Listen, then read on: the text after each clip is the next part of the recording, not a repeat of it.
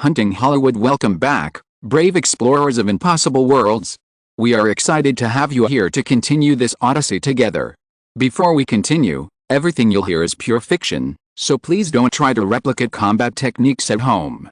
This wonderful story in all its rights belong to its brilliant original author. We are only the messengers of entertainment. Want another dose of adventure? Subscribe to our YouTube channel so you don't miss a single chapter, and if you can't wait, our Patreon has exclusive surprises you'll love. Chapter 151 Mermaid. At 8 o'clock in the evening, the Palisades Manor was already full of guests. On the terrace on the cliff, accompanied by psychedelic lights and music, David Copperfield, who has become increasingly famous in recent years, conjured up a birthday cake with candles lit from under a silk cloth after a series of dazzling magic shows. The blessing song sounded along with the gorgeous fireworks exploding in the sky not far away. The fireworks feast lasted for half an hour, and the atmosphere of the party reached its peak after the birthday song. After rebirth, almost all the parties Simon experienced had various purposes, either celebration, socializing, business, or public relations. Only this time was a very pure carnival, a carnival of luxury. Endless drinks, a variety of delicious food, brilliant fireworks, wonderful performances, dynamic music, hot girls. There seemed to be a flashy and dreamy atmosphere floating in the air. The party was organized by Janet. Simon did not intervene in anything. He just signed a check for $10 million in advance. In 1988, the $10 million could buy a top-notch mansion on Fifth Avenue in New York, but all of it was spent on this party. At some point while wandering among the crowd, Simon occasionally thought of Gatsby, the Great Gatsby. However, he knew clearly that he was not Gatsby. Gatsby's dream had been shattered. Westeros' ambition had just begun. After 10 o'clock in the evening, the older people or those who had to work tomorrow began to leave gradually. There were still hundreds of men and women left in the manor, and the party would continue all night. In the front yard of the mansion, Simon and Janet saw off Michael Eisner, CEO of Disney Pictures, and his wife. Noticing the flashing lights outside the fence, Simon waved and told a waiter, "Have someone send some food outside, but no wine, so that we can see more good things in the newspaper tomorrow." The waiter smiled and nodded. Just as he was about to leave, Janet waved her hand to stop him, saying, "You stay here, I'll have someone prepare it myself." The two returned to the villa, and Janet rushed to the kitchen, where the chef team was continuously providing food for the party. Simon walked through the crowd in the villa and came to the still noisy backyard again. The swimming pool facing the back door of the villa was shimmering with colorful ripples under the lights. Simon chatted with the people who came up to him and unknowingly came to the side of the swimming pool. He felt a little sorry that there were no mermaids in this feast. Seeing Simon standing by the swimming pool, there was no one else around him for a while, and several tall girls nearby came over to say hello. Simon looked at the familiar face with a mole on the corner of his mouth, and before they introduced themselves, he smiled and pointed to the swimming pool. "Do you want to swim?" The girls were all stunned. The girl with a mole on the corner of her mouth was the first to react and asked, "Simon, do you want to join us?" Simon shook his head. "I want to watch you swim." "Haha, then we won't go down." "Well," Simon said, "if I can call out your names, then go down and swim for me." The girls were stunned again and looked at each other, not knowing whether to nod or not. Simon smiled and pointed to the girl with a mole on the corner of her mouth. "You are Cindy Crawford." The girls immediately showed surprised expressions, and one of them said, "You must have recognized her in advance, Simon. Cindy's appearance is so easy to recognize." Simon looked at the blue-eyed girl who spoke and said, "You are Helena Christensen, from Denmark." The girls were a little surprised again, but Simon did not pause and pointed to the other two girls. "You are Stephanie Seymour, and you, Paulina Poriskova. I have to say, you look really like Audrey Hepburn. If I guess correctly, you should all be contracted models of John Casablanca's elite agency." Cindy Crawford, Stephanie Seymour, Paulina Poriskova and Helena Christensen were all very famous supermodels in the 1990s. Although none of them were as famous as they are now, Simon still recognized them all easily. Cindy Crawford listened to Simon calling out her names one by one, with a look of surprise and a hint of excitement on her face, but she said, "Simon, you must have seen us in some magazine. Besides, we didn't promise you anything just now." Simon looked at the other three girls and said, "Cindy is going to cheat, what about you?" The other three girls were pushing each other gently and laughing. Stephanie Seymour suddenly said, "Simon, will there be a reward if we go down?" Simon nodded, "Of course." Stephanie Seymour looked at the swimming pool and said, "Then, do you have any swimsuits here?" Simon looked at the women's evening gowns and shook his head. "No, if you want to go in the water, you'll have to find a way." As he said this, Simon walked a few steps to the side, sat down on a lounge chair by the pool, and looked at the beautiful beauties who were still hesitating with a smile. The girls continued to laugh, but Stephanie Seymour quickly glanced at Simon and said solemnly, "Mr. Westeros, don't forget your promise." After the words fell, Stephanie Seymour, wearing a black evening dress, slowly went down from the edge of the swimming pool into the water. Many guests around noticed the situation and looked over. Stephanie Seymour didn't care about other people's eyes.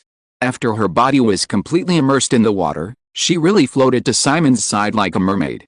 Then she boldly took off her black evening dress slowly, picked it up and piled it at Simon's feet, then lay on the edge of the pool and laughed. "Simon, you will definitely not let a lady leave the pool without clothes, right?"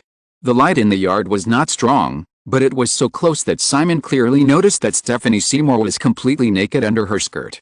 Many other people around the swimming pool obviously noticed this, and several men subconsciously moved closer, just to maintain their demeanor and not get too close to Simon's best viewing position. The other three women saw Stephanie Seymour go into the water, and Simon had an expression of being defeated. They also lost their reserve and went into the water.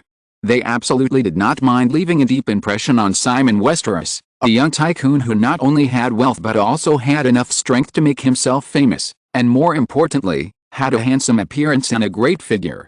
Soon, all four girls went into the water, and the other three also followed Stephanie Seymour's example and deliberately took off their soaked dresses in the water, and piled them all at Simon's feet by the pool. The originally cold pool suddenly looked magnificent with the addition of 4 mermaids. Chapter 152 Feeding the Cat. Simon looked at the girls in the pool, waved to a waiter, gave him some instructions, and then continued to enjoy the erotic scene in front of him. Most of the guests at the scene quickly learned about the situation here. Many people came over curiously, and when they saw the protagonist of tonight's party sitting by the pool, most of them left tactfully without disturbing Simon's interest. Some beautiful girls looked at the young man by the pool with fiery eyes, and their expressions were obviously eager to try, but because they were not clear about the situation, they did not dare to go into the water together. The 4 mermaids frolicked in the pool for a while, and Stephanie Seymour swam to Simon's feet again, looking up at the man by the pool with her delicate face. "Simon, I'm hungry." Simon called the waiter again and gave a few instructions, and said to the girl in the pool, "Wait a moment." Stephanie Seymour pouted and said, "I thought you would prepare food for me yourself." Simon smiled, looked at the young face in front of him that was full of collagen and even had a bit of baby fat, and asked curiously, "By the way, how old are you this year?" Stephanie Seymour showed a dissatisfied expression on her face, and said, "It's so rude for you to ask a lady's age so directly." Simon still had a smile on his face, but insisted, "I want to know." Stephanie Seymour was about to continue to condemn Simon, when another mermaid approached him in a charming manner. It was Cindy Crawford. The girl had just been nearby. She was lying on the edge of the pool, shaking her hair gently, and interrupted, "Simon, Fanny will not be 18 for another 5 months, so you'd better be careful. It will be very troublesome if you mess with her." As soon as Cindy Crawford finished speaking, Stephanie Seymour immediately retorted angrily, "Hey, Cindy, I'm obviously 20 years old." Cindy Crawford looked as if she didn't hear Stephanie Seymour's defense, and raised her eyebrows at Simon suggestively, making a look of "you understand." Simon nodded in cooperation very solemnly. Stephanie Seymour became even more depressed. She stared at Cindy Crawford with her beautiful eyes and said, "If I'm under 18, then you're not even 16. Cindy Crawford supported herself on the edge of the pool with her arms, slightly raised her graceful and voluptuous body, cast a seductive look at Simon, and said, "Mr. Westeros, I'm only 15 years old this year. Do you dare to date a 15-year-old girl?" Paulina Poriskova and Helena Christensen also swam over at this time, and lay side by side with the other 2 girls on the edge of the pool. They all laughed when they heard this. The waiter brought a tray full of food. Simon took the tray and placed it in front of Stephanie Seymour, then asked the other 3 girls, "Do you want to eat?" "Of course. Fanny won't be able to finish so much." "It's supposed to be for 4 people," said Cindy Crawford. She pulled a tray over and unceremoniously placed a pile of black caviar soaked in crushed ice in front of her. She looked up and said to Simon, "Soviet black caviar. I tried it once in New York. A small portion cost $300, but it was really delicious. In addition, this kind of caviar is best paired with top-quality vodka." Stephanie Seymour had also been eyeing the expensive black caviar on the tray. When she saw Cindy had placed all of it in front of her, she said with a teasing tone, "You're only 15 years old, Cindy. How can you drink vodka?" Cindy Crawford slowly took an exquisite spoon made of shells from the tray, glanced at Stephanie, and said, "I'm a bad girl. Of course bad girls can drink." Simon casually told the waiter to bring a few glasses of vodka, and then he smiled as he watched the cats fighting in front of him. Stephanie didn't get any advantage in the quarrel with Cindy, so she picked up a piece of bread from the tray and ate it in small bites, glancing at Simon with a wronged look, obviously hoping that he would help her vent her anger. The other two girls saw Stephanie Seymour being humiliated in front of Cindy, and they also smiled and grabbed food from the tray. Paulina Pliskova, whose face resembled Audrey Hepburn, also picked up a piece of bread, but she didn't have Stephanie's scruples. She asked Cindy for some black caviar and ate it with great enjoyment. When she saw Simon handing her a glass of vodka, she said thank you in a reserved and soft voice. Helena Christensen chose a salad and took a glass of wine from Simon. She took a sip and then asked, "Simon, where's your girlfriend?" As soon as she finished speaking, Helena immediately felt 3 pairs of eye rolls from the side. She seemed to hear the other 3 women's voices of "you can't speak" and "you can't shut up." She immediately realized that this question was really stupid. So she shrank her neck, lowered her head and pretended that she didn't say anything. Simon didn't hide anything and said with a smile, "Maybe she saw me chatting up other girls and got jealous. She is thinking about how to teach me a lesson later." All 4 girls laughed. Cindy Crawford looked at her with a different look and asked, "Simon, your girlfriend dares to bully you?" Simon nodded and said, "Yes, she is older than me. I am always bullied by older girls." Hearing this, Cindy moved her shoulders sexily and said, "So, little girls are more suitable for you, Simon. How about 15-year-old?" Stephanie Seymour was still dealing with her bread slice in a huff, and immediately broke the news, "You are obviously older than Simon." Cindy continued to ignore it. Stephanie bit the bread slice in her hand depressedly, and suddenly thought of something and said, "Simon, I was the first one to go in the water just now. You said there would be a reward. What is it?" Simon asked back, "What do you want?" Stephanie Seymour opened her mouth, but did not give an answer for a while. Paulina Pliskova, who had been silent just now, said, "Simon, I heard that you are planning to shoot Batman?" "Yes, but it may not be until the end of the year." These days, Simon tried to redeem the director contract that was originally tied to When Harry Met Sally from Disney, but was rejected by Michael Eisner. However, the two sides also agreed that Simon could fulfill his contract with Disney after finishing Batman. Paulina Pliskova continued, "I just recently signed an agency contract with ICM, and I plan to try to be an actor in the future. Simon, is there a role suitable for me in Batman?"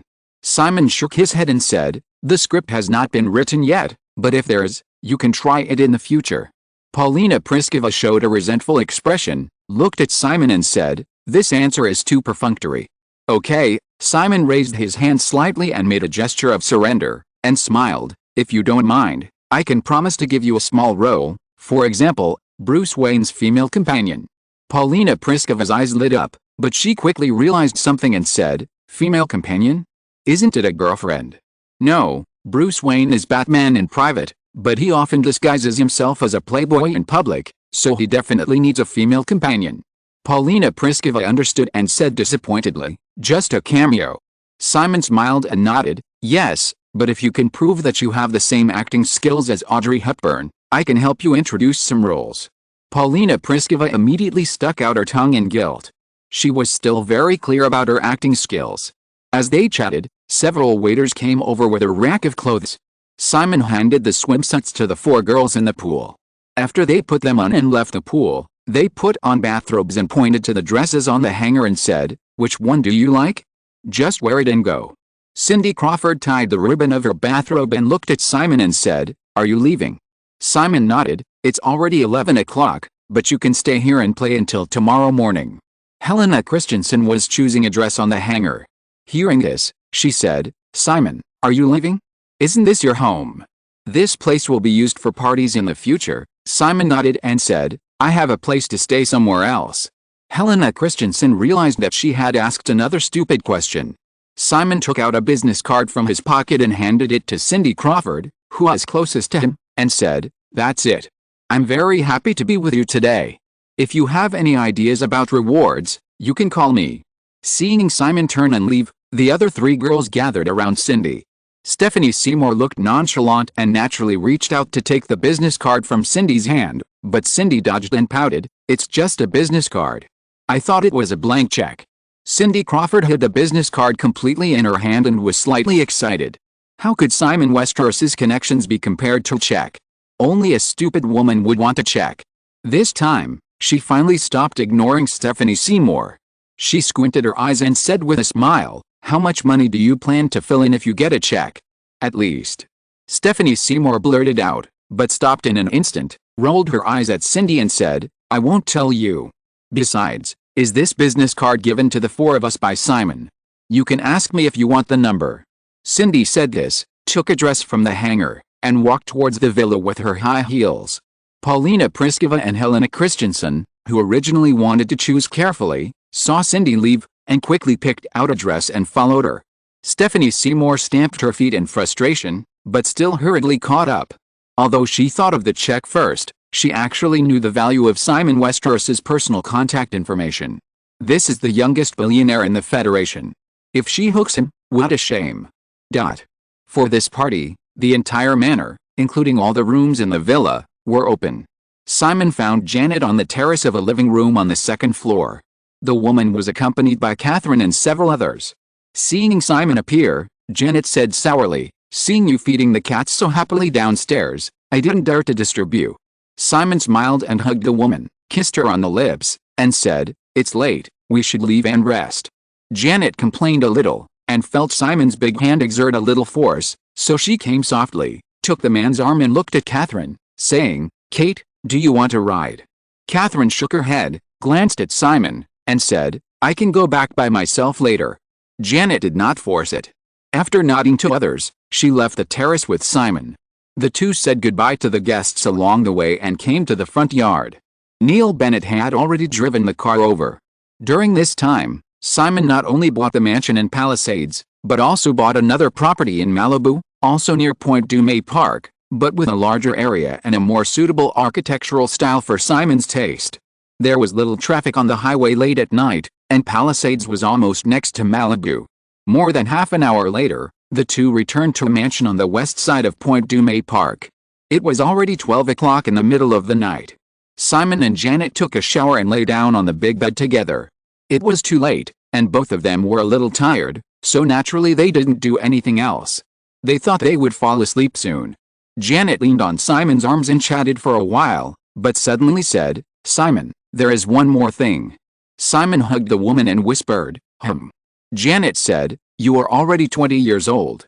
Simon pretended to be shocked, Are you going to urge me to get married? Janet smiled and punched Simon on the chest, saying, I won't urge you, I will never urge you to get married. In fact, my brother will come to Los Angeles tomorrow. Anyway, his reason is that he is passing by and wants to have lunch with us. Simon was stunned for a moment, and smiled, Just this matter, of course there is no problem, who is it? After knowing each other for so long, Simon also roughly understood the situation of Janet's brothers. He also knew that the Johnston family could not always ignore the affairs between him and Janet, and it was completely reasonable to come at this time. Janet said, My eldest brother, Anthony Johnston. Simon nodded and said, Actually, he can come over tonight. But for tomorrow, do you want me to book a restaurant in advance? No, I mean, we can just come at home. My eldest brother doesn't want to be too ostentatious. Then I won't go to the company tomorrow morning. Let's prepare lunch together, Simon said, and then said, Your eldest brother seems to be older than your little aunt, right? Yes, Janet didn't know why Simon suddenly brought up this matter, but still said, My eldest brother is 41 years old and my little aunt is 38 years old. Why are you asking this? Nothing, you mentioned it before, and I suddenly remembered it. Janet paused, and soon laughed softly, scratching Simon's chest with her little hand, and said, You will meet my little aunt sooner or later. But, you really are not allowed to have any bad thoughts? Chapter 153 Purpose. 10 million US dollars? That's such a waste. My father founded Motorola in 1928. After accumulating wealth for 60 years, the Galvin family can be considered to have some wealth. But I still find it hard to imagine how a party could cost 10 million US dollars. It's as ridiculous as Westeros making more than 1 billion US dollars in just a few months. I think the Brady Commission should first investigate Simon Westeros. Once we get to the bottom of this, we will probably understand the reasons for last year's stock market crash. Mr. Galvin, all of Westeros transaction records last year have been made public, and no one has found any violations. Jim, do you really believe the data in the media? I can only say, Mr. Galvin, I haven't seen another completely different set of relevant information released. Involving a huge amount of money of more than 1 billion US dollars, I believe the FBI must have conducted a very detailed review of Westeros.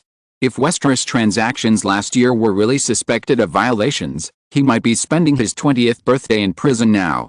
I still don't think he's innocent, otherwise, this can only be said to be the most tragic event in the history of federal finance. So many people work hard all their lives, and several generations may not be able to accumulate too much wealth.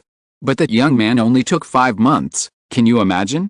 5 months, 1.6 billion US dollars, on the TV screen. Robert Galvin, chairman of Motorola, became more and more excited, gesticulating randomly, and said, then he started to act recklessly, like a kid who suddenly inherited a large inheritance, wantonly buying airplanes and mansions, and spending 10 million US dollars at one time to hold a birthday party. Mr.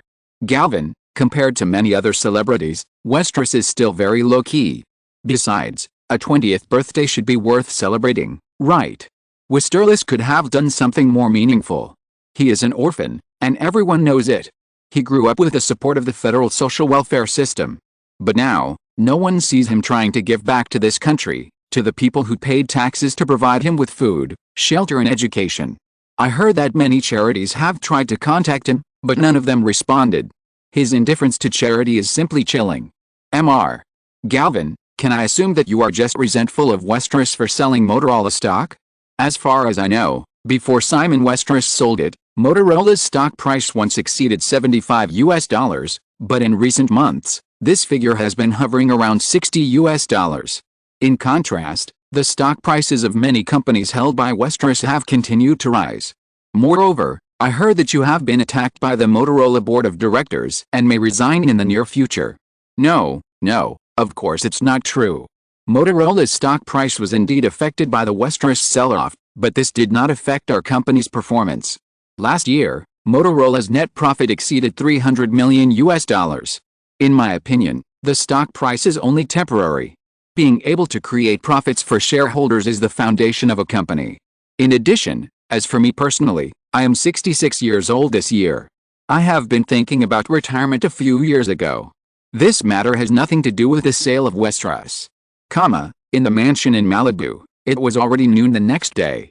Janet walked into Simon's study and listened to a few sentences of an interview with Motorola chairman Robert Galvin on TV. After Simon hung up the phone, she picked up the remote control and turned off the TV. She said, "Do you like listening to people talk about you in person? Since this morning, both the mainstream media and the tabloids have been using all kinds of eye-catching headlines to discuss Simon's birthday party last night." Pat Kingsley called in the morning and reported some media developments that Simon needed to know.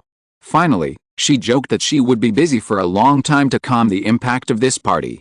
Simon sat behind his desk and wrote something in his notebook. He said, "It's very motivating to know that there are people in this world who hate you. Has your brother arrived?" Janet leaned forward slightly with her arms on the table and said, "In a few minutes, I'll come to see if you've finished your call." "It's done," Simon nodded, and explained casually, "Amy called.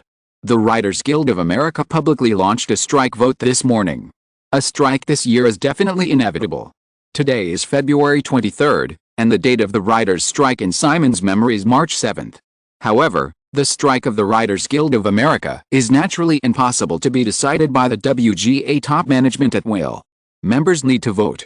Since WGA members in North America and even overseas need to mail their votes, this process usually takes 2 weeks.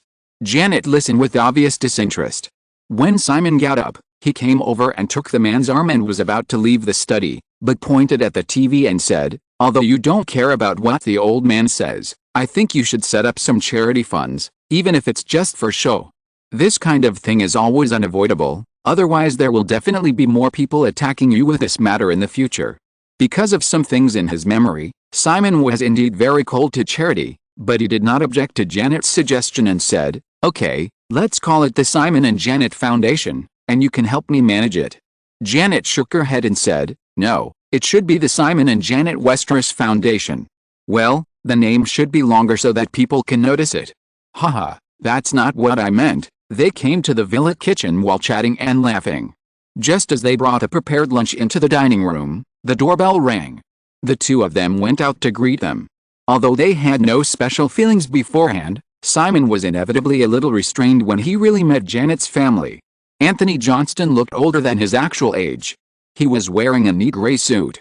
He was the same height as Simon and had a short beard on his face. Some features between his eyebrows clearly showed that he and Janet were a family. After hugging Janet, Anthony Johnston shook hands with Simon in a gentle tone and took out a gift to congratulate Simon on his 20th birthday. "I could have arrived yesterday, but my business partner in London changed his mind on a deal and had to postpone it until now. Happy birthday, Simon." "Thank you, Tony. Let's go in, lunch is ready." The three of them walked into the villa together, but Janet snatched the gift box from Simon without hesitation, and opened it as she walked. She took out a watch from the box and looked at it carefully, then said with satisfaction, "It's not bad, Dad's collection. I thought you would just buy a gift at the airport." Anthony Johnston listened to his sister's teasing, but said to Simon, "It must be a headache to get along with Jenny. She likes to play pranks too much." Simon smiled and said, "It's okay." Janet was a little dissatisfied with Simon's ambiguous answer, and said, "What do you mean by okay?" "It means that I get a headache occasionally, but not so often." Janet grabbed Simon's arm. "If you want, I will give you a headache every day in the future." Although the Johnston family had obtained a lot of information about Simon and the progress of Simon and Janet's relationship through Neil Bennett and Ken Dixon in advance, Anthony Johnston was relieved when he noticed the intimacy between his sister and the young man. After a brief rest, the three of them sat in the restaurant. The atmosphere of lunch was very relaxed, and everyone just chatted about various trivial matters casually. It was already 1 o'clock in the afternoon after lunch. Janet took the initiative to take on the task of clearing the dishes. Anthony Johnston suggested talking to Simon alone, and the two came to the terrace by the sea on the edge of the cliff. The mansion is located on the west side of Cape du May Park. Standing at the terrace railing and looking out, in addition to the beautiful sea and sky scenery in front of you, there is also a somewhat abrupt sharp corner not far to the left. Anthony Johnston looked at the sharp cliff and said, "It's a very suitable location for building a mansion." Simon said simply, "State Park." Anthony Johnston shook his head and said, "Simon, for us, nothing is impossible." Simon hesitated for a moment, then nodded and said, "Okay, I'll find a way to get it. It's really suitable for building a manor." Point Manor, well, this name doesn't seem to be appropriate. Since it's Cape du May Park, let's call it Cape du May Manor in the future. Anthony Johnston glanced at Simon and smiled. "You've been eyeing that piece of land for a long time, right?" Simon nodded. "Of course, many people are looking forward to getting that piece of land." Anthony Johnston smiled and stopped talking about it. He suddenly changed the subject. "Simon, do you still remember your parents' information?" Simon was stunned for a moment, shook his head and said, "I don't remember." Anthony Johnston hesitated, but quickly said, "I don't know why, but the first time I saw your photo, I had a certain feeling. When I saw you in person just now, this feeling was even clearer. However, I can't tell what this feeling is. It seems like we have met before, but that is definitely impossible. You should have been in San Francisco before you were 18, but I have only been to San Francisco 3 times since I was a child. This should be just a sense of déjà vu. Many people have this feeling, and feel familiar with some people and things for no reason."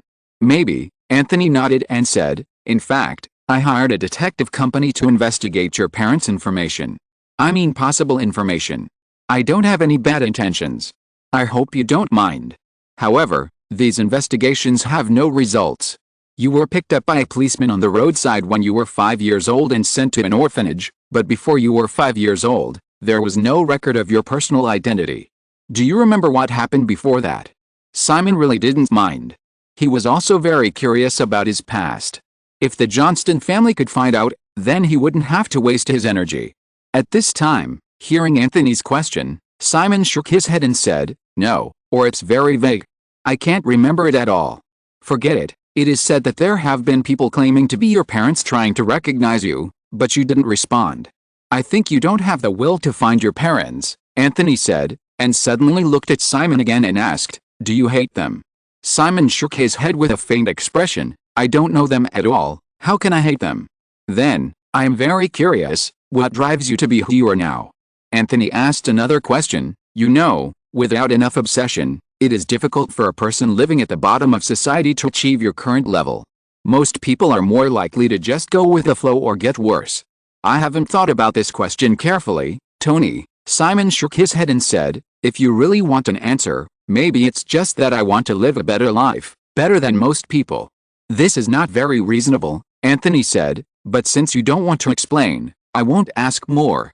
In fact, the only thing I care about today is when you plan to marry my sister. Of course, this is actually what my parents care about most. They don't want two old girls who can't get married in our family." Simon asked in confusion, too. Anthony Johnston was stunned and smiled. "I also have an aunt, who is my grandfather's daughter and my father's sister. It's just that she was born very late, younger than me. You should know, right?" Simon nodded and said, "Jenny mentioned it to me. Isn't she married?" "Since Jenny mentioned it to you, she must have revealed something to you. My aunt has never been married, and even, well, you will know when you meet her in the future. My father always thinks that Jenny may have been influenced by my aunt, so she has never been willing to have a boyfriend," Anthony said, and asked again, "So, when do you plan to marry Jenny?" Simon did not hesitate and said, "As long as Jenny is willing, it can be any time. I am not too resistant to marriage." "Then try to complete this matter within 2 years, Anthony was not polite and continued to urge. "You know, Jenny is 28 years old this year, and her parents hope that she can get married before she is 30 years old." Simon agreed. "Okay." Anthony looked at Simon carefully for a moment, and smiled and said, "In fact, you are only 20 years old this year, and you will only be 22 years old in 2 years. You are still very young. Young people are always playful. Just don't be too indulgent, and more importantly, stay out of the media's sight as much as possible." Simon smiled speechlessly. Of course he knew what Anthony was referring to. Anthony did not stop the topic and continued, "Jenny is actually very stubborn, just like my aunt. So, since she has chosen you, she will definitely not change. I hope you don't let her down. Moreover, with her personality, she probably won't urge you to get married. You have to take the initiative on this matter." Simon nodded again and said, "I will." Chapter 154 Julia Roberts. Chapter 154 Julia Roberts. Anthony Johnston only stayed in Los Angeles for a few hours and flew back to Australia in the evening of the same day. The renovation of the Fifth Avenue apartment has been ongoing, and it is impossible for no one to watch it for a long time. After Anthony left, Janet also rushed to New York the next day. Since he decided to buy Point Dume Park, Simon then asked his private lawyer George Norman to start working on this matter. There have always been cases of park privatization in the United States. Without considering the cost, it is not difficult to buy a state park. In the original time and space, the silver streamlined mansion called Liberty City, owned by Tony Stark, the male protagonist of the Iron Man series, is located on the tip of Point Dume Park. Compared with most other buildings in Malibu, Liberty City is indeed very cool. Since it has been decided to restore the Avengers Tower in Manhattan, Liberty City, which also conforms to Simon's aesthetics, is naturally not to be missed. The noise caused by the birthday party gradually dissipated, Simon's life calmed down again, and he began to focus on a series of projects being operated by Deaneries Pictures. Pulp Fiction was finished in its final cut a week after Simon's birthday. Although Orion had doubts about the project, it still started to promote the film and attend the Cannes Film Festival in May as planned. Simon had high expectations for Pulp Fiction, but after completing the film, he did not continue to pay much attention to it. After all, Deaneries Pictures only enjoyed 10% of the North American box office share and 5% of the North American video sales share of Pulp Fiction. Simon still focused more on the projects invested by Deaneries Pictures. When Harry Met Sally, which was confirmed to be released on March 25, has also been completed. After several internal previews, considering the quality and subject matter of the film, Disney decided to start a small-scale preview of the film 2 weeks in advance. It is expected that about 30 screens will be opened in major cities such as New York, Los Angeles, and Chicago on March 11. Basic Instinct started shooting in mid-February, and the shooting cycle is expected to be 2 months, and the post-production is also 2 months. The film is scheduled for July 15. As long as there are no accidents, the time seems to be very sufficient. Simon and Amy also adopted a division of labor and cooperation to promote the other films such as Rain Man, Steel Magnolias, Scream, and Dead Poets Society in an orderly manner. On the other hand, on March 7, the Writers Guild officially went on strike after rejecting the latest contract offered by the American Alliance of Motion Picture and Television Producers. Except for Simon himself, no one expected that the strike would last for 5 months. After the strike began, the operations of major TV networks were quickly affected. Daytime soap operas switched to replay mode, and late-night talk shows also cut many script-required segments such as ridicule of current affairs. Because of prior preparation, the TV series currently being broadcast in primetime in the spring season were not greatly affected. In addition, the new Oscars ceremony, which was originally scheduled to be held at the end of March, was also postponed after the strike began. Run Lola Run only received a consolation technical nomination, and Simon naturally had no expectations for it. Since the strike came as expected as in the original time and space, Simon began to work on several planned TV shows while busy with film affairs. He did not intend to produce a TV series. The workload of TV series scripts is much greater than that of movie scripts. Although there are many classic American TV series in his memory, Simon cannot waste too much time on the scripts now. Deaneries Pictures cannot hire professional screenwriters during the strike. Simon wants to produce a reality show. In his memory, it was the Hollywood screenwriters' strike in 1988 that prompted the emergence of reality shows on American TV networks. However, due to the generally conservative business strategy of North American TV networks, reality shows really began to become popular in the late 1990s. A series of proven successful reality shows from Europe were introduced to the United States one after another, which gradually led to the prosperity of various reality shows in the North American TV industry in the following 20 years. Including the newly formed Fox TV network, there are now 4 national mainstream TV networks in North America. Simon also plans to produce 4 reality shows at one time and sell them to 4 of them if possible. As for whether the other party is willing to buy, after the strike lasts for several months, the TV networks that are beginning to lack content will not have many choices when facing ready-made programs. The last time I went to New York, I met a vice president of ABC television network, a very nice guy. I had planned to poach him after acquiring New World Entertainment, but you know that this is definitely not possible in the short term. However, he agreed to introduce me to several TV program producers. I will ask Jenny to give you their contact information later so you can talk to him about this. In the corridor of Deaneries Pictures headquarters, Rain Man is about to start shooting next week. The last production meeting of the film has just been held. After seeing off several main creators, Simon and Amy returned to the office together. Simon, for a reality show like this, don't we really need to communicate with the TV network first? Now is not the time to contact the TV network? Simon shook his head and said, it depends on the situation. Anyway, the budgets of these reality shows will not be too high, and the pre-production costs will be even less. If the strike ends soon, it is unlikely that the TV network will buy this kind of novel program. Even if they are willing, we won't be able to get a very good contract, so we will just cut it then. However, if this strike lasts for a long time and affects the production of TV series in the fall season, we will have a chance. As long as there is such an opportunity, we must be prepared. Amy nodded and said, in addition, regarding Steel Magnolias, Meg Ryan still owes us a film contract. I think she can play Shelby, and her agent has also expressed this idea. Meg Ryan's temperament is too sweet, which is not suitable for a weak role with a terminal illness. Simon shook his head and said, besides, I have already made an appointment with an actress to come over. She should be here now. Do you want to come and see it? Amy was stunned and asked, who is it? A newcomer, Simon said, I saw her in a movie recently. I hope she can play Shelby. Amy was stunned for a moment, then she shook her head and smiled, Okay, if you think it's appropriate. However, I have to go to Disney later, so I'll take a look when I have time. Simon knew that Amy must have thought wrongly, but he was too lazy to explain. The two separated, and Simon returned to his office. There were already 3 people waiting in the lounge outside. Nodding to the other man and woman first, Simon looked at Courteney Cox, whom he had only met recently at his birthday party, and asked in confusion, "Kurt, we agreed to meet at 4 o'clock, you seem to be an hour early."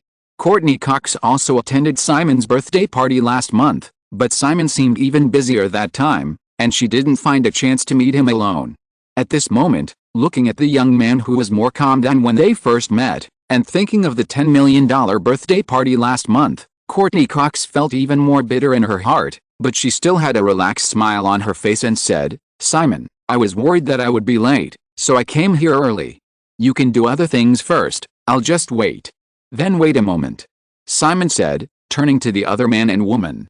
The middle-aged man took the initiative to extend his hand to Simon and said, "Mr. Westeros, hello, I am Marvin Josephson, nice to meet you." Although he had never met him in person, Simon also knew that Marvin Josephson was the president of ICM, the second largest agency in Hollywood after WMA and CAA. With Ed D'Amato taking a large number of top stars such as Mel Gibson and Denzel Washington to ICM at the beginning of the year, ICM has greatly increased its strength in recent times. "Hello, Marvin, you can call me Simon." Simon shook hands with Marvin Josephson, then turned to the young lady with long wavy flaxen hair next to him, smiled and extended his hand, saying, "Hello, Julia." Julia Roberts was somewhat flattered when she heard the young man's tone, which was not alienated at all and was even very familiar. She quickly extended her hand to shake Simon's hand and said, "Hello, V. Simon. Then, let's go in and talk," Simon said, instructed his secretary Susan, nodded to Courteney, and walked into his office with the other 2. Courteney Cox looked at Simon's office door closing, and she was even more depressed because she did not get any special treatment. Inside the office, both parties sat down in the reception area. While waiting for Susan to bring coffee, Simon looked at Julia Roberts in front of him. The big-mouthed beauty who just turned 20 this year still looks a little green. Simon found this actress, who was the most popular actress in Hollywood in the 1990s, in a musical film called Satisfied, released last month. Julia played the guitarist of a female rock band in Satisfied. Moreover, Simon also saw another famous Hollywood actor in that movie, Liam Neeson, who is also playing various small roles now. Julia Roberts played Shelby, who suffered from kidney disease and died unexpectedly in the original Steel Magnolias. The prototype of Shelby was the sister of Robert Herring, the screenwriter of Steel Magnolias. Robert Herring wrote the script of Steel Magnolias because of his sister's death, so he devoted a lot of time and effort to this role. With the role of Shelby, Julia Roberts was also nominated for the Best Supporting Actress Oscar that year. Compared with Meg Ryan, Julia Roberts' green temperament is indeed more suitable for Shelby. The 3 chatted casually for a few words, and Simon began to talk about business. "Marvin, I saw Julia's performance in Satisfied. You must know that Deaneries Pictures is producing a series of movies recently. So, I don't want to say too much nonsense. I hope to sign a long-term contract with Julia, 5 movies, what do you think?" Marvin Josephson and Julia Roberts did not expect this situation at all. Everyone in the circle knew that Simon chose Meg Ryan to star in When Harry Met Sally. Moreover, many people, including the 2 present, did not doubt that Simon Westeros had some relationship with Meg Ryan. Julia Roberts is now just a newcomer who has just played a small role in a solo movie. As the president of ICM, the reason why Marvin Josephson came here today was just to take the opportunity to contact Simon Westeros in order to strive for more opportunities for ICM's artists. Therefore, Marvin Josephson didn't take the girl beside him too seriously. He even persuaded Julia Roberts privately. He originally planned to go back alone after the discussion. Now, neither of them expected that Simon Westeros would give them a condition that they thought they had heard wrong. For newcomers who have just entered Hollywood, it is very lucky to occasionally get a decent role. Most men and women who have the dream of becoming a star are stuck at this stage and have to give up after wasting their youth. 5 film contracts. Julia Roberts didn't expect such a good thing to fall from the sky. She was just stunned for a moment, then she quickly nodded and said, Simon, I do." As Julia spoke, Marvin Josephson also reacted, calmed down a little, and asked, "Simon, can you tell me in detail?" Simon said, "5 movies, except for the supporting role in Steel Magnolias that I asked someone to pass on to Julia. I promise that I will play the leading role in the other 4. Julia Roberts immediately nodded again, but this time she stopped talking and looked at Marvin Josephson. She was willing to pay any price to get such a package contract at one time. If Marvin Josephson dared to mess this up, she would definitely quit ICM without hesitation. Marvin Josephson became calmer. He glanced at the pretty girl next to him, then looked at the young man opposite and said, "Simon, I believe you have enough strength to offer Julia a contract for 5 movies, but how long is the contract and how is the salary calculated?" Simon said, "The contract is for 10 years. In terms of salary, Julia can only get the rookie salary for the first 2 films. Starting from the 3rd film, Julia can renegotiate." Marvin Josephson said, "Simon, can Julia act in other movies during these 5-film contract?" "Unless I agree, no. Moreover, since such a generous contract is offered to Julia, Deaneries Pictures will definitely add very strict restrictions and breach of contract compensation clauses to the contract."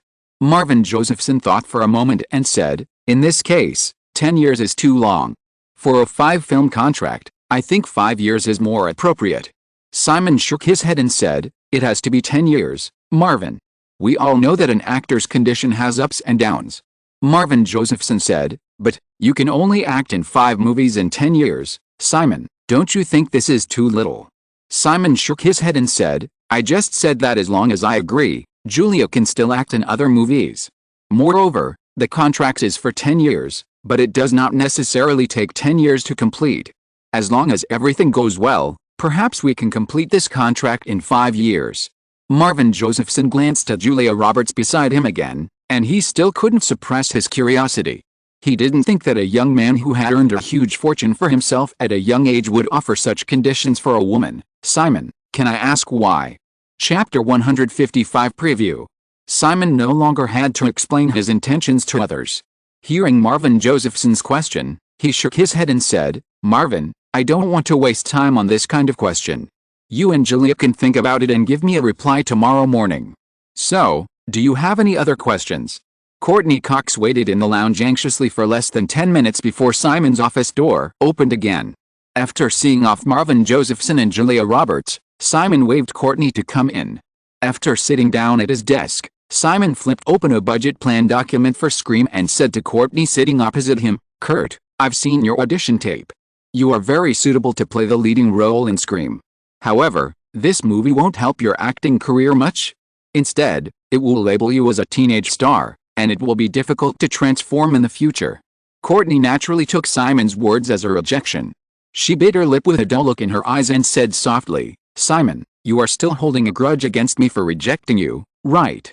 Simon was stunned for a moment, looked up at Courteney, shook his head and said, "Kurt, I've been through too many things, and your rejection is not enough to make me hate you.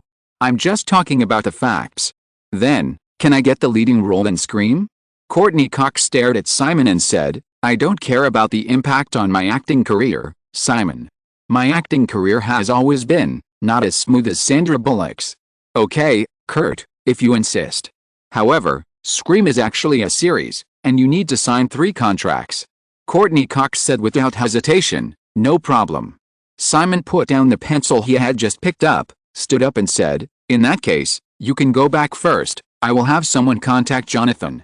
Courteney Cox didn't expect things to go so smoothly, but she was not happy at all, and even felt that she might have missed something. Seeing Simon reaching out to her across the desk, Courteney hesitated, stood up, but turned behind the desk and opened her arms to hug the man. Simon felt Courteney sticking to him, reached out and patted her waist, saying, "Kurt, you should go." Courteney Cox tightened her arm around Simon and said, "Simon, I can come to your place tonight." Simon chuckled and shook his head, "That's impossible. I don't want to be on the gossip headlines tomorrow." Then, Courteney Cox glanced around and said in a lower voice, "We can do it here." Simon remembered the almost identical hint that Julia Roberts had given before she left. He grabbed Courteney Cox's hand that was touching her belt and said in a heavier tone, "Kurt, you should go." Before Courteney Cox could say anything else, there was a sudden knock on the office door. She reluctantly returned to the other side of the desk, took out a business card from her bag and handed it over, saying, "Simon, you can call me anytime." Simon knew that the only people who could knock on the door without Susan's notification were Amy and Jennifer. He took Courtney's business card and casually answered the door. Jennifer pushed the door open and walked in with a folder. Seeing Courtney, Jennifer was obviously a little surprised, but still nodded at her politely, and said to Simon, "Boss, I'll come back later." "No need, Kurt is leaving." Hearing what Jennifer said, Courteney Cox had to say goodbye. Simon watched Courtney leave before sitting down again and looking at the female assistant. "What's the matter?" "Dad has reached an agreement on the acquisition plan with a digital special effects company in Toronto and just sent the information over." Jennifer handed the folder over and waited for Simon to open it. She paused for a moment and said, "Susan is not outside. I heard the guest leave just now and thought you were the only one." Simon looked up and noticed the female assistant's expression as she spoke. He smiled and said, "You ruined my good thing. Do you want to compensate me?" "No." Simon opened the file and said, "Then don't feel guilty." Jennifer also felt that something was wrong. Women are very sensitive to certain things. She noticed the difference between Simon and Courtney right after she entered the room. It's just, she really shouldn't feel guilty. It was some bad guy who should feel guilty. So she mustered up the courage to condemn, "It was obviously you who did the bad thing." I will tell Jenny." Simon didn't seem to hear Jennifer's threat. He suddenly looked at the document in front of him with a puzzled expression and said, "Are you mistaken? How could it be this company?" Jennifer heard that, walked to Simon's desk, leaned forward and slightly tilted her head to look at the document, and said with certainty, "Alias Research Company, it's obviously this one. How could we make a mistake?" Simon waited for Jennifer to come over, suddenly raised his hand to hook the female assistant's delicate chin, and kissed her on the lips without any hesitation. Jennifer's body suddenly stiffened when Simon grabbed her chin. She just stared at the man's kiss passively. It was not until Simon sat back in the chair that she reacted, took a step back and threatened again with a blushing face, I will tell Jenny." Simon continued to ignore Jennifer's threat, which was not lethal at all. Instead, he smiled and said, "Jenny, help me think of a way to take you home tonight without being discovered by outsiders. There will be a reward if you think of it." Jennifer suppressed the urge to escape and refused. "I won't go home with you. How about I go to your place? Uncle will beat you out." "Oh, I suddenly feel so pitiful for myself." Flirtatious guy. After a few words of quarrel, Simon focused on the documents in front of him. Alias Research is a digital special effects software company in Toronto, Canada. It was established in 1983 and has currently developed a film and television post-production software called Alias. No longer pinning all his hopes on the acquisition of Pixar, Simon has already taken a fancy to two companies through the introduction of Silicon Graphics during this period, and another company called Wavefront Technologies has also completed the acquisition plan. Both companies use Silicon Graphics graphics workstation as the hardware platform. Alias Research's Alias software is mainly used for the post-development of live-action movies, while Wavefront Technologies products tend to be 3D animation production. Although the effects that can be achieved by the software of the two companies are still very rough in Simon's opinion, they are not much worse than Pixar. In fact, Pixar's current technology is also very rough. The reason why Simon chose these two companies from the information provided by Silicon Graphics is that he happened to remember that the software of these two companies, especially Alias of Alias Research, participated in the production of a series of special effects blockbusters in the 1990s, such as Terminator 2, Jurassic Park, and Independence Day in the original time and space. In the late 1990s, the two companies were acquired one after another. Their software was integrated and eventually developed into 3D animation software that was very popular in the 3D animation, CG special effects and video game industries, Maya. Now that the two companies have been acquired, Simon's next task is to promote the development of Maya software in advance. In fact, although the current computing power is still very backward compared to later ones, it is enough to achieve many blockbuster CG special effects on these hardware platforms. The main reason why digital special effects began to accelerate in the 1990s is the limitation of funds.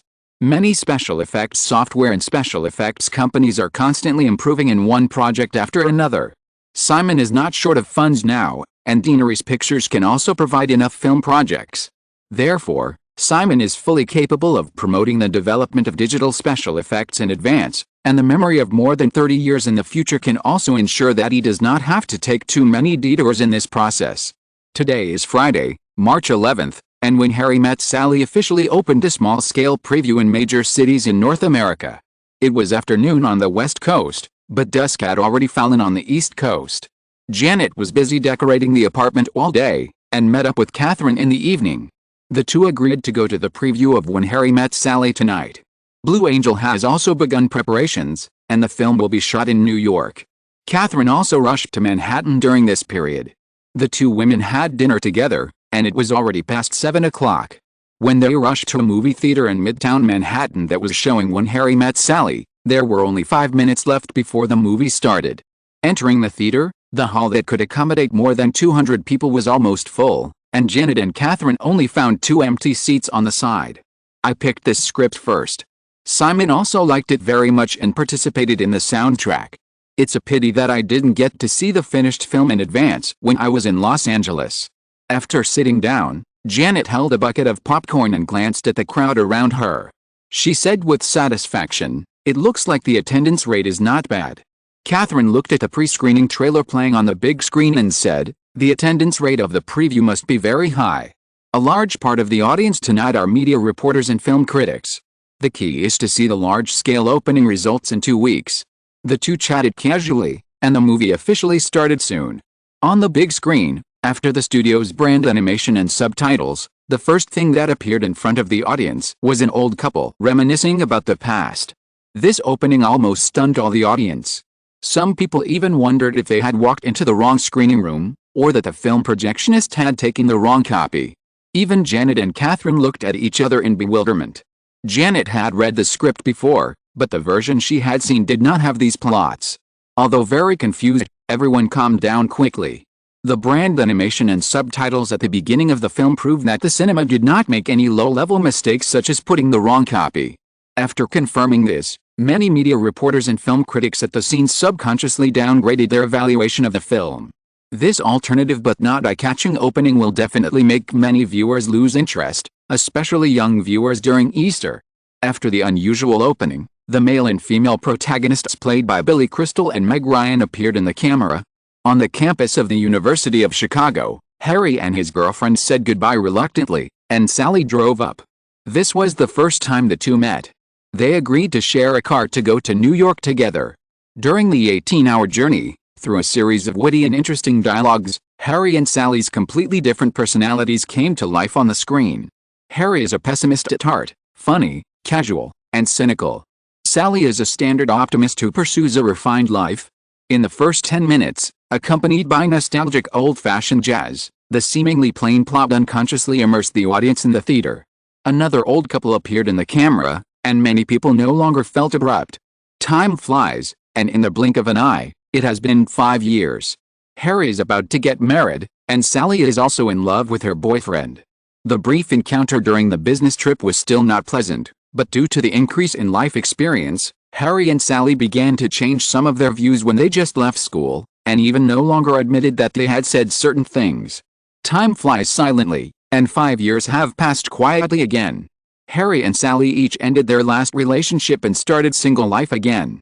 In the autumn of New York, the scene of yellow leaves falling in Central Park has an indescribable, intoxicating beauty, like the blazing bloom of the last moment of life.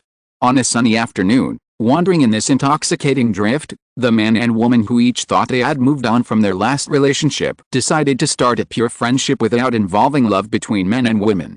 This friendship developed very smoothly. In order to get rid of the single status of each other, they also tried to introduce their best friends of the same sex, Jesse and Mary, to each other. Then, Jesse and Mary struck a spark and began to prepare for marriage. Sincerely sending blessings to their friends, during the preparations for Jesse and Mary's wedding, Harry and Sally unexpectedly broke the original agreement of being just friends. As it was a matter of course, they went to bed. Because neither of them was mentally prepared, misunderstandings and cold wars inevitably occurred after breaking this boundary. After spending some time like parallel lines, Harry finally made a decision on New Year's Eve after realizing his feelings for Sally. "I'll love you for catching a cold when it's 71 degrees Fahrenheit. I love you for taking half an hour to order a sandwich. I love the little wrinkles on your nose when you look at me like a fool. I love you for being able to continue to smell your fragrance on my clothes after being with you all day. And I love you for being the last person I want to talk to before going to bed every night, not because of loneliness, nor because it's New Year's Eve. I'm rushing here now just because when you realize that you want to spend the rest of your life with someone, you will hope that such a life will start as soon as possible. Confession. Kiss.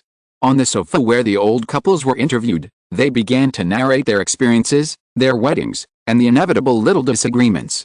But this is life, this is love.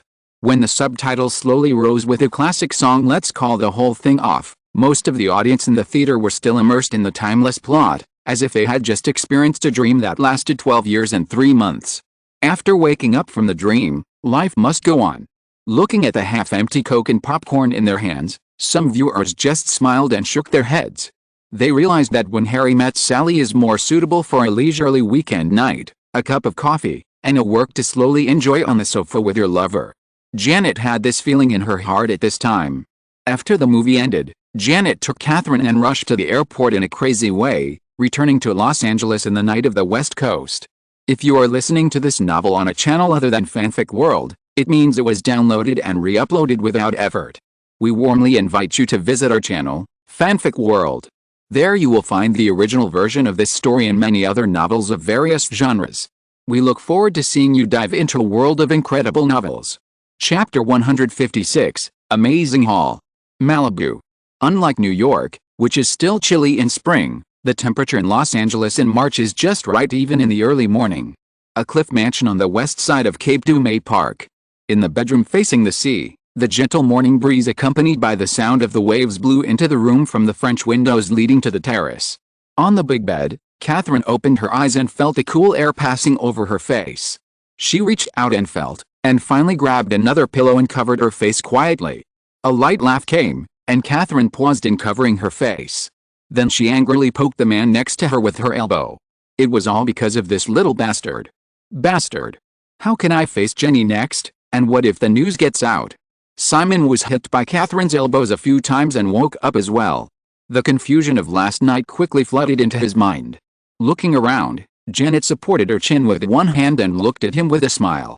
On the other side, Kathryn covered her face with a pillow like an ostrich. "Good morning, Jenny and Kathryn."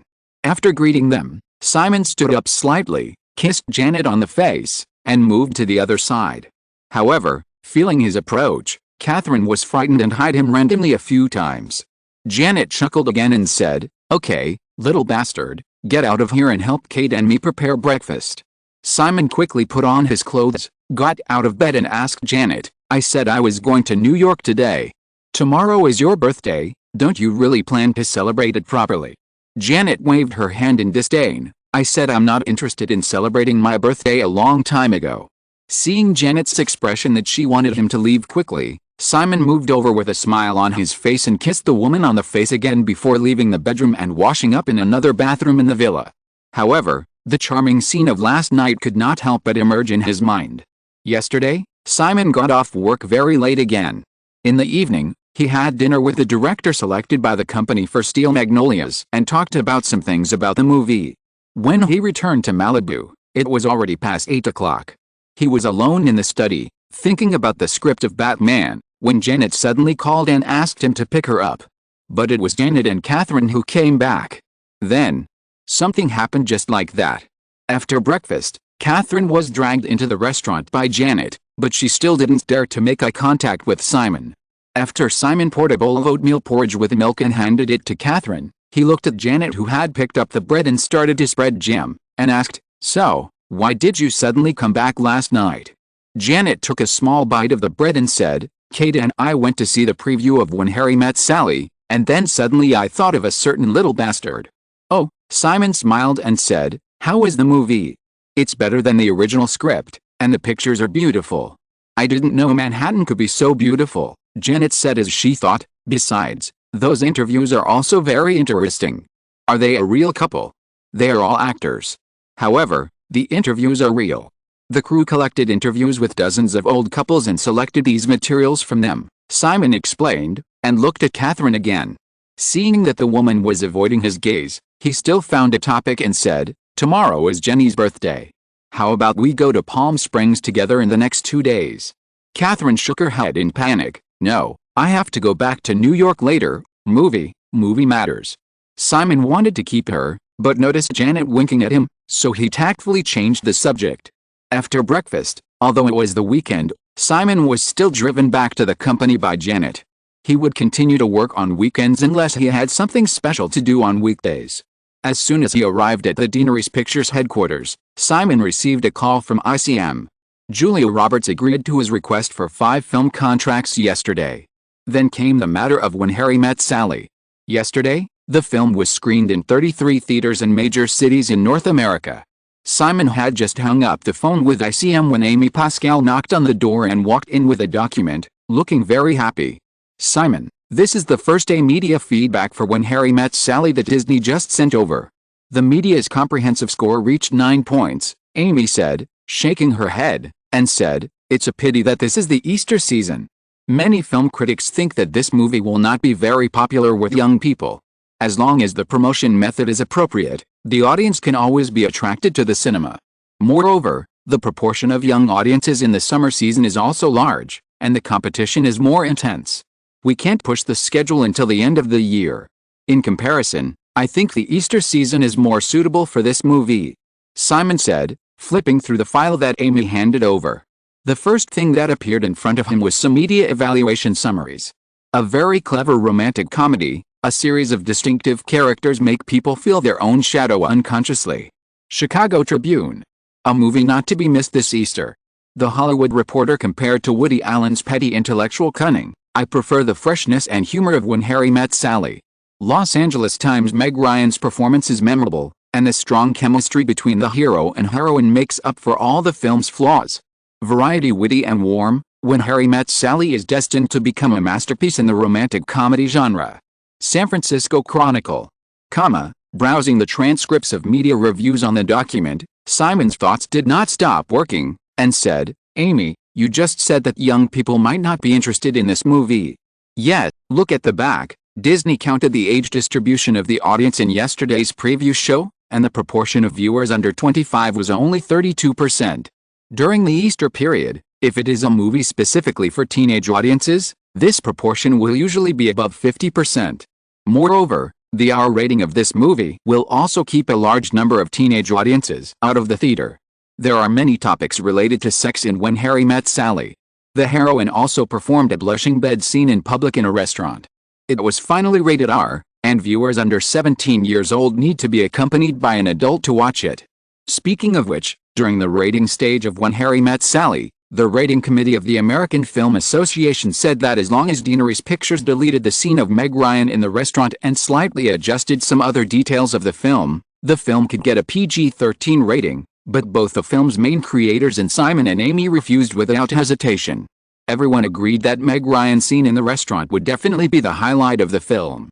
Simon continued to flip through the documents in his hand, thought for a moment, and said, "Amy, do you know the story of selling shoes in Africa?" Amy shook her head in confusion.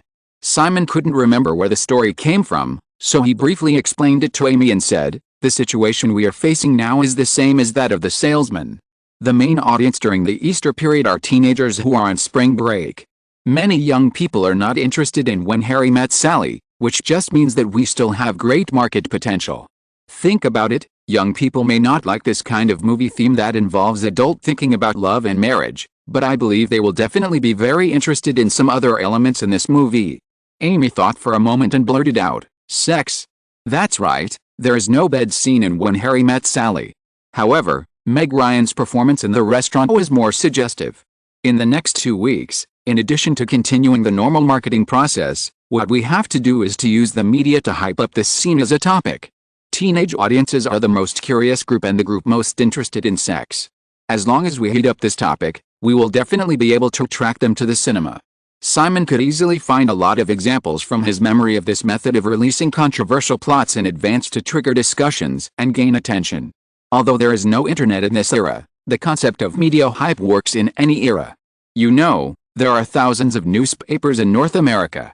Through a wide range of paper media platforms, It is still easy to hype up a topic as long as it is operated properly. After listening to Simon, Amy sorted out her thoughts and quickly said, "Simon, I will call Disney now to arrange an emergency meeting. Do you want to go with me?" Simon shook his head and said, "I have to go to Fox later. Goldberg has been wanting to discuss the sequels of The Butterfly Effect and Final Destination with me recently. I happen to be free today." After completing the first Final Destination, the copyright of this film also belonged to Fox, especially The Butterfly Effect. Simon also considered the issue of sequels at the beginning, but it was already very rare to get the profit-sharing terms of the first Final Destination from Fox, and Daenerys Pictures had no way to ask for more. However, although these two series will not have much contact with Simon in the future, he can't completely let it go. Helping Fox with some advice on the sequel, in addition to dispensable reward, is more of a favor investment. After discussing some details, Simon and Amy began to get busy. Although Kathryn claimed to rush back to New York at breakfast, Simon went home after get off work, but the woman still did not leave. After Janet's birthday, a new week later, Simon sent the two women on a private plane to New York. On the other hand, after several meetings and discussions, Disney also listened to Simon's advice and began to adjust its distribution strategy.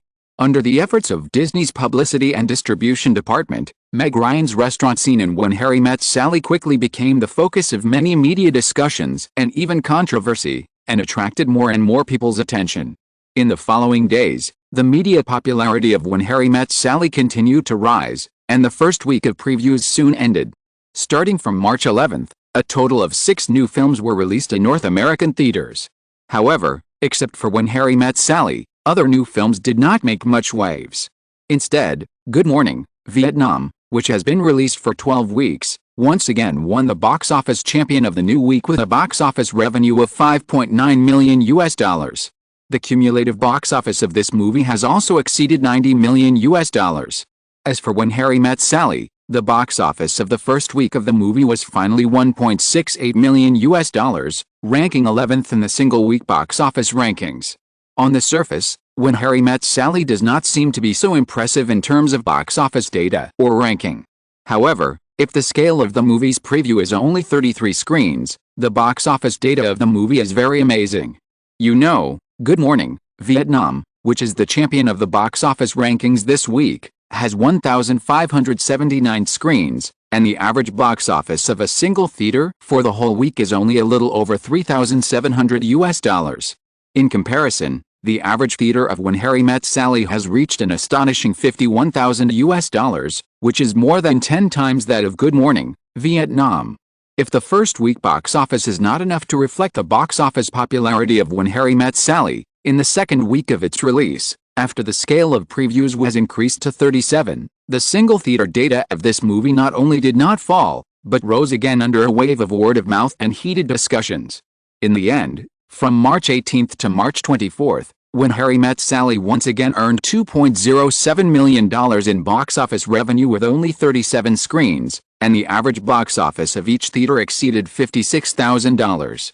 With this $2.07 million box office revenue, When Harry Met Sally jumped into the 9th position in the new week's box office rankings. Moreover, the other films next to When Harry Met Sally have screen sizes that are almost dozens of times larger than this movie. In 2 weeks, just through previews, the cumulative box office of When Harry Met Sally has reached $3.75 million, which has even exceeded the total North American box office of many low-cost independent films. In order to minimize his influence on When Harry Met Sally as much as possible, Simon did not even hold the title of executive producer. As the first film under Daenerys Pictures that was not created by Simon, the success of When Harry Met Sally is crucial to the entire company. After Run Lola Run, The Butterfly Effect and Final Destination, Simon's talent in film has been confirmed. However, Simon's own efforts are obviously not enough to make a film company grow. Only when Harry Met Sally, a film whose director, screenwriter and producer are completely unrelated to Simon, succeeds, will the outside world recognize the development potential of Daenerys Pictures. The more than $1 billion of wealth Simon has obtained from the stock index futures market can ensure that Daenerys Pictures will no longer face the dilemma of When Harry Met Sally, which took several twists and turns to attract investment, in terms of film production. However, If Daenerys Pictures wants to get involved in the distribution field, it must let North American theater operators see that this company can achieve excellent box office even if the film is not created by Simon. This is obviously not something that can be solved by money alone. Now, in just 2 weeks, it has accumulated millions of dollars in box office through more than 30 screens. The success of When Harry Met Sally is already foreseeable. With the success of When Harry Met Sally, North American theater operators will definitely re-evaluate the box office potential of Daenerys Pictures films, such as Dead Poets Society and Steel Magnolias, and it will become much easier for the company to independently promote the distribution of these films. Chapter 157 Did I Suffer a Loss? 1988 was on April 3rd, and American middle schools and universities usually give students a 1 to 2 week spring break during this period. Young people are the main audience in the film market, and Easter has naturally become an important schedule in North America. On March 25th, the Easter schedule began, and When Harry Met Sally, which had been screened for 2 weeks, officially opened on a large scale with a screening scale of 1,077 screens. In addition, 3 films targeting the audience during the Easter schedule, The Gifted by Universal Pictures, Johnny Goodman by Orion Pictures, and Single Man's Journey by Paramount Pictures, were also released on the same day. Among the several new films, the starring role of the Gifted happened to be Matthew Broderick, who had previously clashed with Simon, which was not a coincidence. Matthew Broderick and Michael J. Fox, who became famous for Back to the Future, are the 2 most popular male stars among young people in this era, which is why Michael J. Fox's The Way We Are was also scheduled for Easter last year. Compared with the 2 previous works with average reputation, Matthew Broderick's new film The Bad Boys has won widespread recognition from the media. If When Harry Met Sally had not come out, The Bad Boys would have been destined to become the most popular work this Easter. Now, through Disney's unremitting publicity and the reputation accumulated by the preview 2 weeks in advance, coupled with the topic hype about Meg Ryan's restaurant scene, When Harry Met Sally has far surpassed other works that have just been released during this Easter period in terms of media evaluation and topic popularity. What's more, When Harry Met Sally, a classic film that is still talked about by movie fans decades later, is naturally not comparable to The Bad Boys and Johnny Goodman, which are teenager popcorn movies tailored for the Easter period by studios. Therefore, in the first week of large-scale opening, When Harry Met Sally easily won a box office of $17.81 million in a way that was far ahead of others. In comparison, the second-ranked Glengarry Glen Ross dropped below $10 million in its first week. With 1,239 screens, it only earned $9.13 million in its first week. New and old films such as Johnny Goodman and Single Man Wonderful Things were left behind even further. From March 25th to March 31st, a total of 17 films released in North American theaters had a cumulative box office of $60.33 million. When Harry Met Sally alone accounted for 29.5% of the box office share, and the other 16 films could only share the remaining 70.5%. On April 1st, when the new week's data came out, although people were mentally prepared during the preview stage of When Harry Met Sally, many people still doubted whether this was an April Fool's joke. You know, among the top 5 works on the weekly box office list, When Harry Met Sally had the fewest screens. Military 5, which was highly anticipated by Warner Brothers, even had 1,700 screens, but the film only earned $5.09 million in the second week of its release, ranking 5th, with a cumulative box office of $12.52 million. Looking at When Harry Met Sally, 1,077 screens, including the previous previews, the cumulative box office in 3 weeks has easily exceeded $20 million, reaching $21.56 million. When Daenerys Pictures was promoting When Harry Met Sally last year, almost all studios were not optimistic about the project. Even though the attitude of the Big Seven towards When Harry Met Sally began to loosen due to the continuous success of Simon's several works, Daenerys Pictures still signed a very unequal distribution contract with Disney. Although neither party announced the details of the cooperation, in Hollywood, where there are no secrets at all, this matter has become a topic of discussion among many people in the circle. After Simon suddenly accumulated a huge fortune through the operation of the stock index futures market, his extravagance in Hollywood in the past few months has also been labeled by too many people as a rookie, a fat sheep, and a nouveau riche. After the formation of the big studio structure, over the past half-century, Too many capitals that have tried to enter Hollywood to establish a new mountain have almost returned empty-handed. In recent years, second-tier film companies such as Canon Pictures, De Laurentiis Entertainment, and New World Entertainment, which have expanded rapidly and then declined rapidly, are the most direct examples. In the eyes of many people, Simon Westeros's recent actions are completely following the old path of companies such as Canon Pictures. Now, with the release of When Harry Met Sally, many people have begun to calm down and re-examine a young man who has been in Hollywood for less than 2 years. After the first week of large-scale opening, the box office results directly exceeded $20 million. Coupled with the overwhelming film reviews and hot topics, it is obvious that When Harry Met Sally has a great chance of breaking the $100 million box office in North America. Or, putting aside this conservative attitude, When Harry Met Sally is destined to be the first movie in 1988 to break the $100 million domestic box office. Breaking the $100 million domestic box office may seem like a simple concept, but it is a goal that too many Hollywood filmmakers may not be able to achieve in their lifetime. You know, there are about 400 to 500 movies that can enter theaters in North America every year. Not to mention the distant past, just in the past 10 years, there are no more than 5 works that can achieve a North American box office of over $100 million per year on average.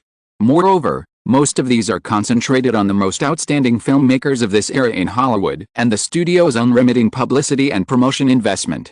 The number of works that can hit the domestic box office of over $100 million purely as a dark horse like When Harry Met Sally is even rarer.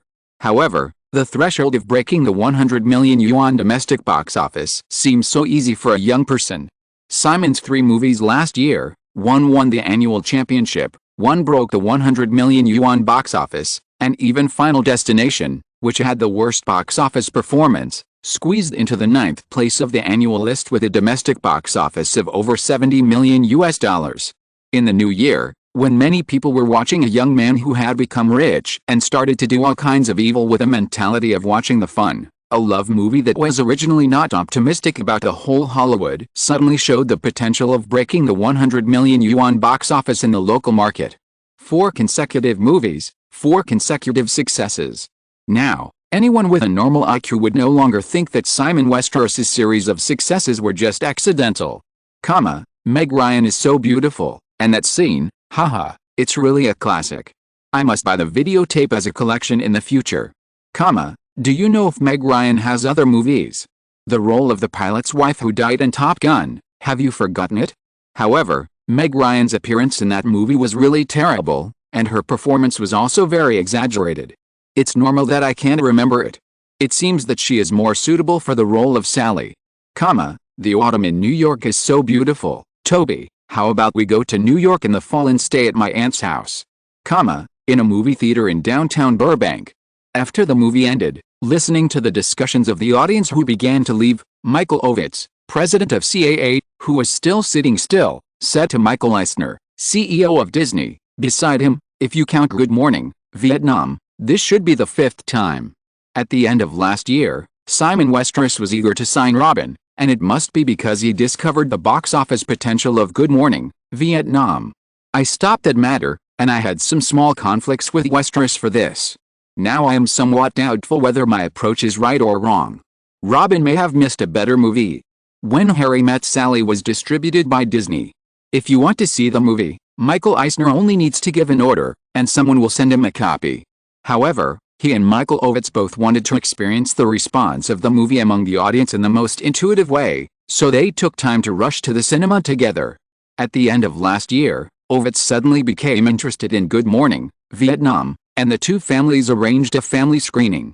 Eisner naturally knew the reason. Michael Eisner, who was also listening attentively to the interested discussions of the audience around him, asked, Michael, can you tell me more about the script?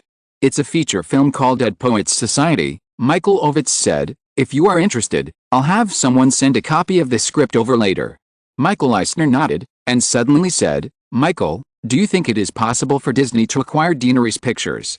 After When Harry Met Sally, several other companies will definitely have this idea. Michael Ovitz smiled and shook his head, but think about the kid's current wealth, how could he sell his film company? Michael Eisner said, maybe he will want to be affiliated with a big film company. Simon Westeros' talent in movies is unquestionable, But his company operations are a complete mess. Just like When Harry Met Sally, if I were in his position, I would never sign the original contract with Disney. In the contract signed by Daenerys Pictures and Disney last year, if the North American box office of When Harry Met Sally is less than $40 million, Daenerys Pictures needs to pay Disney a fixed distribution commission of $6 million. If the North American box office exceeds $40 million, Disney will receive 18% of the box office share as a distribution commission. This means that the higher the North American box office of When Harry Met Sally, the higher the distribution commission Disney will receive as the distributor. Normally, this should be the opposite. Now, even if the North American box office of When Harry Met Sally is $100 million, Disney can get $18 million in commission income from this movie. Moreover, Disney will have the priority to obtain other channels for the distribution of the film in the future. Since the two are good friends, Michael Ovitz also roughly understands this matter. Thinking of Simon Westeros's various actions in Hollywood after he became rich, it seems to be really chaotic on the surface. However, pointing to the big screen in front, Michael Ovitz said, "Michael, if Simon Westeros hadn't signed such a seemingly disadvantageous contract, would Disney be willing to spare no effort to promote this movie?" Michael Eisner paused, a look of realization appeared on his face, and he shook his head and smiled bitterly. "No, and if it was a general agent distribution, I would definitely not give this movie the Easter schedule in more than 1,000 screens." Michael Ovitz shrugged and said, "So, do you still think that young man can't run a company? In my opinion, he knows Hollywood as well as you and me. Moreover, this is also a young man who knows how to make choices. He knows that only if he pays enough can he get what he wants. Now, look at When Harry Met Sally. Even if the North American box office of this movie is calculated at $100 million and the theater share ratio is 50%, Disney can get $18 million. This seems very generous, but Daenerys Pictures, which also holds the distribution rights of all other channels outside the local theaters, will be able to make even more profits in the future." The people in the screening room gradually dispersed, and the two of them stood up and began to walk out. After hearing what Michael Ovitz said, Michael Eisner thought about it for a while, and had to nod with a wry smile again. Indeed. Without the conditions set by Simon Westeros, Disney would never spend too much energy on this movie.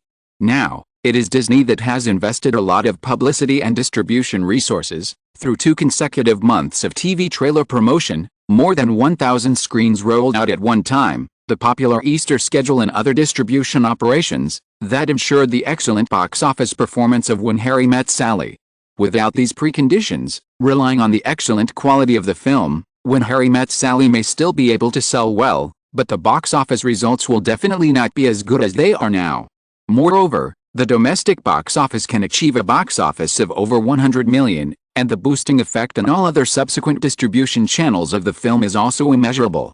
According to the revenue ratio of various platforms for Hollywood movies, the total revenue of When Harry Met Sally from overseas TV and videotape channels will be 3 to 4 times that of the domestic box office. Since the subsequent distribution does not require much investment in publicity and promotion, the profit will be even more lucrative. Moreover, even after deducting the commission and publicity and promotion investment, Daenerys Pictures will more than recover all the production costs through the North American box office, and no matter how much is obtained from the subsequent distribution channels, it is net profit. In this way, Disney only received $18 million in commissions, which is actually a loss. The two got into a car parked outside the cinema. When the driver drove back to the Disney headquarters, Michael Eisner asked again, "So, Michael, what do you think of the films that Simon Westeros has launched recently? I've basically read the scripts. For example, Rain Man, a project I spent more than a year promoting personally, as well as Dead Poets Society, Steel Magnolias and other films. To be fair, I think these scripts will all become good movies, but the commercial box office potential is hard to guarantee." Michael Ovitz thought and said, "After so many years in Hollywood, everyone understands that before a movie is released, no one can predict whether it will be successful. However, I'm not sure about this now." Michael Eisner said, "So, do you think all the films produced by Daenerys Pictures can be like When Harry Met Sally?" Michael Ovitz shook his head and said, "I don't know, but if I were you, I would definitely start to strive for several films under Daenerys Pictures that have not yet determined distributors. At least, I will try my best to maintain a good cooperative relationship with Deaneries Pictures. Michael Eisner nodded, but suddenly said, "But you don't seem to do that in your current position." "That was a very ambitious little guy," Michael Ovitz said with a reminiscing expression. "You know, the first time we met, he revealed a certain wish. He hoped that Hollywood would return to the era of big studios. In the era of big studios, stars were just employees of film companies, and there was no room for brokerage companies to survive. How could this be possible? Therefore, we are destined to be rivals." Chapter 158: The Last Compromise. April 1st, 3 other new films also joined the competition for the Easter schedule. Except for Tim Burton's Beetlejuice, the other 2 new films did not pose any threat to When Harry Met Sally. Simon was very clear about the box office potential of Beetlejuice. In the original time and space, it was because of the success of Beetlejuice that Tim Burton got the job of directing Batman. However, Warner Bros. Obviously does not have much expectations for Beetlejuice. Although it has given the Easter schedule, it only provides 1,000 screens for the opening of the film, which is far lower than the 1,700 screens of Mission Impossible 2 weeks ago. Therefore, in the Easter week, When Harry Met Sally only received a slight box office drop of 13% and collected another $15.49 million, with a cumulative box office of $37.05 million. Following When Harry Met Sally, Beetlejuice had a box office of $13.24 million in its first week, which is almost twice the box office of Mission Impossible in its first week. Then, Warner's deep heritage as one of the 7 major Hollywood studios was immediately revealed. Due to the success of the first week's box office, the scale of the screening of Beetlejuice was directly expanded to 1,523 screens in the second week. In comparison, in the third week of large-scale release, the number of screens for When Harry Met Sally was still 1,077. Although Disney did not refuse to increase the screening of this film, it said that this process would take at least 4 weeks. It is not difficult to find out by paying a little attention to the data of movies currently being shown in North America that Disney would rather give more than 1,500 screens to Good Morning Vietnam, which has only more than $2,000 per theater per week, than to vacate more canvases for When Harry Met Sally, which has an average of more than $13,000 per theater. This is reality. If it were not for the clear guarantee of 1,000 screens in the original contract, the situation faced by When Harry Met Sally might be even worse. April 11th. Today is the day of the 60th Academy Awards. The Hollywood screenwriters' strike continues. The Oscars, which were supposed to be held at the end of March, have been postponed until now. Although he will attend the awards ceremony in the evening, Simon is still busy all day. The 5th week of release, the 3rd week of the large-scale opening, and the end of the Easter holiday. From April 8th to April 10th, the 3-day weekend of When Harry Met Sally's box office inevitably expanded to 25% compared with a previous period. In 3 days, it collected another $8.11 million, and the cumulative box office was $45.16 million. Starting from this week, Disney will receive 18% of the North American box office of When Harry Met Sally as a commission. Burbank. It is already afternoon. Simon and Amy left the Disney headquarters together. After getting in the car, Amy looked at Simon, who was leaning back in his chair and thinking with his eyes closed. After waiting for a moment, she said, "The company has indeed launched too many projects now, Simon. I think we should consider Eisner's suggestion." Since the release of When Harry Met Sally, the box office and reputation have been settled, and Simon has begun to consider the subsequent release. Due to the priority clause in the original contract, this aspect must be agreed with Disney. Simon and Amy came to Burbank to discuss this matter with Michael Eisner. According to the box office curve of When Harry Met Sally, based on the North American box office of $100 million, the contract signed by Disney and the theater chain is a 50-50 split. Naturally, there is water in it, and Deaneries Pictures can only accept it. Then, with a $50 million share of the production and distribution, minus Disney's 18% commission and the $10 million or so of publicity and promotion costs that are bound to be mixed with water, Deaneries Pictures will be able to recover about $22 million, which has ensured that Deaneries Pictures has recovered the production costs and generated some profits. There are not many Hollywood movies that can recover all costs during the domestic theater release stage. Of course, For a movie with a North American box office expectation of over $100 million, it would be a joke if it could not recover the costs. As for distribution through other channels, after bargaining with Michael Eisner, Deaneries Pictures successfully retained the local videotape and television broadcast distribution rights. Deaneries Pictures sold the overseas theater, videotape and television broadcast rights to Disney at a package price of $30 million. $30 million is basically the same as the $35 million outright sale price of the corresponding overseas distribution rights of Lola Run last year. At the beginning, Simon's foundation in Hollywood was too shallow. In order to raise funds for the operation of the stock index futures market as soon as possible, the subsequent distribution rights of Lola Run were completely sold at a low price. The overseas box office of $200 million alone made Warner, which bought the overseas distribution rights of Lola Run, earn a lot of money. Although the box office performance of When Harry Met Sally was not as good as Lola Run, Simon was no longer the rootless teenager last year, so it was impossible for him to give in blindly. However, the sellout price of $30 million was still the result of Simon's compromise. As long as the overseas box office of When Harry Met Sally was equal to that of North America, Disney could basically generate profits, not to mention the lucrative videotapes and television broadcast distribution. Deaneries Pictures transferred the overseas distribution rights for $30 million, so Simon was able to retain the domestic videotape and television channel distribution rights of When Harry Met Sally. After negotiating the subsequent distribution of When Harry Met Sally, Michael Eisner also expressed his hope to continue to distribute several other films in the hands of Deaneries Pictures, which was also something Amy just thought was worth considering. Simon heard Amy's words, came back to his senses, glanced at his female executive next to him, shook his head and said, "Amy, I have made too many compromises during this period, enough. So, I want you to know that this negotiation just now is my last concession to Hollywood. After this time, no one can take advantage of Simon Westeros at will."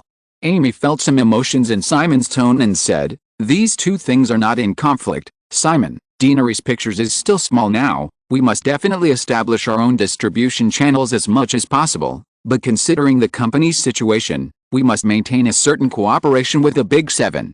Simon did not deny it and nodded, "Of course, Amy." However, for Deaneries Pictures' next films, the distribution rights for Pulp Fiction, Basic Instinct and Rain Man are already in the hands of other film companies, and I can't give up more. Eisner offered a 10% commission, which seems very generous.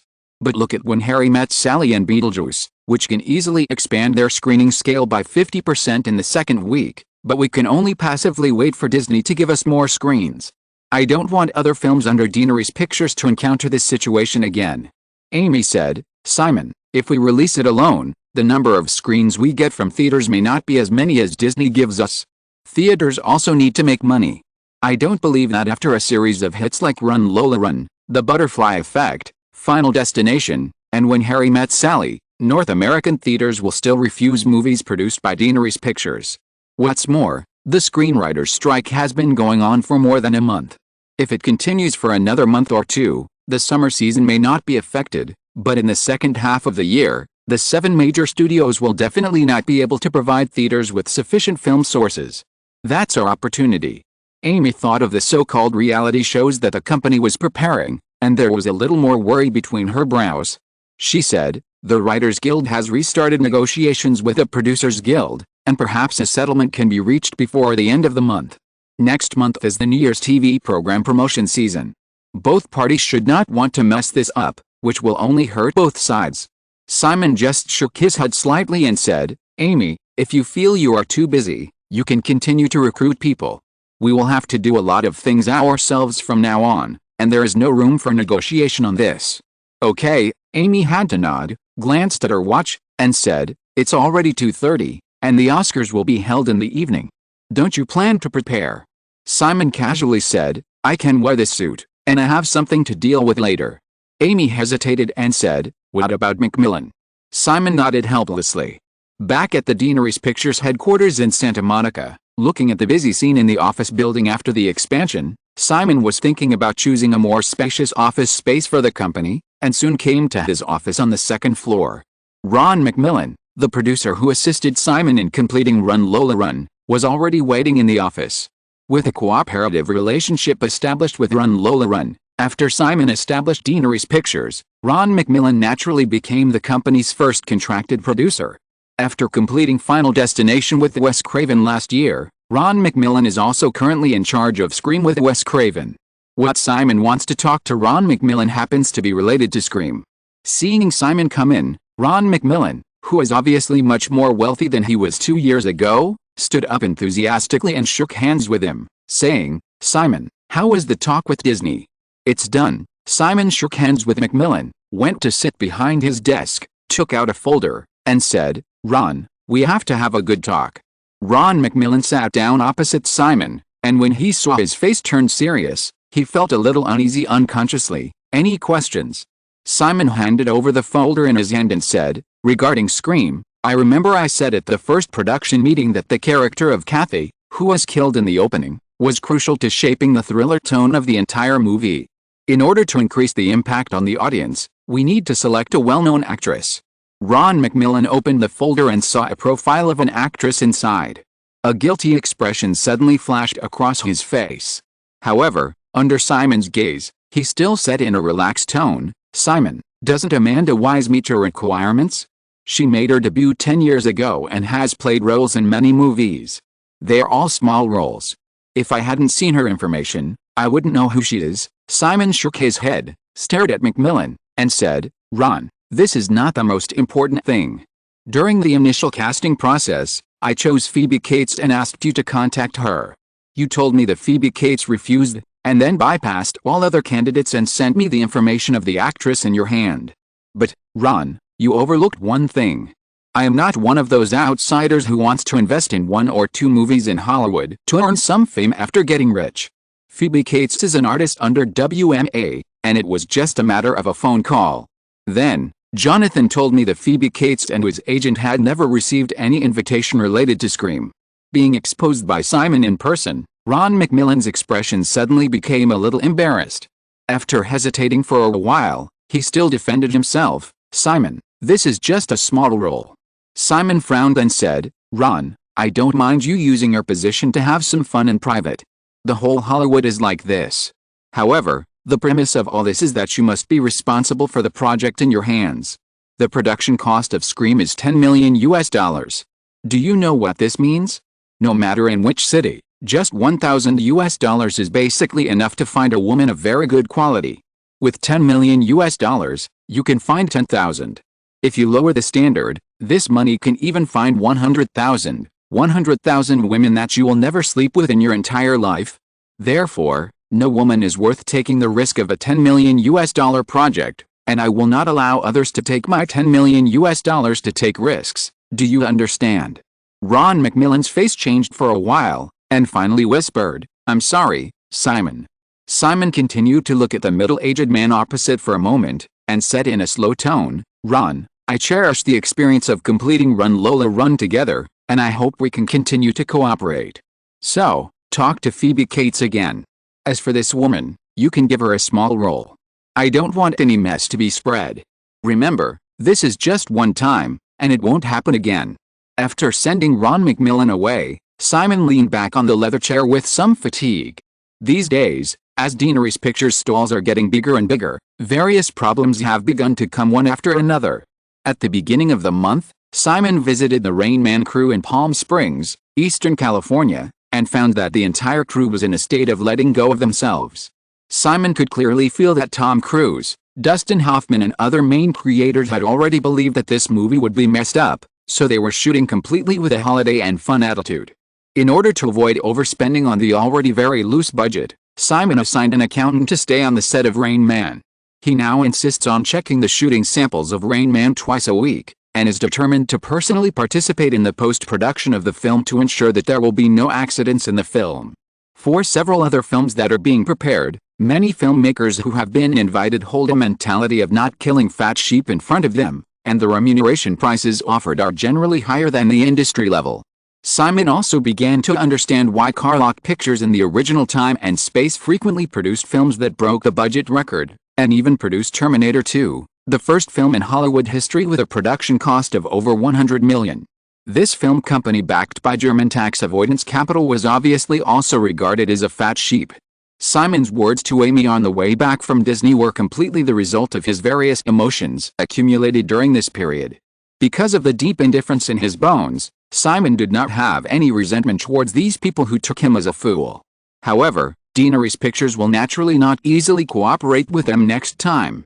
With a large number of copyrights such as Tolkien's Middle-earth series, Superman and Batman, Fast and Furious, Forrest Gump, Dances with Wolves, Pretty Woman, etc., plus many other best-selling movie scripts in his memory, Simon has now accumulated enough chips. If he wants, he can even produce a North American box office champion every year. Therefore, Simon has no intention of giving Hollywood the illusion that he is a fat sheep. If you want to eat the big guys, no problem, just try to see if your teeth are strong enough. Chapter 159 Award Ceremony. Tonight's 60th Academy Awards will begin at 6 p.m. Western Time. Janet rushed over from Malibu before 5 p.m. and helped Simon get ready in the office at Daenerys Pictures headquarters. The two of them got on the pre-prepared extended courtesy car and rushed to the Sacred Civic Auditorium in downtown Los Angeles. Due to the screenwriters' strike, although it was the 60th anniversary of the Oscars, many aspects of this awards ceremony were simplified. At about 5:30 p.m., Simon and Janet arrived outside the Sacred Civic Auditorium. The red carpet in front of them was only a short section of less than 20 meters, leading directly from the roadside to the entrance of the auditorium. The courtesy car stopped at the entrance of the red carpet. Simon and Janet had just got off the car when the media reporters and guests on both sides of the red carpet noticed the two. The dense flashlights and the shouts from the stands on both sides attracted the attention of many guests wandering on the red carpet.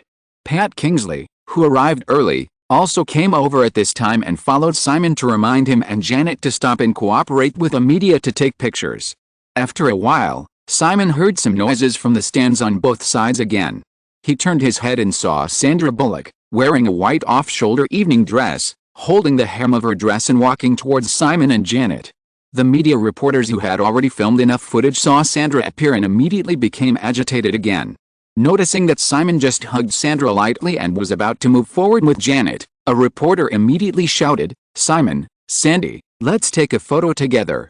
Before Simon could say anything, Sandra nodded in agreement and looked at Janet, who was holding Simon's arm. Janet smiled and let go of Simon's arm, stepped back to the side, and Sandra immediately took his arm. With a somewhat stiff smile, Simon cooperated with the reporters to take pictures. In between changing his poses, he slightly pulled the corners of his mouth and said to Sandra in a ventriloquist voice, "Do you really want to see Jenny cook me?" Sandra moved closer to him and even leaned her head on Simon's shoulder. Facing the reporter's obviously more excited shouts, she responded heartlessly, "Yes." Simon could only sigh that he had met the wrong person. After finally waiting for the photo shoot, Simon did not stop and quickly walked through the red carpet with the two women and went directly into the auditorium. He was somewhat glad that the red carpet tonight was short enough, otherwise, he might not know what would happen. Although it was the annual box office champion last year, Lola Run only received a dispensable nomination for Best Editing. Therefore, only Simon and Sandra were invited from the entire crew. They will also serve as the award presenters for the Best Cinematography Award tonight. Important guests of the Oscars can naturally bring their partners. Simon brought Janet, but Sandra came alone. Entering the auditorium, Simon discovered again that the Oscar organizers, who were obviously eager to see the world in chaos, had deliberately connected the seats of the three of them, with Simon in the middle, Janet and Sandra on the left and right. There was still some time before the award ceremony began, and Simon spent more than 10 minutes chatting with some familiar guests in the auditorium, but he still had to return to his seat. He originally wanted Janet to sit inside, but the woman smiled and shook her head, pushing him to the seat. As soon as Simon sat down, Sandra came over as if nothing had happened. "Simon, have you prepared your acceptance speech?" Simon was a little confused. "Huh? Nominated for Best Editing?" Sandra reminded him, and patted him on the shoulder gently. "You are pretending to be stupid, right?" Simon really didn't expect this, and shook his head and said, "This kind of nomination with almost zero chance of winning, there's nothing to prepare." "Maybe you can win," Sandra said, and soon said with a bit of injustice in her tone, Lola Run could have received more nominations, but they were all those old-fashioned people." Simon smiled and made a gesture to silence, winked at the people around him, and said, "Speak softly, If someone hears me, I will be even less likely to get a nomination. Haha. Sandra smiled nonchalantly, but added, if you really win, remember to thank me. No problem. Sandra nodded with satisfaction, and said, by the way, what are your plans after the award ceremony? Simon said, go home and go to bed. No way? So boring, like an old man, Sandra said, glancing at Janet on the other side, and said, how about we go to Warner's party together? Huh? You know, I took Warner's Dangerous Liaisons. Oh. Simon nodded, thinking of the movie adapted from a French epistolary novel, which is also a hot candidate for Oscar nominations next year. Sandra asked him to read the script some time ago. Simon remembered that the role she got was originally supposed to belong to Michelle Pfeiffer, who also received an Oscar nomination for Best Supporting Actress. After asking around, Simon learned that Warner did intend to let Michelle Pfeiffer play that role. However, the matter can be traced back to the beginning of the year when Ed L'Amato, vice president of WMA, took a large number of stars such as Mel Gibson to ICM. Then, WMA easily used resources to snatch the role. Warner compared the popularity of Sandra and Michelle and made a decisive choice. Of course, as it is a period art film, and Sandra plays a supporting role, it is impossible for Sandra to ask for too high a price. This kind of script is just for the sake of gaining experience and getting nominated. Sandra heard Simon say oh and then stopped responding. She nudged him with her shoulder and said, are you going? Because they only got one nomination, Deanery's Pictures did not prepare a party.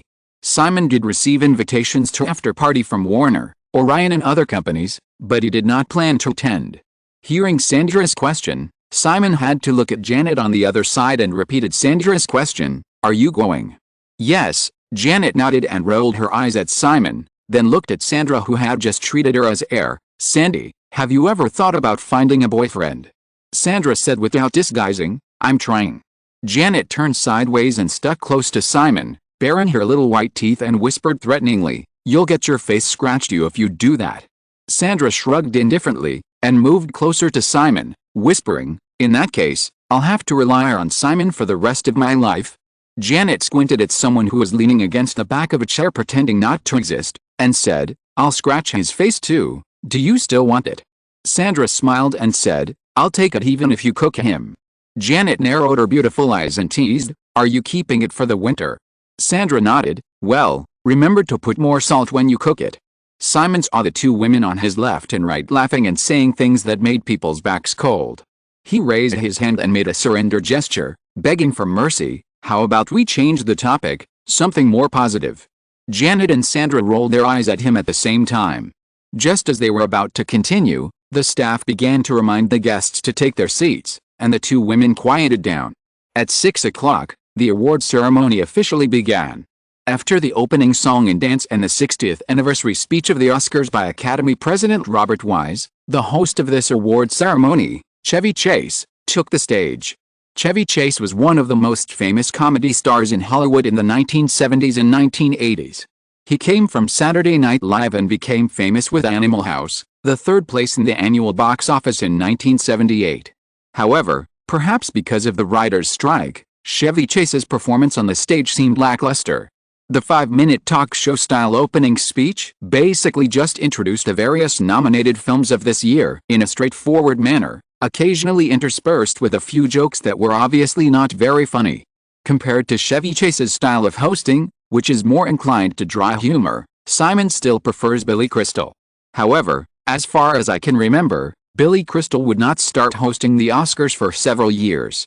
Although this award ceremony had basically nothing to do with Simon, feeling the hot atmosphere on the scene and occasionally chatting about some interesting things with the two women beside him, Simon did not feel bored.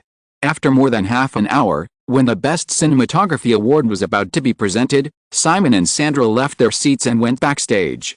Simon did not participate in the rehearsal in advance, but only got a warm-up script. Under the guidance of the staff, Simon and Sandra took the envelope containing the award results and stood at the stage exit to start the backstage. Looking at the winner of the Best Animated Short Film Award who was giving a speech on the stage, Sandra reached out and held Simon's arm, raised the envelope in her hand and said, "You should have been nominated for this award. It's so unfair." Simon smiled and said, "Actually, I like this unfair world very much, Sandy." Only people at the bottom of the pyramid will pursue or fantasize about fairness. Are you really not angry at all? I find that I rarely feel angry, or many other emotions. Simon shook his head and said, this may be a lack of emotion or something. Sandra was stunned and asked, then, do you love Janet? Simon nodded without hesitation, yes. Do you love me? No. But I love you. Thank you. Asshole. Sandra pinched Simon's arm and said hatefully, I won't let you go. The two whispered, and the winners on the stage finished their speeches. After the music, Chevy Chase's voice sounded again. Hollywood has always been a place full of miracles. In the past year, miracles seem to have happened more frequently than ever before. Someone personally took on a lot of work such as directing, writing, photography, lighting, etc. to complete a very outstanding movie. Someone's first movie won the annual box office champion. Someone became the world's youngest billionaire in the blink of an eye after filming a movie. The most miraculous thing is that the creator of these miracles is actually one person. Welcome Simon Westeros and Sandra Bullock. Amid warm applause, Simon and Sandra walked to the stage together and stood in front of the microphone. After the applause died down, Simon looked at the dense crowds in the auditorium, waited for a moment, and found that Sandra had not started speaking yet, so he quickly raised his hand and gently patted her on the back to comfort her. Feeling Simon's movements, Sandra came back to her senses, stabilized her emotions, and said, photographers are always the first group of people we get to know after joining the crew. For actors, perhaps we would like them to take more beautiful photos of ourselves, but in fact, they can do more. Even if you just run boringly for more than an hour, they can use countless ways to perfectly show you're running on the big screen. Amid the chuckles from the stage, Simon continued, excellent film works always have an outstanding photographer. They have made indelible contributions to establishing the artistic style of a film. So, this year's Oscar nominees for Best Cinematography are Alan Davio, Empire of the Sun; Vittorio Storaro, The Last Emperor; Michael Bauhaus, Broadcast News; Philippe Rousselot, Days of Glory; Haskell Wexler, The Fury Front. After introducing the 5 nominees, Sandra handed the envelope to Simon. Simon smiled and opened the envelope, took out the result and took a look, then announced into the microphone, the winner is Vittorio Storaro, The Last Emperor. The result was no surprise. Vittorio Storaro stepped onto the stage amid applause and took the little golden man from Simon. The Oscars reserved a short time for speeches for technical awards. After a brief speech, Simon and Sandra quickly accompanied Vittorio Storaro to the backstage. The staff took Vittorio Storaro to install the nameplate for the little golden man and took photos, and Simon and Sandra were free. Because of the small mistake at the beginning, Sandra was still a little nervous. Simon did not rush back to the hall.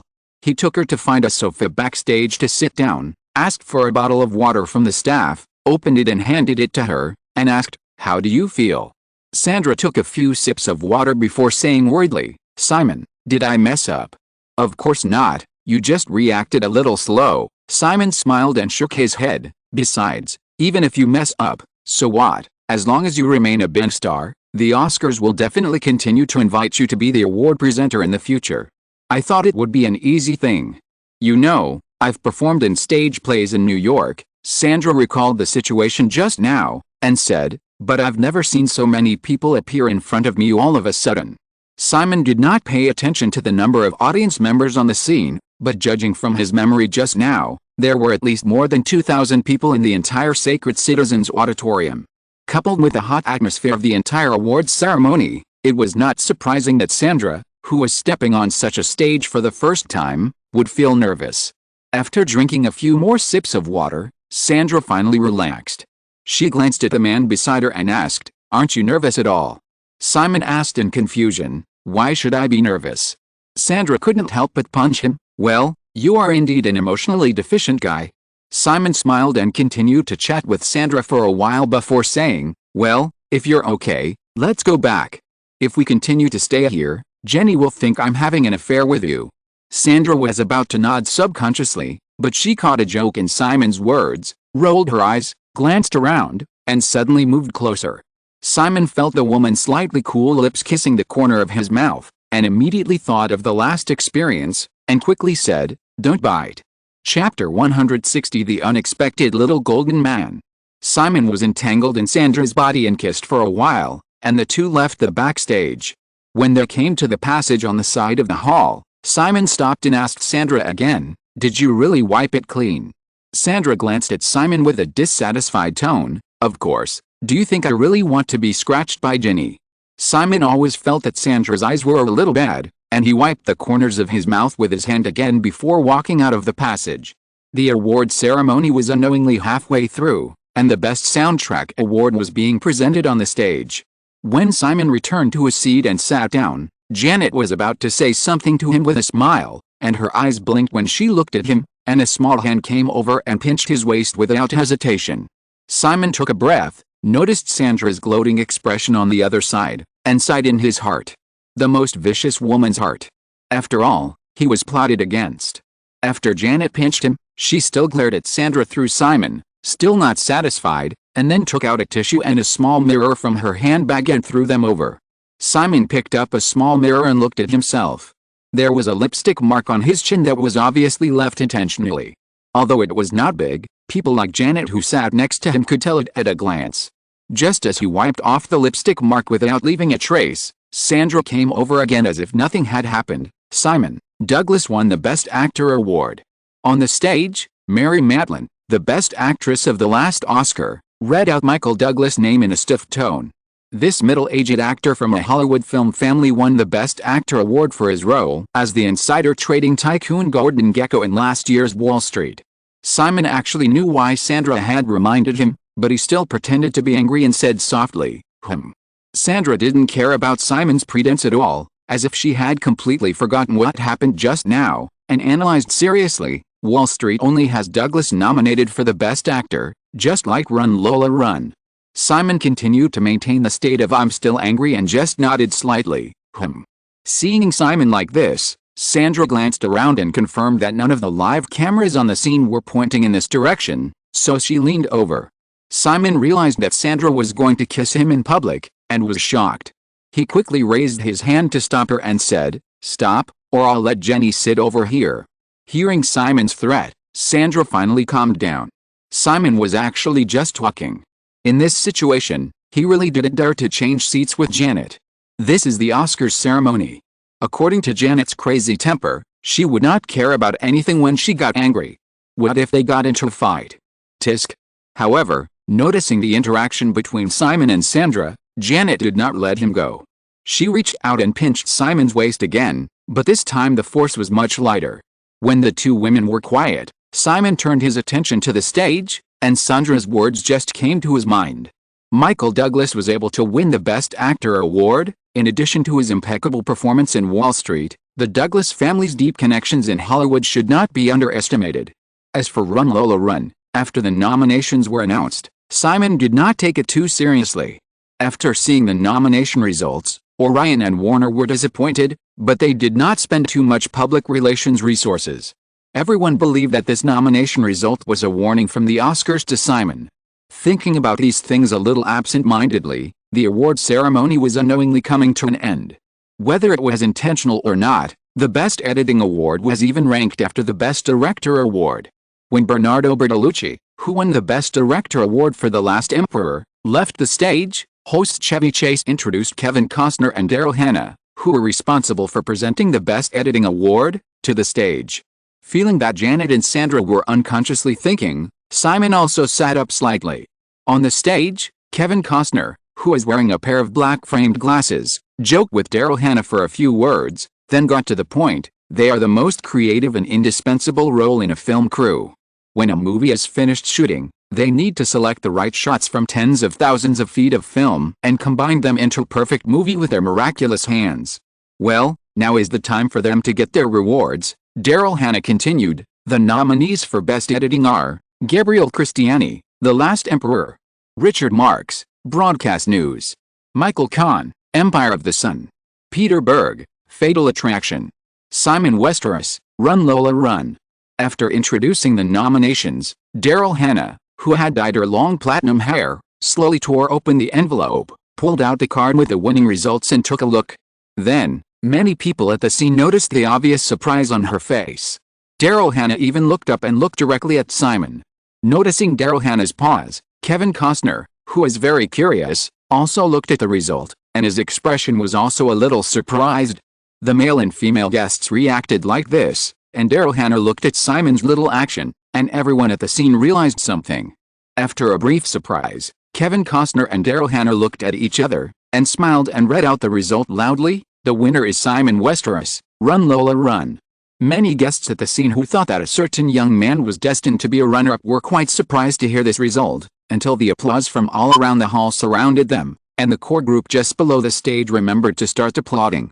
In the increasingly enthusiastic applause, Simon stood up from his seat, and Janet and Sandra also stood up and hugged him respectively. After Simon and Janet hugged, they turned to Sandra.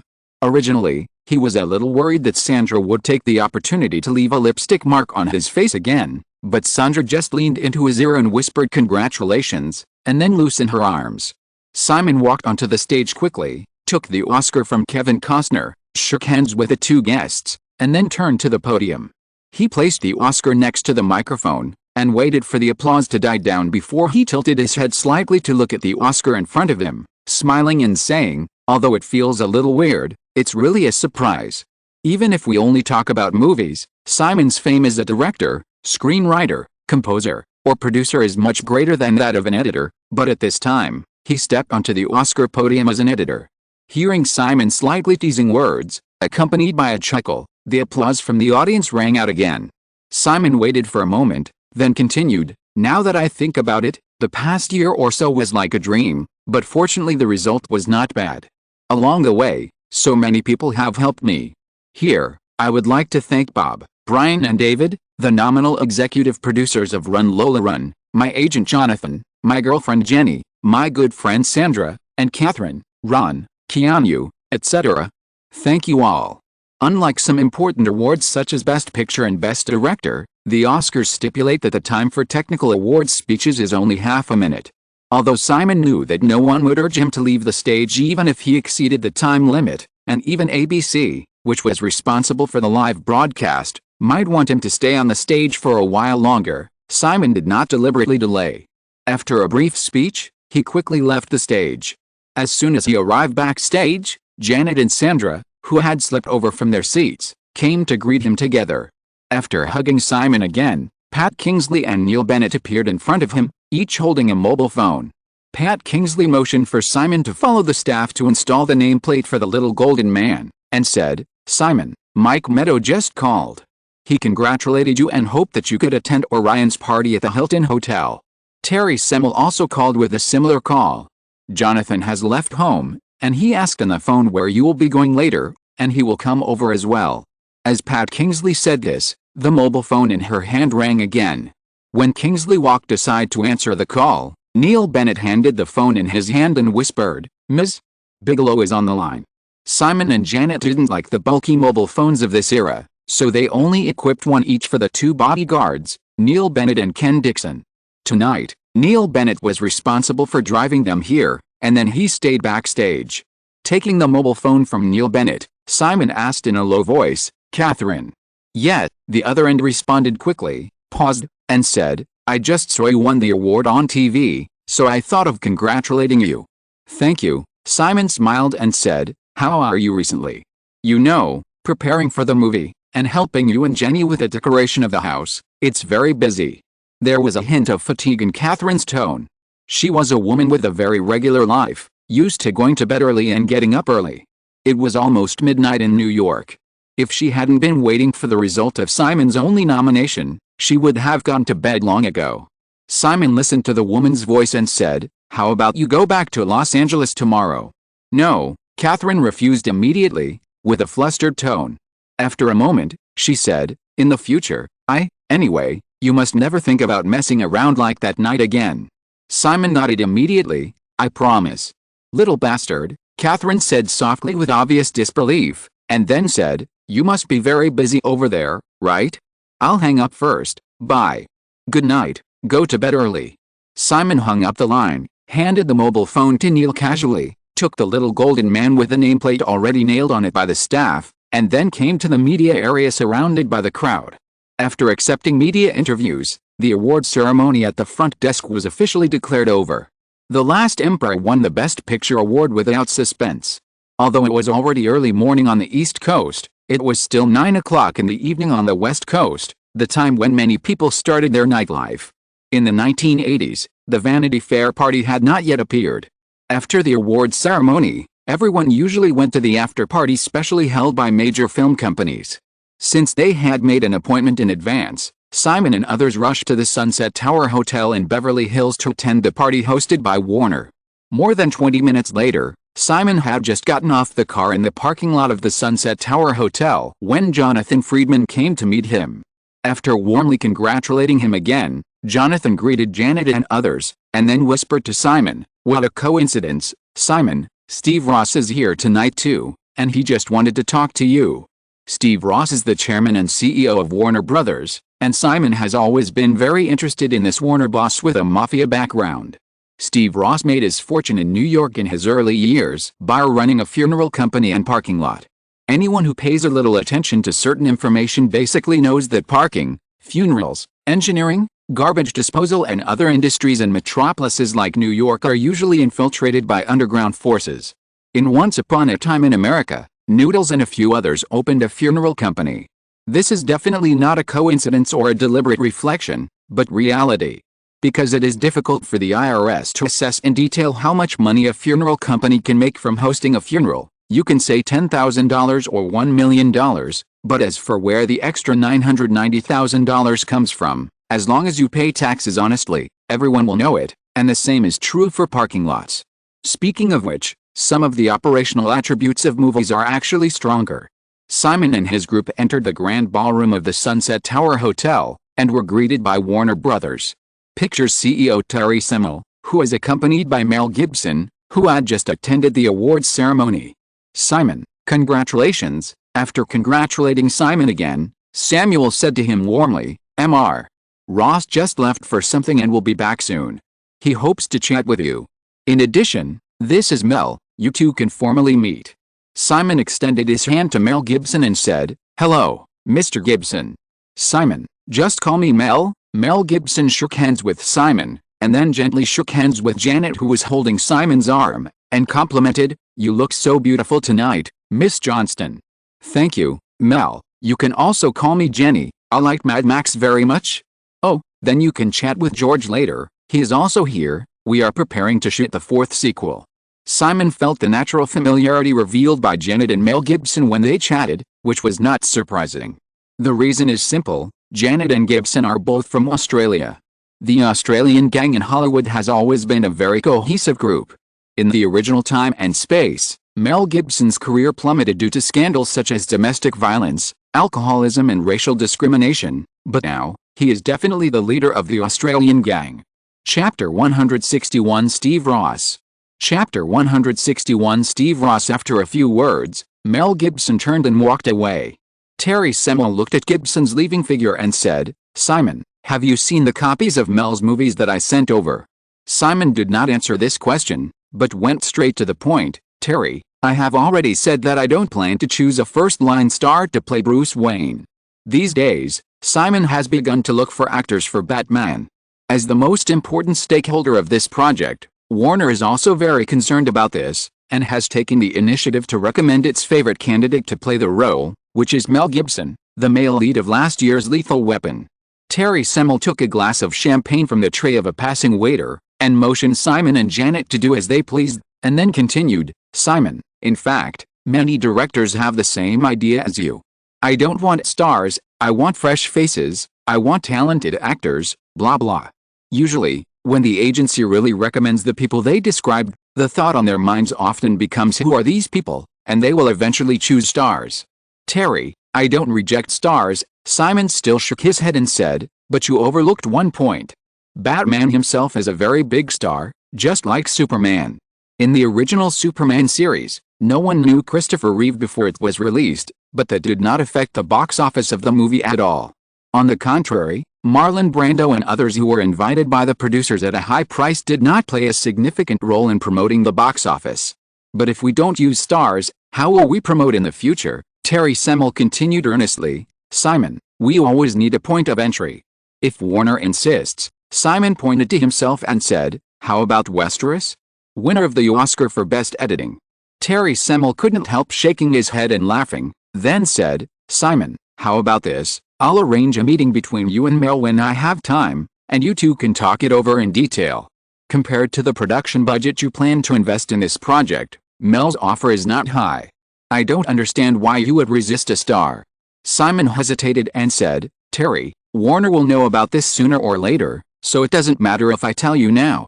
I plan to sign a long-term contract with the actor who plays Batman, a long-term contract in which Daenerys Pictures has full control over the initiative and doesn't have to worry about the actor striking or asking for too much for the sequel.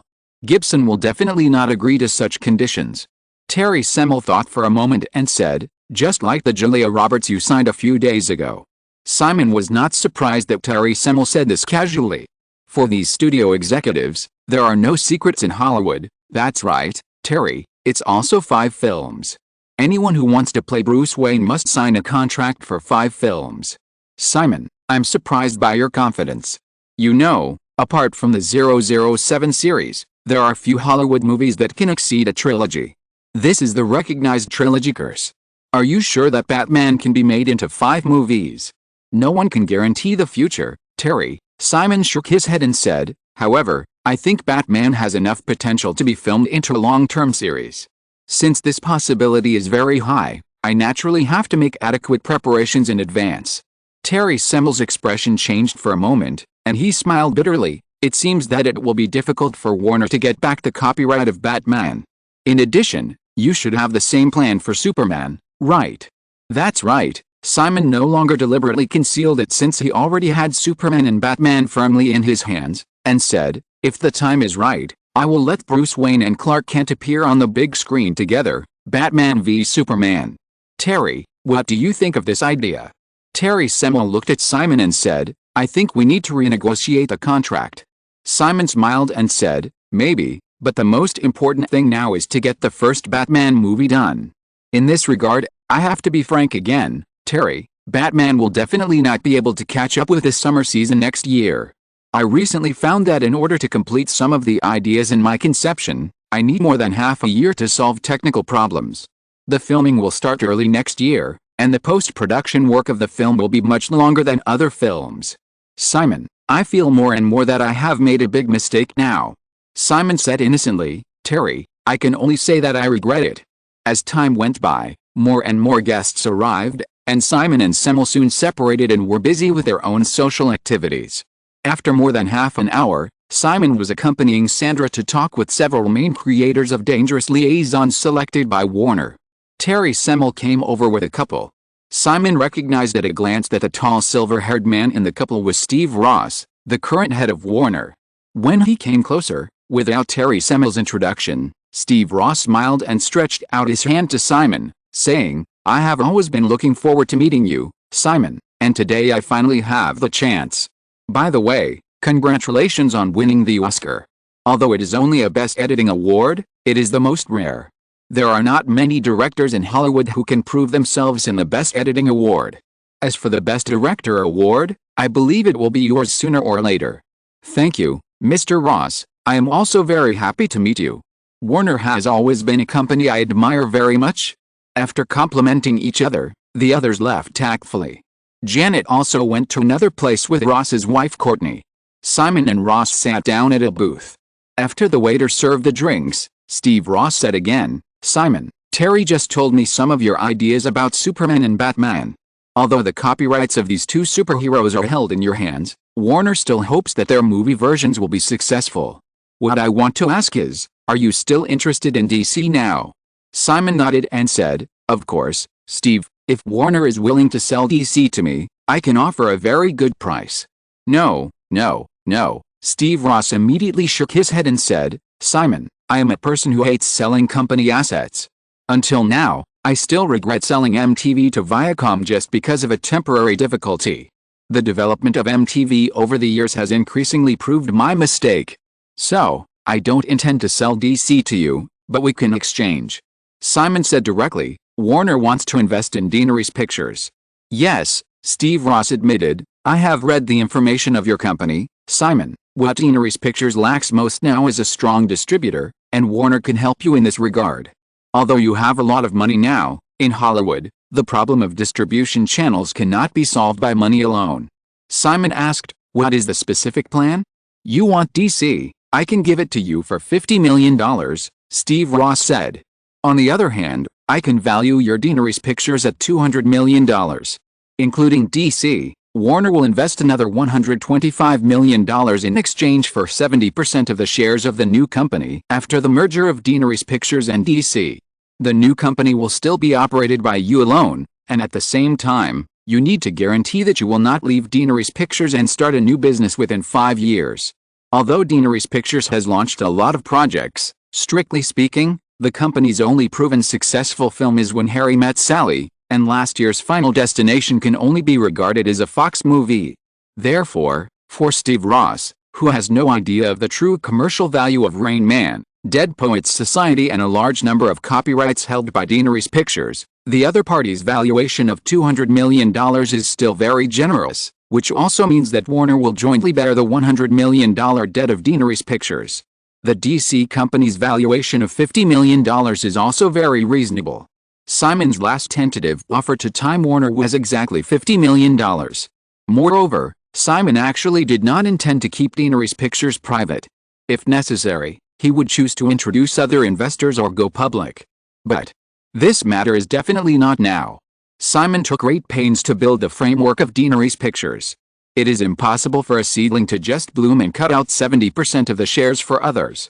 Therefore, after Steve Ross finished speaking, Simon shook his head and said, "Sorry, Steve, although I don't refuse to cooperate with other companies, I can't do it now. If you want, maybe in 2 or 3 years, I can let Warner become a shareholder of Daenerys Pictures." "I understand what you are thinking." Steve Ross showed regret on his face, but nodded in understanding, and said, "Then, how about this, Simon? Let's sign a package distribution contract. Warner can undertake the distribution of all films produced by Daenerys Pictures in the next 3 years. Of course, in exchange, Daenerys Pictures also needs to agree to Warner's investment in some of these projects." Simon noticed the shrewdness in Steve Ross's eyes, and suddenly realized that this should be the other party's real purpose today. With Simon's current wealth, anyone with a little bit of brains should understand that he can't sell Daenerys Pictures now. But on the other hand, after the box office success of When Harry Met Sally, the 7 major studios have obviously begun to re-evaluate the commercial potential of a series of projects under Daenerys Pictures. About half of the films that Daenerys Pictures has already approved have confirmed the distributor.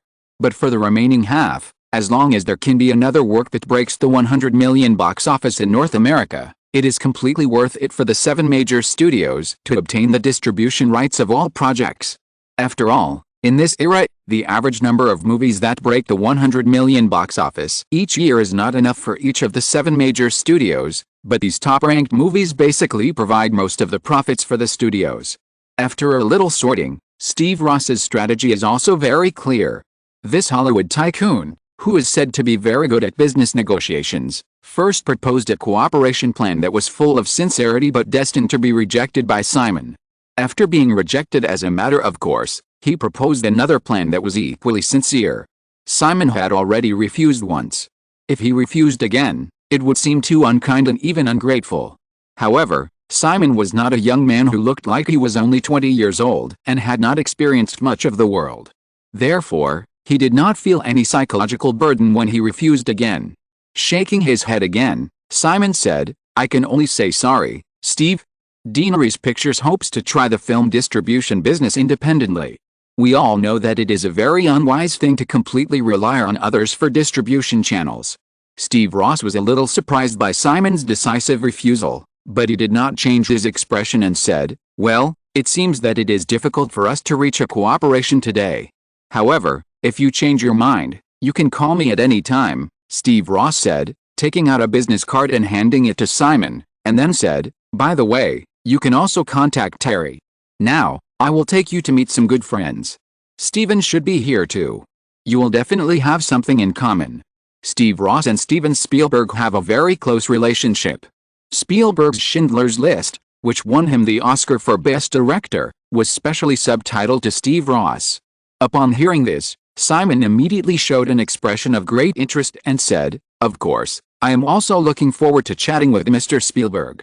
The two of them said this nonchalantly, and then stood up and left the booth and entered the crowd, as if what had just happened had never happened, and began to socialize at the party like good friends. It was not until nearly 12 o'clock that Simon left the party with Janet. Because Sandra's unceremonious behavior of hitching a ride, the extended limousine first turned to Beverly Hills to send Sandra home, and then turned on to Sunset Boulevard. Although he had bought the mansion in Palisade, Simon no longer lived there, but rushed back to Malibu with Janet. It was already late at night, and the journey of more than 30 kilometers was not too long. When the limousine stopped outside the mansion on the west side of Point Dume Manor, it was already 1 o'clock in the morning.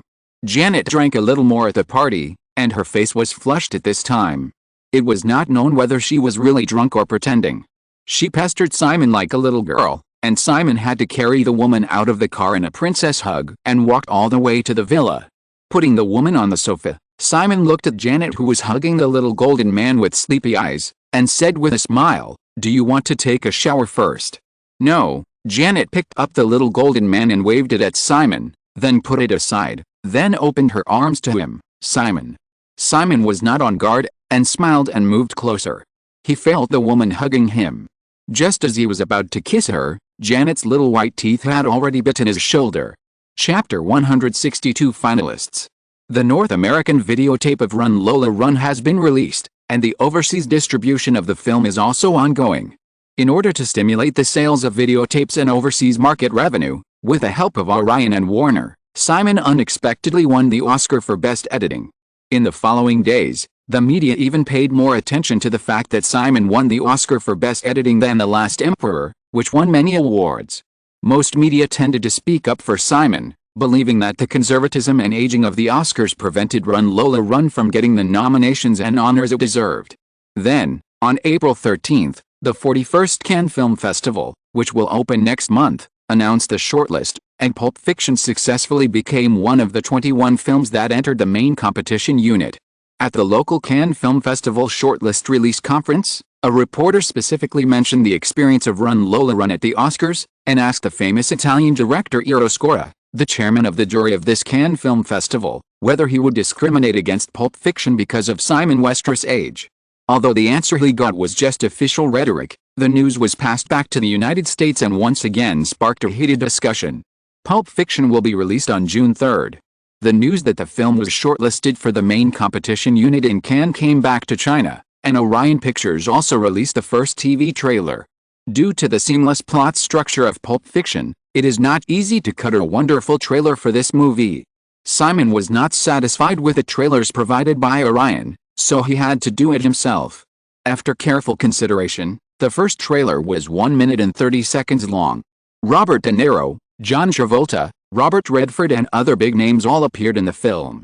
Through a series of suspenseful dialogues carefully captured, the picture was finally fixed on the box emitting golden light. The plot of Pulp Fiction is still confidential, so after the trailer was released, the media quickly judged that it was a treasure hunt type movie. The facts are naturally very different from the media's judgment, but this is exactly what Simon wants to see. Throwing out topics to trigger media discussions has always been the simplest and most effective way to market a movie. The red box office curve of When Harry Met Sally has proved this. In the third week of large-scale release, When Harry Met Sally collected another $12.11 million, with a cumulative box office of $49.16 million. The decline for the whole week was finally locked at 21%, and the box office decline curve was better than other films in the Easter period. Although the screening scale of the second week was expanded by 50% at one time, Tim Burton's Beetlejuice still saw a box office decline of nearly 25% in the second week. Orion Pictures' Johnny Goodman, which was released at the same time as When Harry Met Sally, even fell by 51%, with a box office of only $1.97 million this week. The film, which cost $22 million, only collected a total of $13.3 million in 3 weeks. After next week, the one-month screening contract with the theater expires, and this movie will basically withdraw from the big screen. In Simon's view, the failure of Johnny Nice Guy indicates that Orion Pictures' performance is destined to decline sharply this year. After producing several box office hits in the past 2 years, the blindly expanding Orion Pictures production and distribution scale this year is completely comparable to the Big Seven, and even exceeds several large film companies with relatively sluggish performance such as MGM.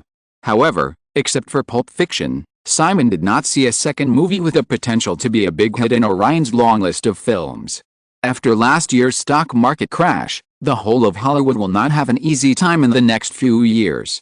The decline of Orion is inevitable, just like Canon, New World, De Laurentiis Entertainment and other companies. Simon can only watch coldly.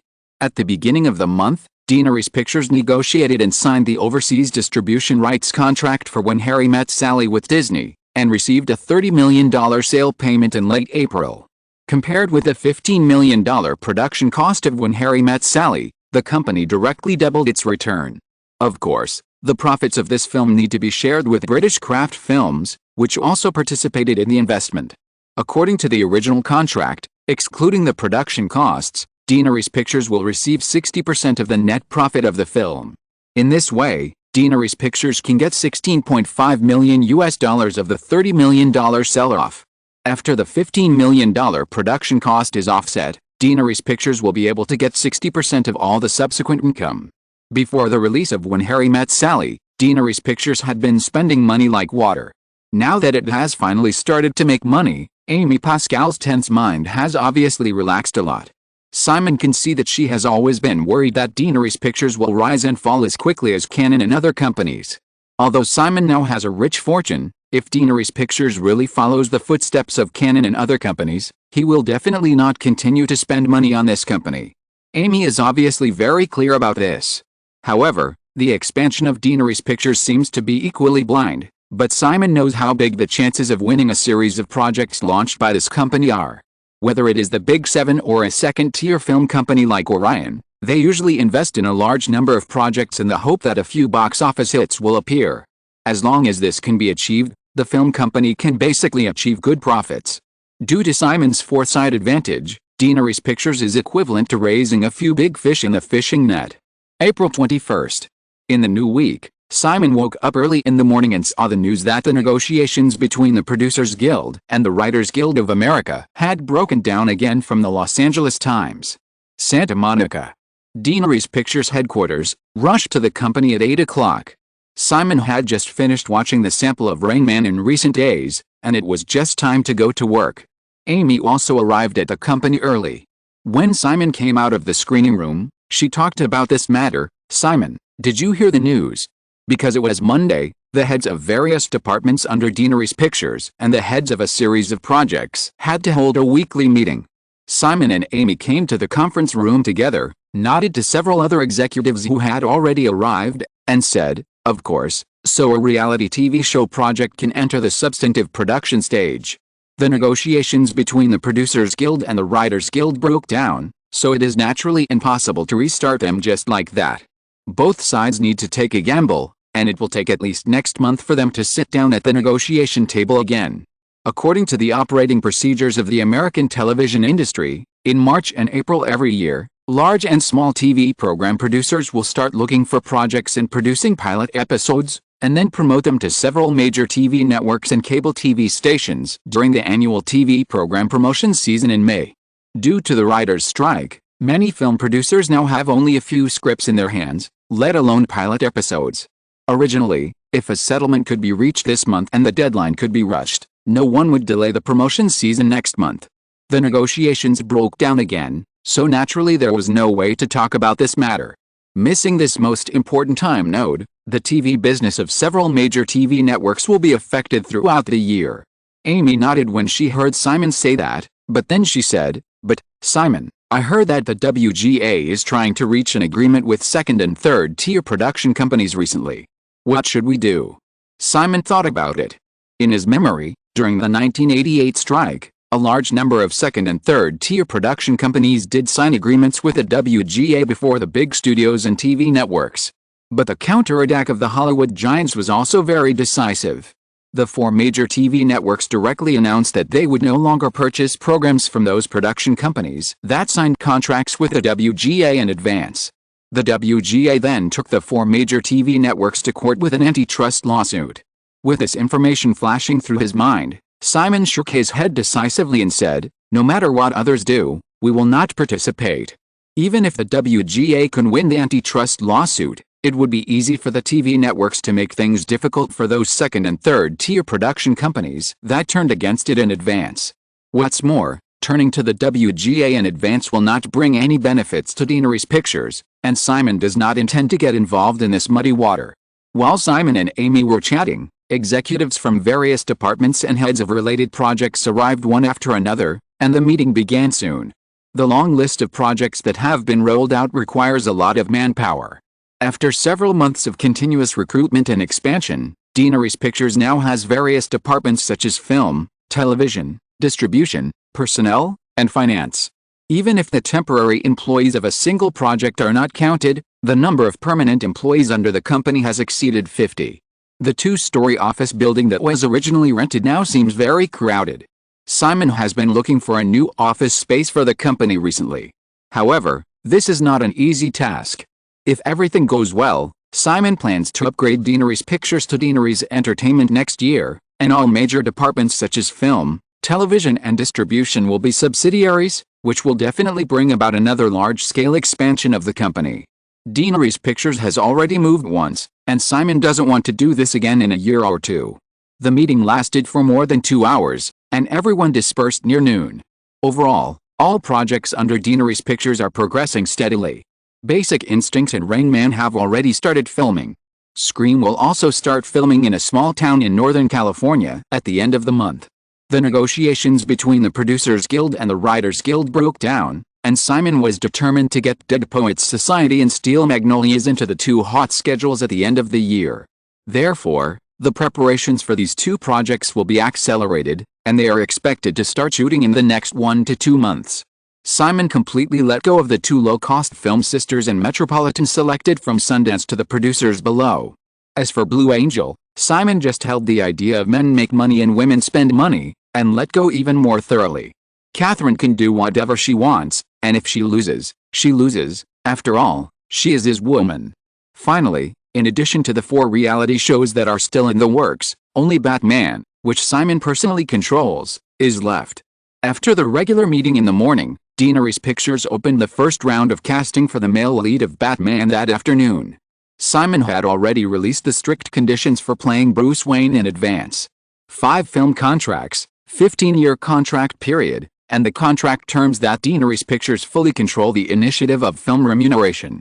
Unsurprisingly, these 3 clauses alone made all Hollywood's first-tier stars who tried to get the role of Batman back off, and most second-tier stars made the same choice. However, Hollywood's biggest advantage is that it has never lacked actors. Even though Daenerys Pictures put forward many other restrictions under several strict signing conditions, the company still received more than 1,200 resumes before the first round of casting.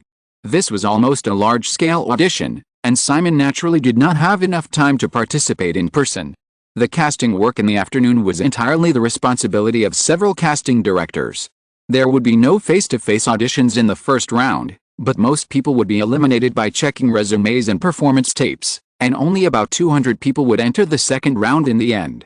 Simon also knew that such an operation would definitely cause many actors with good qualifications to be eliminated, and even some private goods would be smuggled by several casting directors. But this is the world. If they are eliminated when the conditions are met, it can only be said that they are unlucky.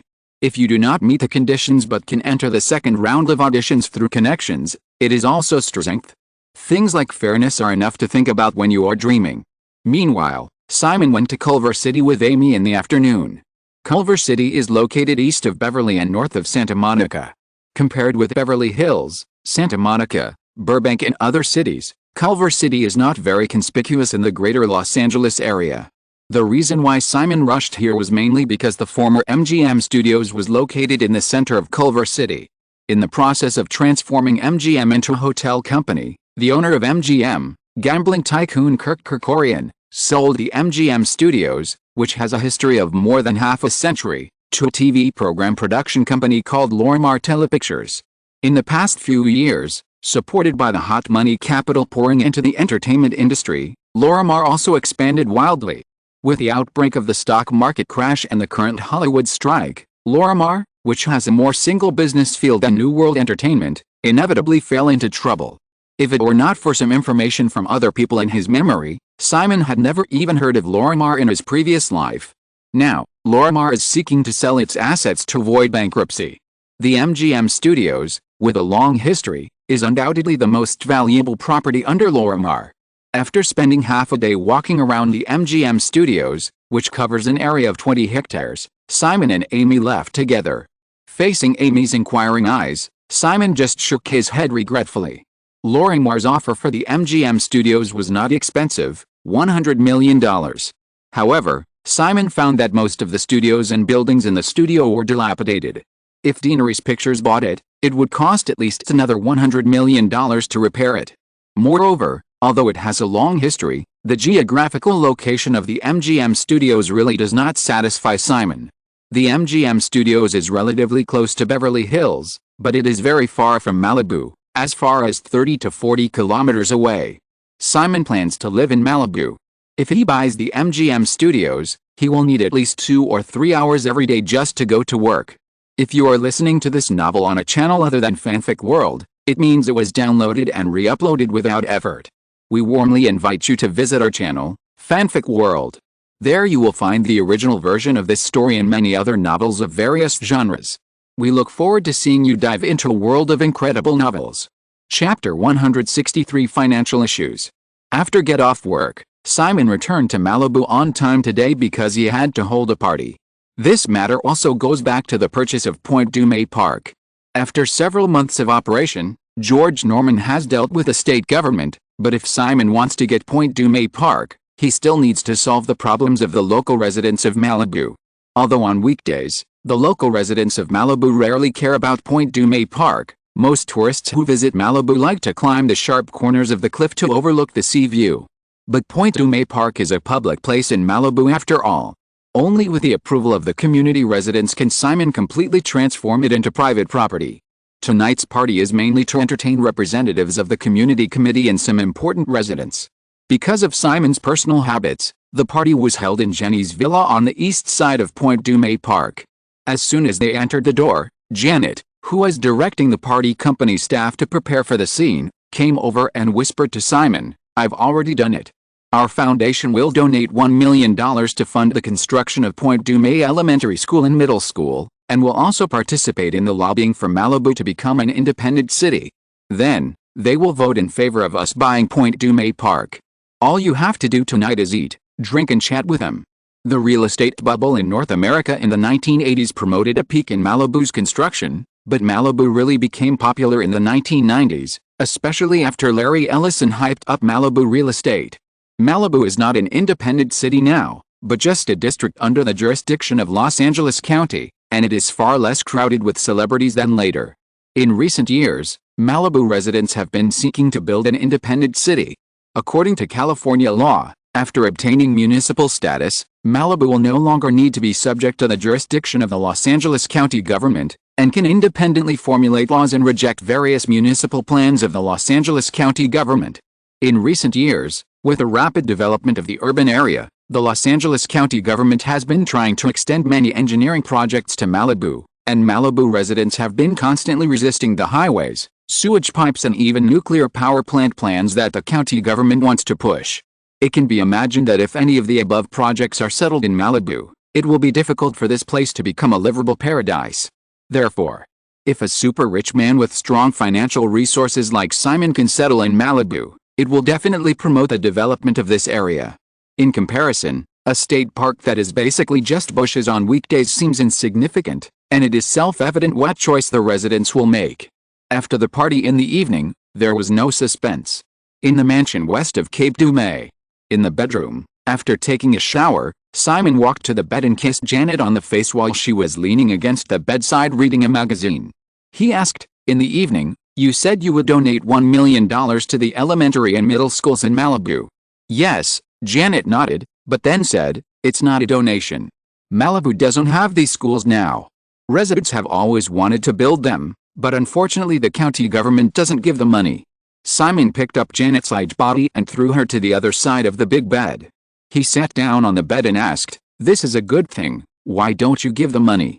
Janet was thrown away by Simon. She pretended to be angry and slapped him with a magazine, saying, "2 years ago, The county government wanted to build a sewage pipe extending from Santa Monica, but was rejected here, and many other things were blocked. The residents here are so disobedient, it would be strange if they were willing to give money. In that case, donate more and build a better school. Our little guy will go to school here in the future. $1 million is already a lot, and our little guy will not go to school here. He will definitely go to the best private school.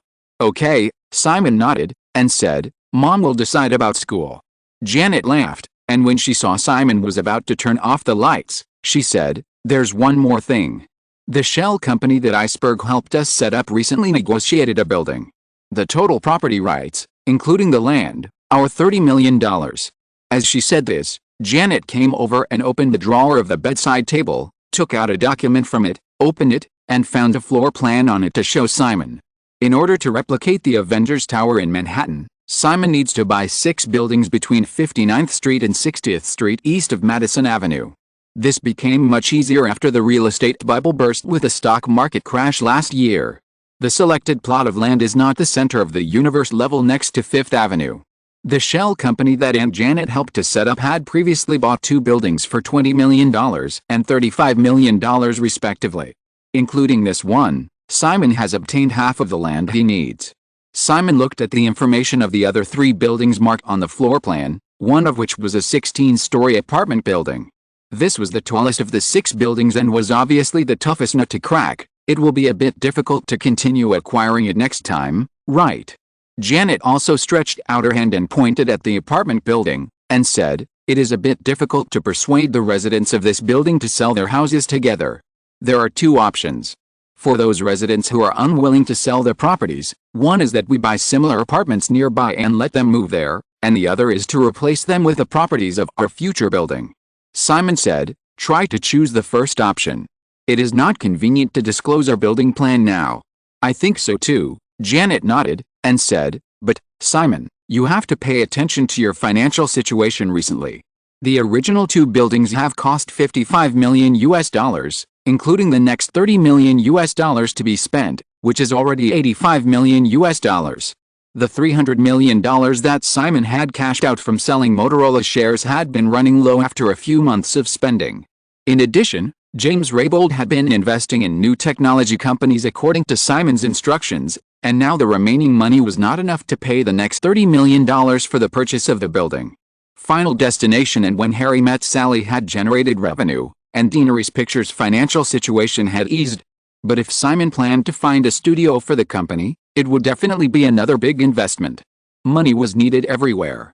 Moreover, because of the public promise made during the process of reducing Motorola shares, Simon would need to continue to cash out funds from the stock market next year. Raybould will come from New York tomorrow. I will talk to him first. After thinking for a moment, Simon said, besides, my personal debt ratio is still very low compared to the assets under my name. The bank will definitely be very happy to lend me money, right? Janet said, of course, but you don't like borrowing money at all, right? Yes, Simon nodded and said, speaking of which, where did you hide all those IOUs I wrote? I should be able to get them back now, right? I don't plan to give them to you. I want you to owe me for life. Too cruel. The next day, James Raybould came to Los Angeles and brought Simon news that he needed money. Fortunately, it was all good news that Simon liked to hear. The valuation of Cisco's new round of financing was finally confirmed to be $120 million. We invested $18 million and obtained 15% of the company's shares. In addition, Quantum Link, this small company just wants to break away from its cooperation with Apple and operate independently. After negotiations, we invested $5 million and obtained 25% of the company's shares. At the same time, I got the priority of Quantum Link's next round of financing. Next is, James Raybould has recently negotiated equity investments in a total of 5 companies. However, Simon is actually only concerned about 2 of them. Cisco is needless to say. This supergiant with a market value of more than $600 billion in the new technology wave in the late 1990s has long been targeted by Simon. Even if it will be diluted in the next many years, even if it is only 10%, when Cisco's stock price is at its peak, the value of the share will reach $60 billion, and the return rate will exceed 3,000 times. What's more, Simon will naturally not be satisfied with the current shareholding ratio, and will definitely continue to increase his holdings in the future. Another company, Quantum Link, was found only after Simon searched carefully. The Chinese transliteration of quantum is quantang, and the original English meaning is quantum, so many technology companies like to use the word quantum. As for Quantum Link, this company is still unknown now, but its later name is a household name, America Online. Simon's most vivid memory is the big collapse after the merger of America Online and Time Warner around the new millennium. At its peak, the total market value of America Online Time Warner after the merger exceeded $300 billion, but just a few years later, with the bursting of the internet bubble, the market value of America Online fell by more than 90%, and Time Warner was also seriously injured. However, before the bursting of the internet bubble, America Online was definitely a company worth investing in. What's more, $5 million to acquire 25% of America Online's shares. Think about America Online's market value of more than $160 billion at its peak. This is a bargain price. With the equity of these two companies, the investment in the other three companies is completely worth it even if all losses are incurred. As for the Qualcomm company in San Diego, they don't have any financing plans at the moment, but they also said that if they have such intentions, they will contact us. Simon, the total amount of these 5 investments is $65 million, but Westeros only has $28.55 million on its books now. If you are sure there is no problem, we may need to take out a loan.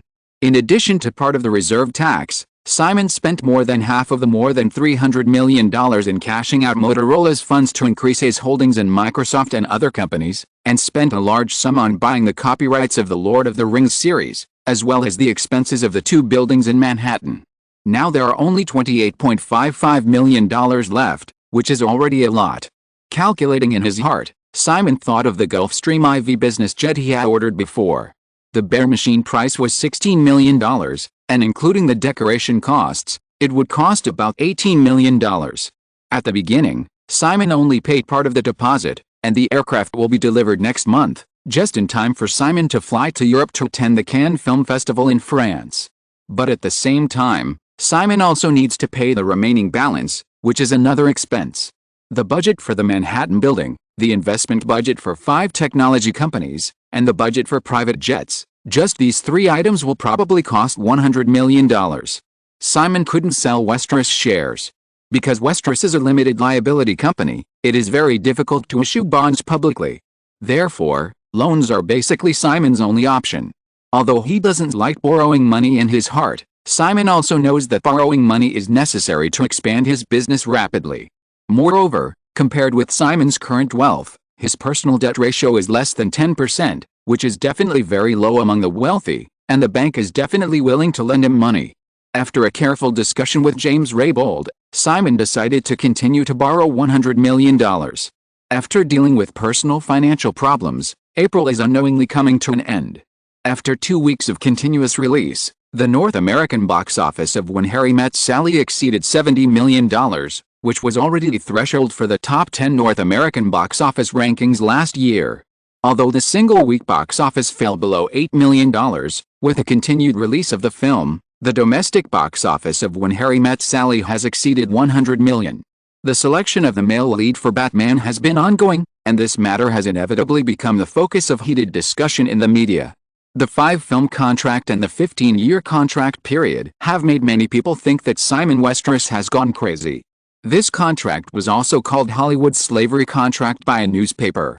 Regardless of the comments from the outside world, Daenerys Pictures has no intention of giving in and is still advancing its plans step by step.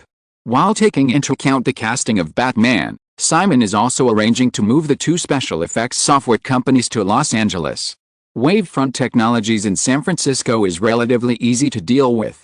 Americans are not used to relocating, and the model of Hollywood TV dramas using relocation to trigger plots is rampant. Simon selected an office building in Santa Monica, and most of the employees moved in quickly. Alias Research in Toronto is a bit troublesome because it is a Canadian company and involves overseas labor issues, but it will basically be resolved in the next few months. Things about the studio. Simon could see that Amy was obviously looking forward to him buying the MGM studio in Culver City, because in the past when Simon wanted to invest a lot of money in some projects, Amy would always persuade him, but not this time. But after careful consideration, Simon decided to postpone the matter. He really didn't have much feeling for the MGM studio. In fact, compared with Fox's Century City studio, Paramount's Hollywood studio, and Universal and Warner Studios in Burbank, the MGM studio in Culver City is just a pure real estate, and the potential for appreciation is not too great.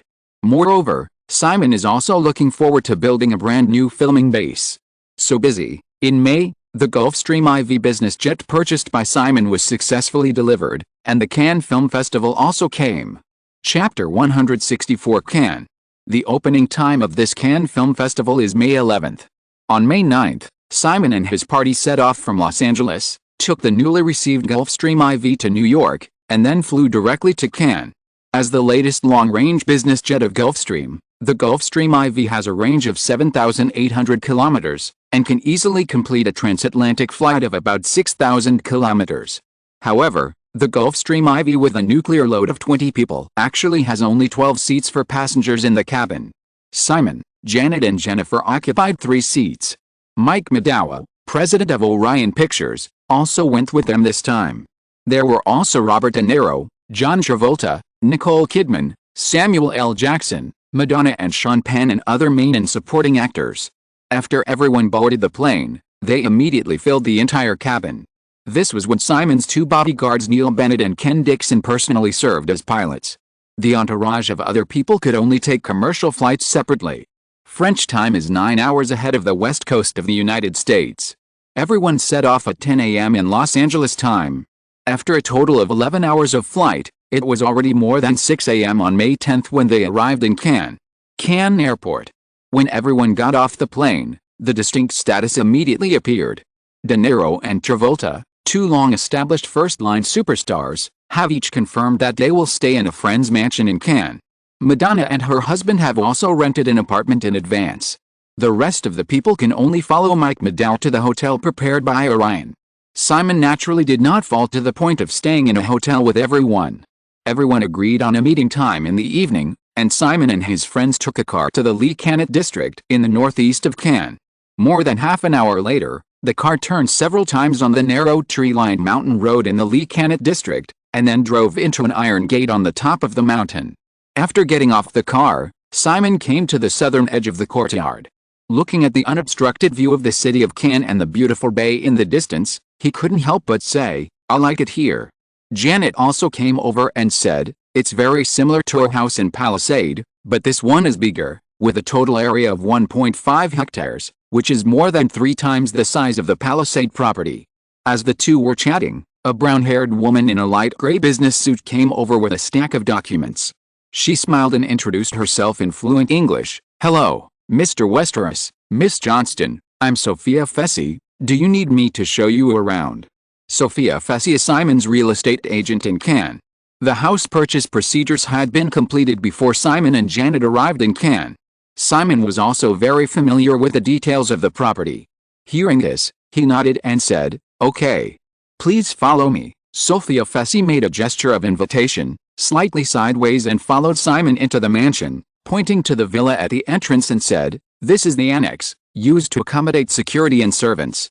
The former owner, Mr. Brent, was a boss who treated his employees very well, so the design of the annex is also very exquisite. Let's go directly to the main villa. The main villa covers an area of 18,000 square feet and has a total of 69 rooms on 3 floors, including 16 bedrooms, 22 bathrooms, and 3 kitchens. There are also libraries, gyms, and screening rooms. Oh, there is also a very spacious basement, which was originally used as a wine cellar. After flying for 11 hours in a row, Simon and Janet were very tired. After listening to Sophia's introduction briefly, Simon sent her away.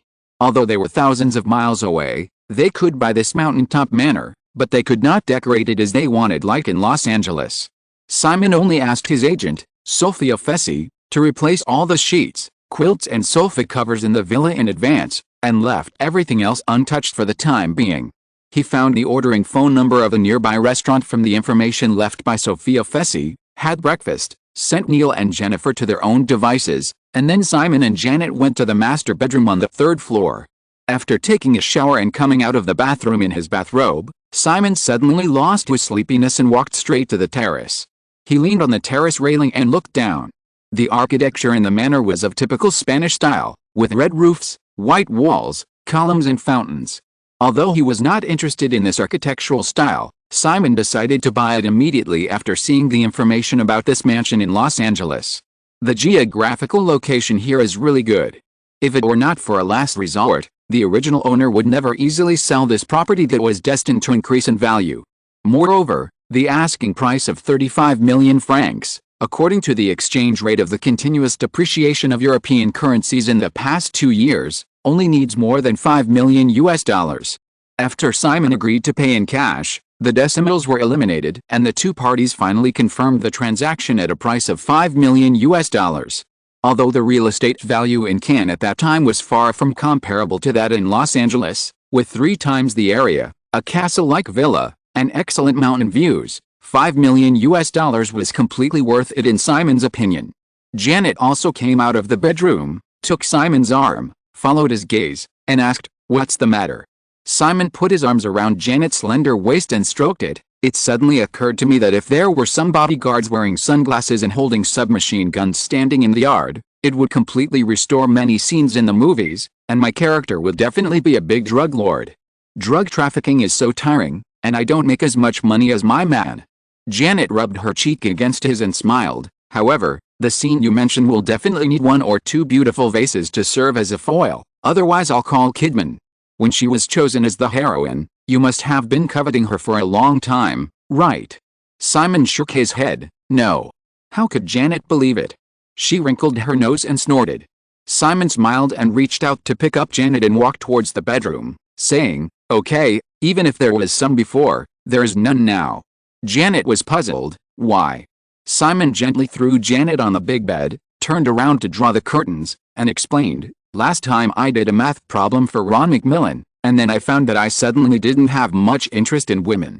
Janet turned around and lay charmingly on the big bed, with her legs raised and her beautiful feet dangling like a poster in Pulp Fiction, and asked, "What math problem?" Simon walked over and sat on the bed, shaking his head and said, "Nothing, I'd better not tell you, otherwise you will definitely think I objectify women." Janet blinked, turned around and rubbed against Simon. "Are you talking about feminism?" "I'm not a feminist." Simon hugged the woman and said, "Are you still a male chauvinist?" "Why not?" "I am a male chauvinist."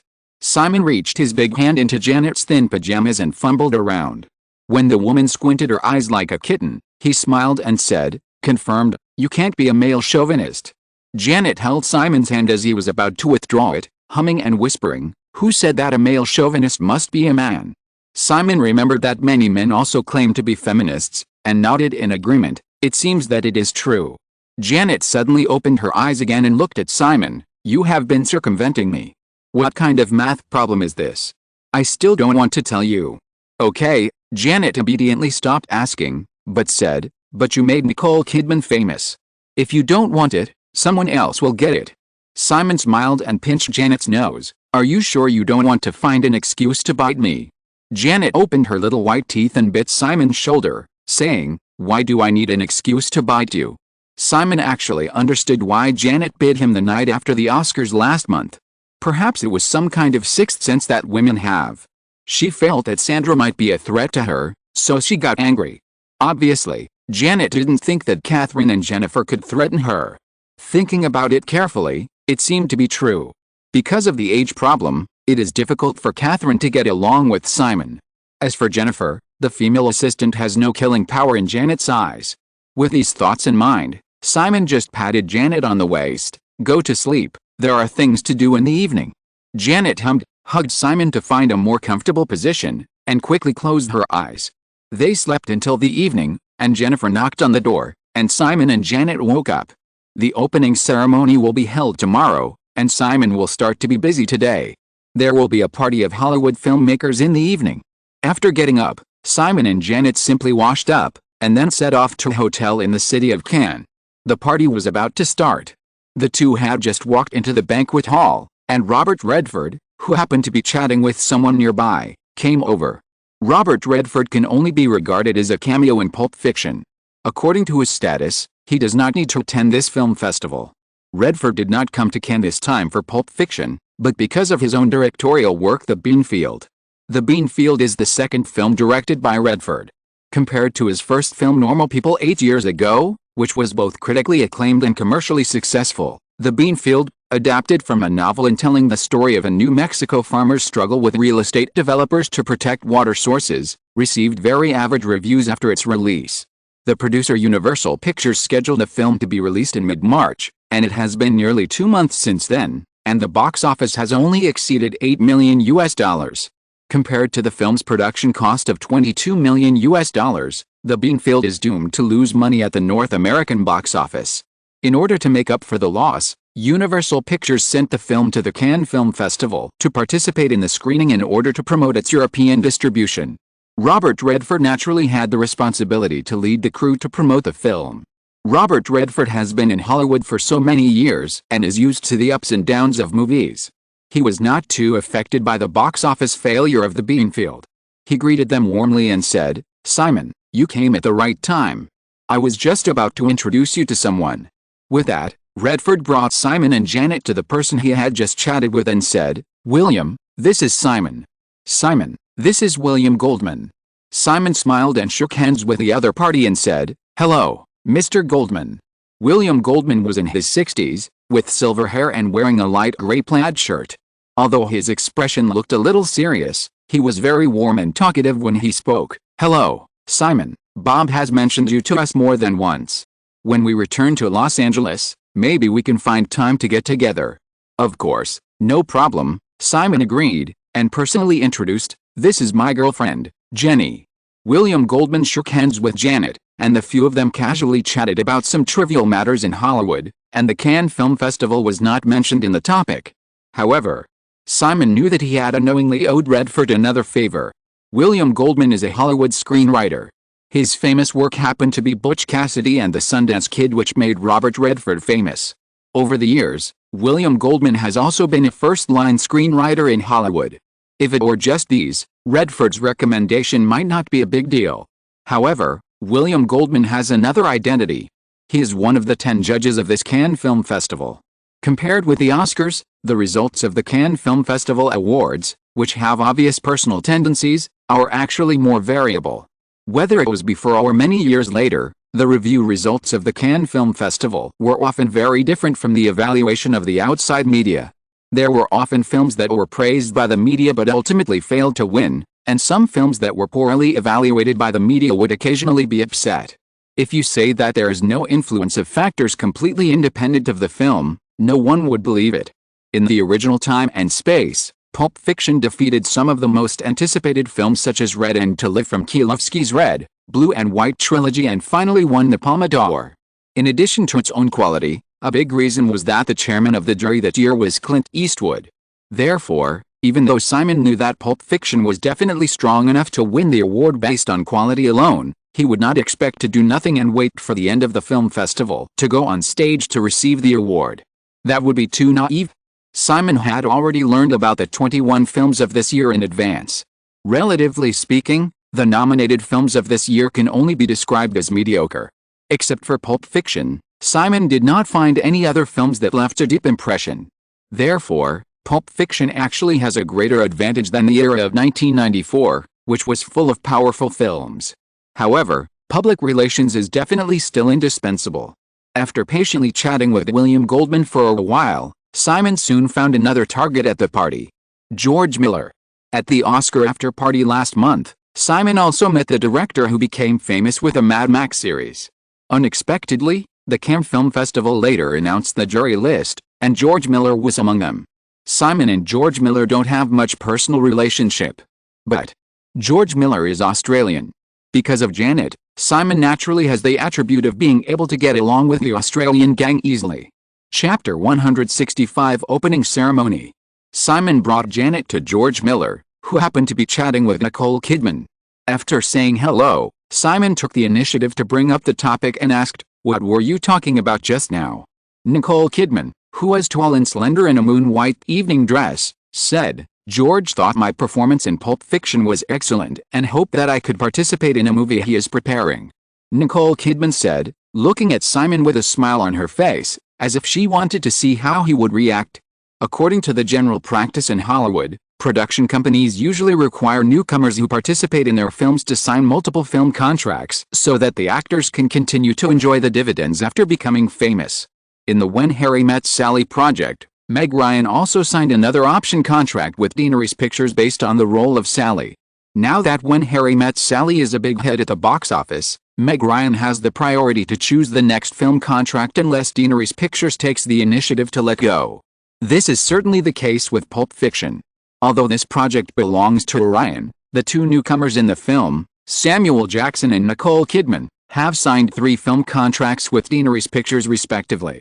The same is true for the 5 film contracts that Deaneries Pictures recently selected for the male lead of Batman, except that this contract requires more contracts in longer terms. After the era of big studios, this kind of contract that is almost like selling one's body has rarely appeared in Hollywood, so it was ridiculed by the media as a slavery contract. Noticing the smile on Nicole Kidman's lips, Simon just glanced at her and asked Miller, "George, can you tell me about your next movie? I really like The Witches of Eastwick, but I am more looking forward to you shooting the 4th part of Mad Max." "Simon, you are wrong.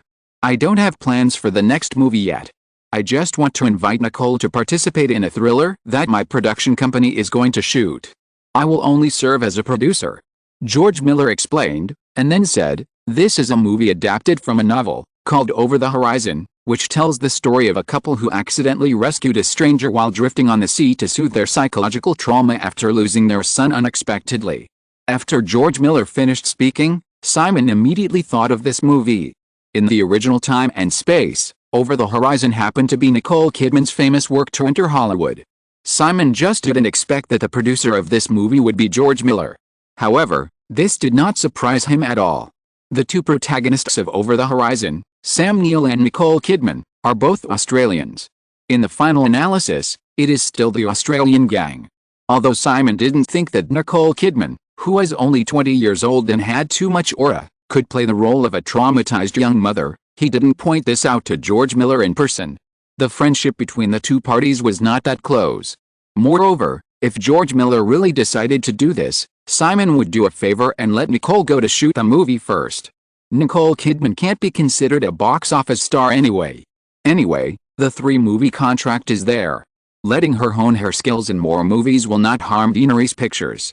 After chatting for a while, Simon was about to leave when George Miller, who had not mentioned the Cannes Film Festival in his previous conversation, suddenly said, "Simon, I have to say that your Pulp Fiction is really excellent this time. It's the first time I found that movies can be so imaginative." Simon was stunned for a moment after listening to George Miller's straightforward statement. He noticed the shrewdness in the eyes of this honest middle-aged man, and soon smiled and nodded as if nothing had happened, saying, "George, I'm glad you like this movie." Although Simon was only interested in the Palme d'Or, he was no longer worried that Pulp Fiction would return empty-handed after he had secured 2 judges. After all, Orion would definitely not be indifferent, and the connections of Mike Medow and others in the circle were definitely not comparable to Simon's. Moreover, compared to the Oscars, which have a large number of judges, the Cannes Awards are much easier to operate. Simon did not feel guilty about his public relations behavior at all. If there is an opportunity, if you don't fight for it, the award will only belong to others. Just like Pulp Fiction in the original Time and Space, who dares to say that it was not fought for? Just like the year when Quentin was the chairman of the jury, Michael Moore's documentary Fahrenheit 9/11 won the Palme d'Or. The general media opinion was that the French wanted to make trouble for the Bush administration. What was the reality? The award selection was in the hands of a group of judges. If the organizers of the film festival dared to intervene and say let's make trouble for Bush Jr., a group of big-name judges who have already achieved success and do not rely on you to make a living in Cannes would get angry and expose you for interference in the scandal in a minute. What is the reason? It's very simple. Fahrenheit 9/11 was invested and produced by Miramax. As we all know, Weinstein and Quentin are simply good buddies who can't be more close. Then, Fahrenheit 9/11 won the Palme d'Or. This documentary with an investment of $6 million sold more than $200 million in the box office worldwide.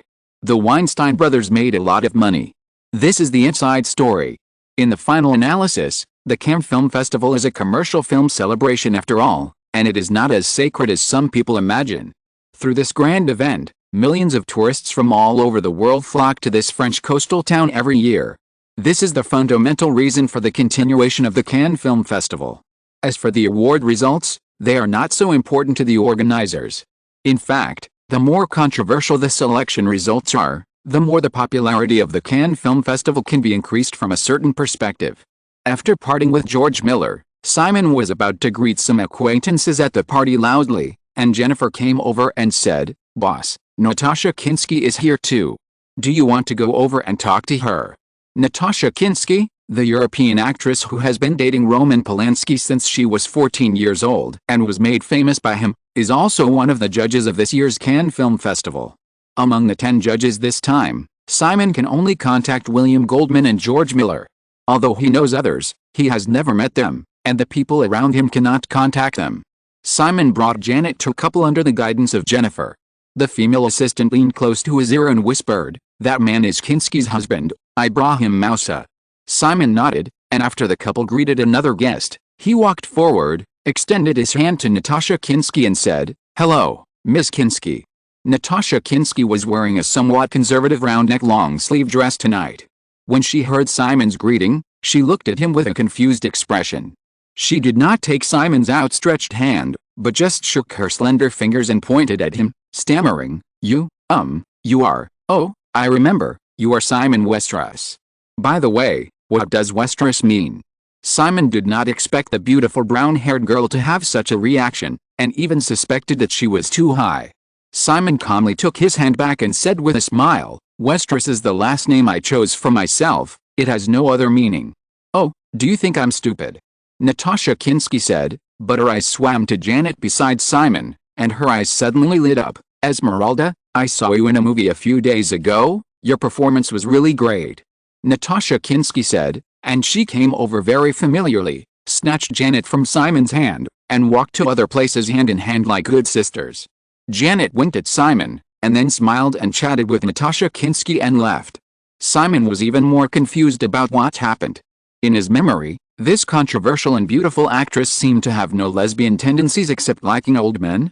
Natasha Kinski's husband saw his wife directly abandon him and walked away. His face was obviously a little ugly. He simply greeted Simon and turned away. Simon looked around, shrugged, and walked towards the crew of When Harry Met Sally. When Harry Met Sally was also scheduled to be screened at the Cannes Film Festival this time. Of course, since the overseas copyright had been sold to Disney, Disney was also in charge of this matter. At around 10 o'clock, Simon was about to leave. He looked around the party but couldn't find Janet. Jennifer didn't know where she went. Just when he was a little anxious, Robert Redford told Simon that he saw Janet and another woman leave the banquet hall early half an hour ago. Simon left the party and found Neil Bennett waiting outside, only to learn that Janet had returned to the Hilltop estate in Lee Cannet. Taking Jennifer back to the residence, in the brightly lit villa, Simon found the third-floor terrace all the way and found that not only Janet, but Nastasia Kinski was there too. The two were huddled on the lounge chairs on the third-floor terrace, drinking red wine and chatting. Seeing Simon appear, Janet sat up and greeted him. Natasha Kinski still just glanced at Simon indifferently, looking very unimpressed. Simon walked to Janet's recliner and sat next to the woman. He glanced at Natasha Kinski. The woman had changed out of the conservative dress and was now wearing a light pink silk nightgown, with two crazy long legs sticking out. The clothes were obviously Janet's. Putting his arm around Janet's waist, Simon leaned close to the woman's ear and whispered, "What's going on?" As soon as Simon said this, Natasha Kinski on the other side replied, "Mr. Westeros, I have very sharp ears." Simon simply looked over and said, "Then can you explain it to me?" Natasha shook the red wine in her hand and said casually, "Jenny and I get along very well. I plan to stay here for one night." Simon smiled and said, "But you have to understand, Miss Kinski, the men in our family have the final say."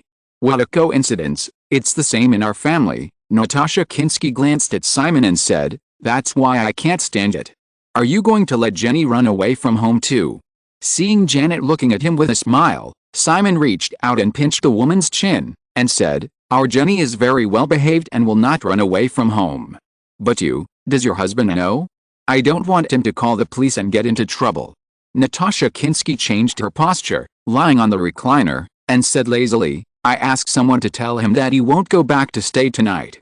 Well, Simon said helplessly, it's late, I'll ask someone to arrange a guest room for you. Natasha Kinski raised her wine glass towards the master bedroom. This one is good, Jenny and I will sleep together. Simon pretended to be dissatisfied and said, what should I do then?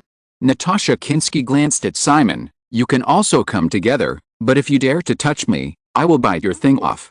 The woman's tone was light, but Simon felt a chill on his back, retreated directly, and stood up and said, okay, then you go to bed early. Simon left the terrace amid Janet's gloating laughter. Although it still felt a little weird, it was already late, and Simon fell asleep quickly after changing a bedroom. The jet lag was still a bit messy, and Simon woke up after less than 6 hours of rest. It was only a little over 5 o'clock. It was already summer, and although it was only a little over 5 o'clock, it was already bright outside. The bedroom Simon changed to was still on the 3rd floor, also with a spacious terrace.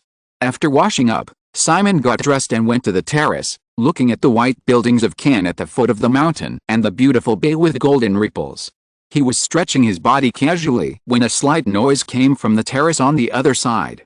The graceful figure wearing only a pair of underwear walked out of the bedroom lazily, leaned on the railing and looked at the distance with a somewhat lonely expression. After a moment, she noticed Simon on the other side. The woman did not scream in anger nor panic and shy. She turned around calmly and floated into the bedroom again. Simon could not help but touch his nose. This is really too weird. After breakfast, Ken Dixon was sent to drive Nastasia Kinski away. Janet then explained to Simon that Nastasia Kinski was having a quarrel with her husband. The Egyptian businessman had been trying to get Kinski to quit acting. After a few years of tug-of-war, the actress gave birth to a child last year and reluctantly agreed. However, she only stayed quiet for a few months before she accepted the job of a judge at the Cannes Film Festival again and announced her comeback. The two sides inevitably began to argue. Simon had no intention of meddling in other people's family affairs. After Janet explained, she also said that she had already settled some things, so he put the matter behind him. The opening ceremony was held at 7 p.m. However, before that, the organizers also arranged a media photo session for the main creators of the shortlisted works. Simon was busy for the whole morning and took a short break for a few hours in the afternoon. The crew of Pulp Fiction began to assemble. At around 6:30, everyone set out from the hotel that Orion had booked and drove to the Cannes Film Palace on the seaside. Chapter 166 Film Festival Arrangements. The Cannes Film Festival is a film festival with strict hierarchy. Celebrities of different levels have their own circles. Journalists of different backgrounds and qualifications have press cards representing different permissions, and different types of guests appear on the red carpet at different times at the opening ceremony. As the most anticipated film in the main competition unit of this film festival, the crew of Pulp Fiction arrived at the Film Palace on the Cannes seafront near the end of the red carpet ceremony. Even so, after getting off the car, a staff member ran over to signal Simon and his team to wait for a moment. They signed some names for the screaming crowd on both sides of the road at the entrance, and a few minutes later, the crew was allowed to enter. In the 1980s, the red carpet of the Cannes Film Festival was only a short section of the 24 steps of honor at the entrance of the Film Palace. Simon and others stepped onto the media passage from the roadside to the steps, and the reporters on both sides suddenly boiled. In addition to Simon and Janet, the crew of Pulp Fiction also includes Robert De Niro, John Travolta, Samuel Jackson, Nicole Kidman, Madonna, Sean Penn, and Robert Redford, who had previously led the crew of the Beanfield and came out again. More than half of the 9 people are first-line celebrities who are attracting much attention. Most of the guests attending the opening ceremony had already entered the venue half an hour before the red carpet ceremony. At this time, there was only the crew of Pulp Fiction on the media channel, and everyone naturally became the focus of attention of reporters on both sides. After coordinating various poses, Simon wanted to take Janet to move forward, but was politely stopped by the staff. They continued to pose for photos under the flash for a while, and then everyone was able to climb the steps of honor, followed by another photo. While standing at the top of the steps to take a group photo, Simon saw the judges of this year's main competition unit appear at the end of the media channel. According to convention, The judges of the main competition unit usually step onto the red carpet at the last moment. Obviously, Pulp Fiction was ranked second to last. Entering the Lumiere Hall of the Film Palace, which can accommodate more than 2,000 people, the opening ceremony of the film festival began soon. Compared with the lively and noisy red carpet ceremony, the opening ceremony of the Cannes Film Festival seemed unremarkable. The host of this opening ceremony was French actress Mathilde May. Simon only remembered that she had starred in the last part of the Iberia trilogy by Spanish director Biggs Luna. The half-hour opening ceremony had a very fixed process, without the ease and humor of the Oscar ceremony. After the serious opening speech, the host invited the judges of this year's main competition unit to take their seats on the stage and gave a brief introduction. In the middle, there was a song and dance performance, and then the nominated films of this year were introduced, and then it ended. Watching Mathilde May, who was wearing a water blue evening gown, begin to bow, Janet leaned on Simon and whispered, "It's so boring, Simon, are we really going to stay and watch the opening film?" Simon nodded and said, "If you don't want to watch it, you can go back first." Janet rubbed Simon's shoulder and said, "I will definitely stay with you." After the opening ceremony, some guests usually choose to leave early. However, after seeing the information about the opening film of this film festival, Simon decided to stay after the opening ceremony. Because the name of the opening film is Big Blue, directed by Luc Besson. In the original time and space, Big Blue was the most successful film in France in the 1980s and was shown in theaters for a year. This alone is enough to prove the excellence of the film. Simon had also seen this movie in his previous life, but it was through pirated discs at that time, and he liked it very much. Now, since he has the opportunity to relive it on the big screen, he will naturally not miss it. Knowing that Simon planned to continue watching the opening film, the other crew members also stayed with interest. After a short break, the film screening soon began. There are two storylines in Big Blue: the competition between two top divers played by Jean Reno and Jean-Marc Barr, and the emotional line between the male and female protagonists played by Jean-Marc Barr and Rosanna Arquette. In Simon's opinion, the focus of the story is actually Jacques played by Jean-Marc Barr. This male protagonist, who has been obsessed with the sea since childhood and regards dolphins as his family and cannot integrate into this world, finally obeys the call of his heart and abandons everything to return to the sea. In the screening room, Simon quickly immersed himself in the beautiful blue sea and blue sky of the film. After a while, he suddenly found that Janet had unconsciously hugged his arm tightly. This is a habitual little action of women, and Simon didn't care too much at first. However, in the second half of the film, which lasted more than 160 minutes, when the male and female protagonists who separated for the first time talked on the phone, when Simon heard the male protagonist Jack's story about encountering a mermaid, he finally noticed Janet's abnormality. Do you know how to meet mermaids? You have to swim to the bottom of the sea, where the sea is bluer, where the blue sky becomes a memory, lying in silence, and you decide to stay there, holding the determination to die, then the mermaids will appear. They come to greet you and test your love. If your love is sincere and pure enough, they will accept you and take you away forever. After this prophetic line ended, Simon heard a slightly trembling voice, "Simon, I want to go home." Simon turned his head and found that Janet, who was always a little crazy and heartless, had tears all over her face.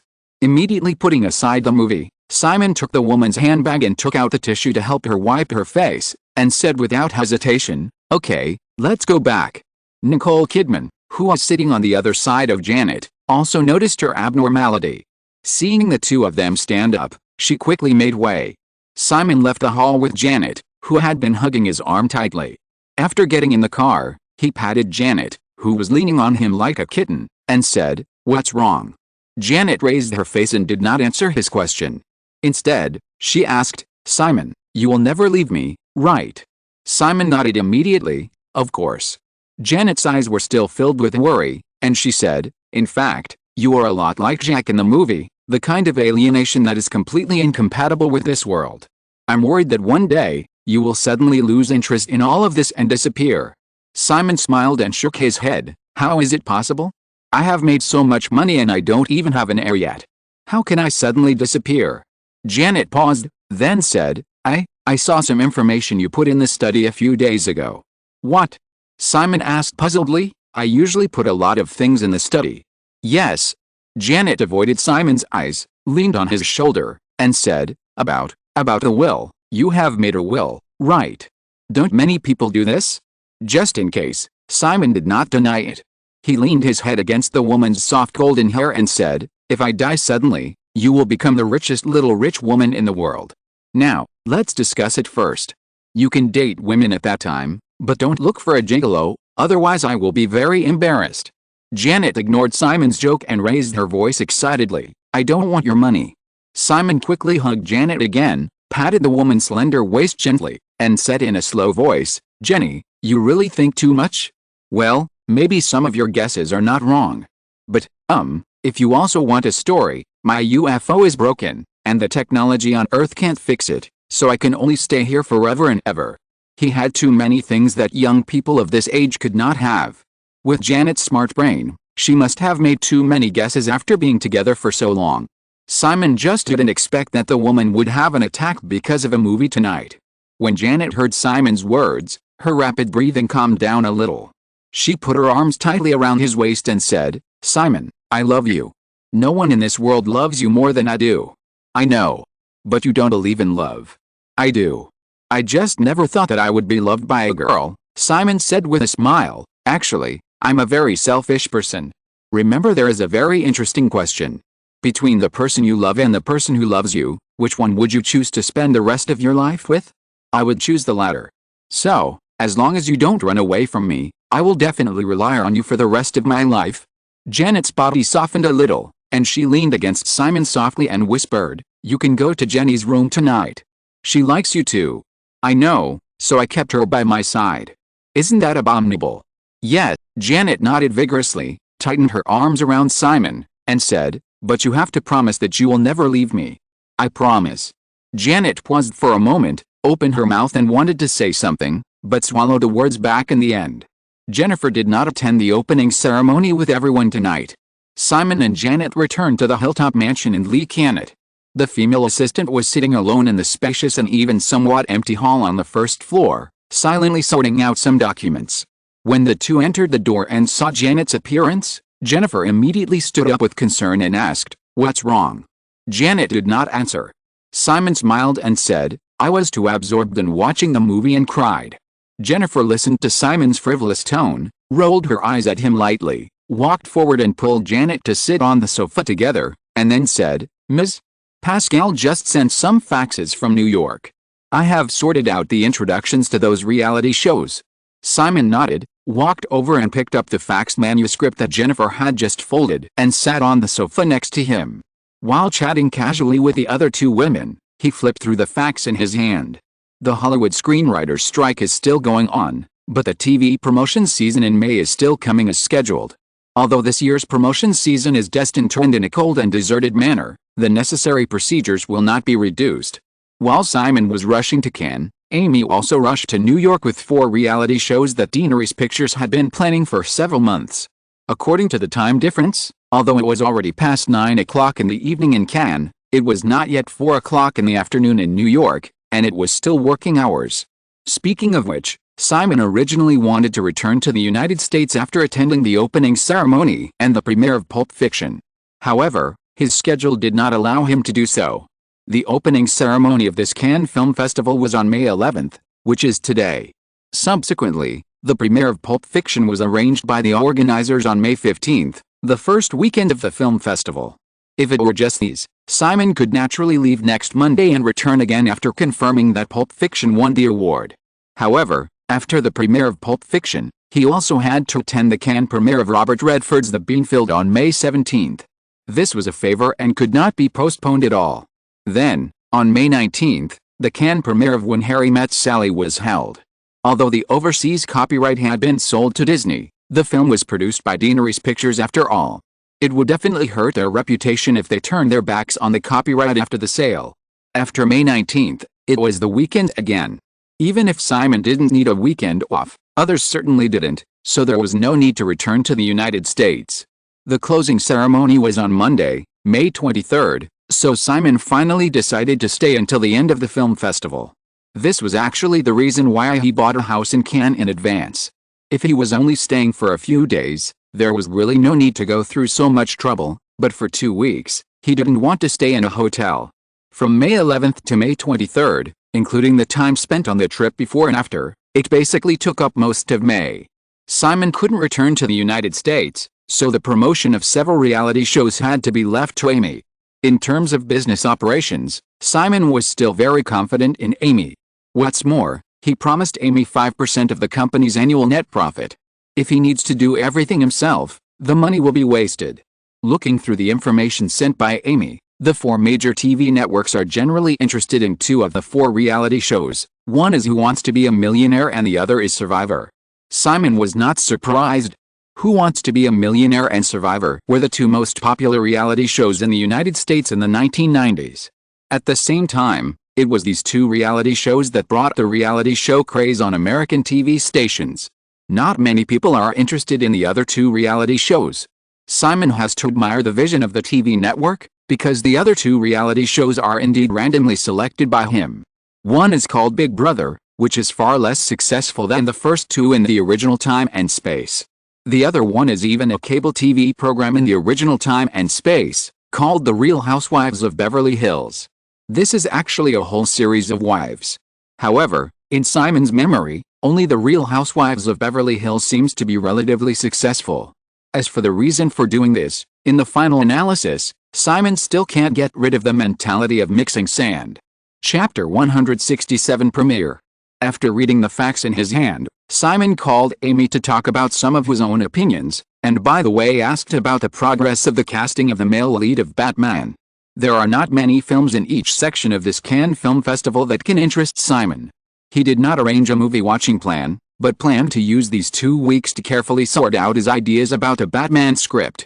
Although Batman is scheduled to start shooting next year, there is not so much time.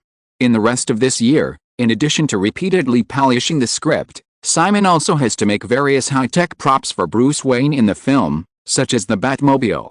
This standard vehicle for Batman needs to be able to run on the road, not just some models. From design and assembly to road testing, it may not be completed until the filming of the movie starts next year. In addition, many of the special effects planned to be used in the film also require a lot of time to prepare. In the following days, Simon basically stayed at the Hilltop Mansion in Lee Cannet to conceive the script, and kept in touch with the United States from time to time. Janet and Jennifer, on the other hand, were very interested in touring the whole Cannes. Janet actually made friends with Natasha Kinski. Although they did not stay overnight like that night, Natasha Kinski came back to have lunch with Janet again on Saturday afternoon. However, the woman's attitude towards Simon was always lukewarm. On the other hand, various activities of the Cannes Film Festival were also in full swing after the opening ceremony. Of course, the main thing was the screening of various types of films. In addition to the official competition and non-competition units of the film festival, there were also many self-funded film companies arranged for film screenings in theaters, beaches, auditoriums, etc. throughout the city. There were so many that there were hundreds of screenings every day, which could be called a real film festival. However, the official films of the film festival were undoubtedly the most concerned by the media. The organizers' arrangement of the screening of the films in each competition unit was also clearly structured, and the rhythm of the entire film festival was just right. The arrangement of the premiere of Pulp Fiction on the first weekend of the film festival was the result of careful consideration by the organizers. Weekends are the peak season for film festival visitors. Choosing this time to launch Pulp Fiction can not only maximize public attention, but also continue the topic related to the film until the end of the film festival. A few days before Pulp Fiction, the media discussed Kieslowski's A Short Film About Murder and Patty Hearst, produced by a British production company. Polish director Kieslowski had not yet reached the peak of the later Red, Blue and White trilogy. A Short Film About Murder can be regarded as his masterpiece. Film critics praised the film completely one-sidedly, and many media predicted that A Short Film About Murder would be the strongest competitor for this year's Palme d'Or. As for Patty Hearst, it was adapted from a kidnapping case that shocked the world in the 1970s. Patty Hearst, the daughter of the Hearst family, an American media family, was kidnapped by mobs. After a series of cruel insults, abuse and brainwashing, she accidentally joined the mob organization and participated in many subsequent armed robberies, which caused an uproar in public opinion. Patty Hearst has thus become the most famous patient of Stockholm Syndrome. After being arrested, the Hearst family used a lot of resources, connections, and even presidential pardons to successfully rescue this delicate lady who was sentenced to 35 years in prison. Compared with the overwhelming praise for a short film about murder, the media ridiculed Patty Hearst. Obviously, due to the influence of the Hearst family, although the producer chose this very sensitive subject, they seemed to be timid and secretive in handling the story. For example, when the mob was training the members of the organization, even the other female members were naked, but Patty Hearst was neatly dressed, as if she was not a hostage, but a princess. The film critic of the French newspaper Le Figaro wrote in a mocking tone of "If you don't dare to shoot, don't shoot." Through the description of the film, I saw that the mob was respectful to the Hearst family. According to this logic, Miss Hearst should have been released immediately, rather than brainwashed into becoming a member of the mob. In the 1980s, Cannes did not have an official program to formally rate the films in each unit. This link only started in 1997. However, the French media still organized a 5-point selection. Among the several films that have been released, Patty Hearst unsurprisingly got the lowest score of 1.3 points. In comparison, Kozlowski's A Short Film About Murder scored as high as 4.6. This continued until Sunday, May 15th. The red carpet premiere of Pulp Fiction was scheduled at 9 o'clock in the morning. Although the quality of the film is still unknown, as Simon Westeros' second film after Lola Run, which has a global box office of more than $400 million, the attention paid to Pulp Fiction can be imagined. It was less than 8 o'clock in the morning, and the outside of the film palace was already very lively. The number of media reporters attending this premiere was no less than that of the opening ceremony of the film festival. Many fans who failed to get an invitation letter openly held up high-priced signs hoping to get a movie ticket before the opening. In addition to the crew of Pulp Fiction, most of the judges of the main competition unit and many Hollywood stars who came to Cannes this time also confirmed that they would attend to show their support. The star-studded red carpet session made many onlookers feel that the trip was worthwhile. Seeing this grand occasion, Simon did not feel much pressure, but Mike Meadow, president of Orion Pictures, seemed extremely nervous. From the beginning of the year to now, Orion has released 6 movies this year. Although the previous few months have been the off-season for movies, among these 6 movies, only the originally unpopular Colored Rattlesnake starring Robert Duvall and Sean Penn was relatively successful. The cumulative box office has exceeded $26 million in the 4 weeks since its release. The other 5 movies have all ended in failure.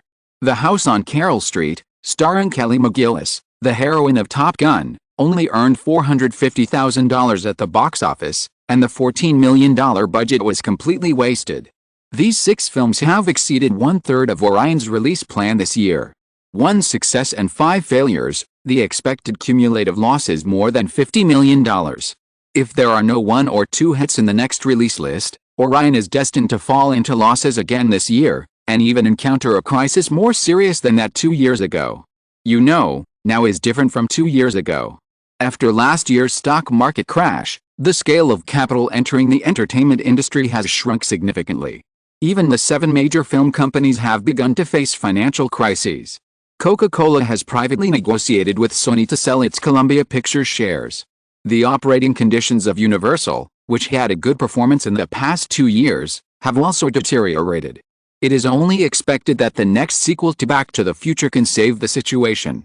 In this case, even if there is capital willing to invest in Hollywood, it will only give priority to cooperation with the 7 majors. Once a second-tier film company like Orion falls into crisis, it will definitely be difficult to turn around like it did 2 years ago. Pulp Fiction is the film that has the most hope of supporting Orion Pictures' performance this year. However, compared with those commercial films that are suitable for all ages, Pulp Fiction is really too radical. Due to Simon's strong position, Mike Meadow and other senior executives of Orion have no way to intervene in this project as they wish. The film will be released on June 3rd. There is no doubt that the media feedback and award results at this Cannes Film Festival are crucial to Pulp Fiction. Although he has received some reassuring positive feedback from the judges he knows, Mike Meadow has been busy in recent days. Just last night, he held a media party at the famous Intercontinental Carlton Hotel in Cannes to entertain the major mainstream media people participating in this film festival in advance, so that even if these reporters are not very satisfied with the film, they can still be lenient in their writing. Compared to the original production cost of Pulp Fiction of $8 million, Orion Pictures has invested $5 million in the publicity and public relations budget for this film. In the future, if the film has a good reputation and shows corresponding box office potential, Orion will definitely make additional investments, which will basically reach the same scale as the production cost of the film. Although he was nervous, Mike Medow still forced himself to greet every important guest attending the premiere enthusiastically. His assistant followed behind him with a long list of names and kept reminding him. It was not until nearly 9 o'clock that Mike Medow came to sit next to Simon.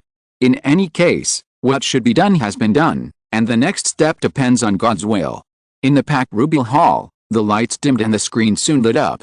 The opening titles of Orion Pictures and Deaneries Pictures flashed, followed by the explanation of the term Pulp Fiction. The subtitles fell, and Sean Penn and Madonna appeared on the big screen.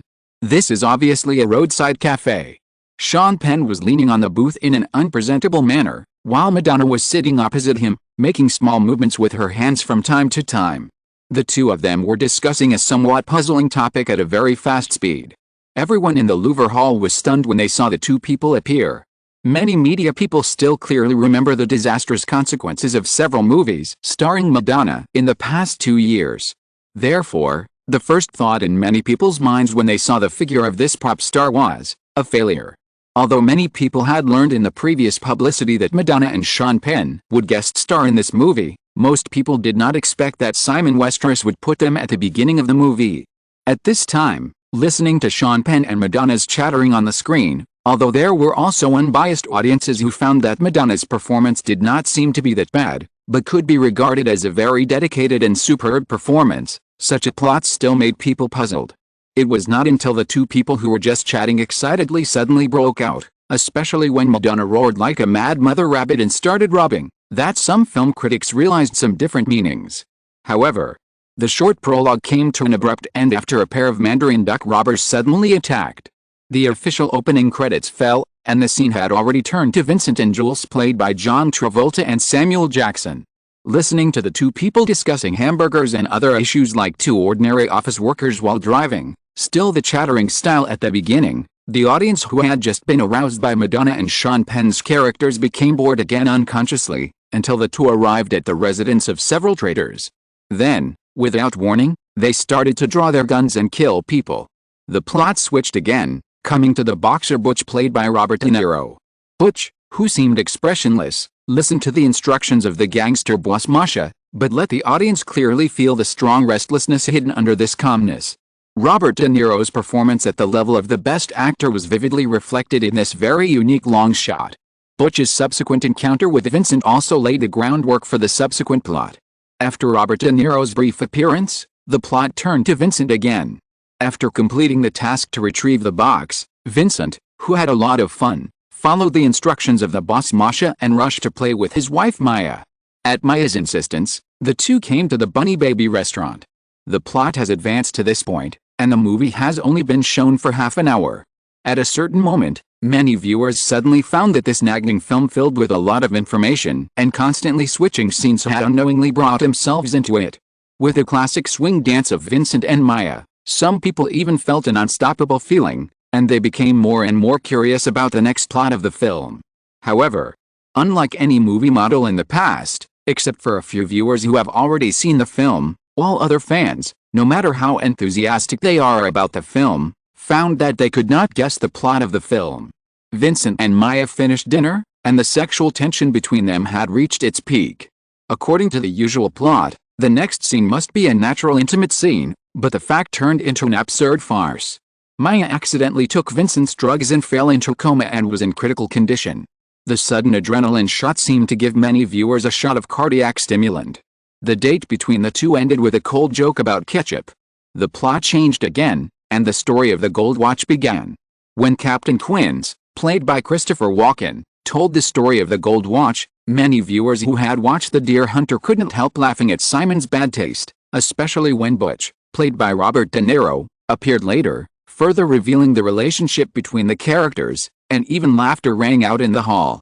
In the 1979 Oscar-winning film The Deer Hunter, Christopher Walken and Robert De Niro played two prisoners of war captured in the Vietnam War. This plot is completely consistent with The Deer Hunter. Captain Coons survived the prisoner of war camp and brought back the gold watch that Butch's father had saved with great difficulty. Combining the two films, the roles of Christopher Walken and Robert De Niro will be very interesting. Against the backdrop of this talk, Butch's identity as a boxer can also be easily associated with Robert De Niro's Raging Bull. After Butch won the game, he began to flee. Janet played the taxi driver Esmeralda Villalobos, who instantly attracted the attention of the audience. In the short few minutes of the rivalry in the taxi, Robert De Niro seemed to be at ease, but a woman who appeared on the big screen for the first time, with lazy and fluffy hair, white face, bright eyes, seductive flaming red lips and a soft accent that easily let people take down all their defenses, perfectly created the image of a mysterious woman who seemed to be on the verge of collapse at any time, charming, dangerous but irresistible. Looking at the woman on the screen who still made people focus on her even in a defocused state, some film critics in the hall subconsciously had an idea that they were not willing to admit. This mysterious woman who suddenly appeared actually suppressed Robert De Niro, who had already won 2 Oscars. Whether or not they recognized that the woman on the screen was Simon Westeros' girlfriend Janet Johnston, the powerful charm displayed by this character in just a few minutes made many viewers confirm that Esmeralda was definitely Simon Westeros' favorite character in this movie, even more obviously than the equally stunning Maya. After this part of the plot ended, the audience repeatedly savored all the details of the previous shot, and began to strongly expect that the beautiful and dangerous female taxi driver would appear again in the next story. This expectation continued until Butch suddenly killed Vincent, and the audience's thoughts were resumed, and they watched Butch and Marcia's tragic experience after being kidnapped by 2 gay men with a dumbfounded attitude. Chapter 168 Media Feedback. Butch escapes from the desperate situation, and after a day of weirdness that makes people collapse, he takes his girlfriend away to the end of the world, and the gold watch section ends. The story continues, but the plot turns back to the trader's apartment that Vincent and Jules visited at the beginning. A trader hiding in the bathroom suddenly jumped out with a gun when Vincent and Jules were not prepared and shot randomly, but all the shots were missed. Jules regarded it as a miracle and thought of retiring. Vincent insisted that it was just an accident.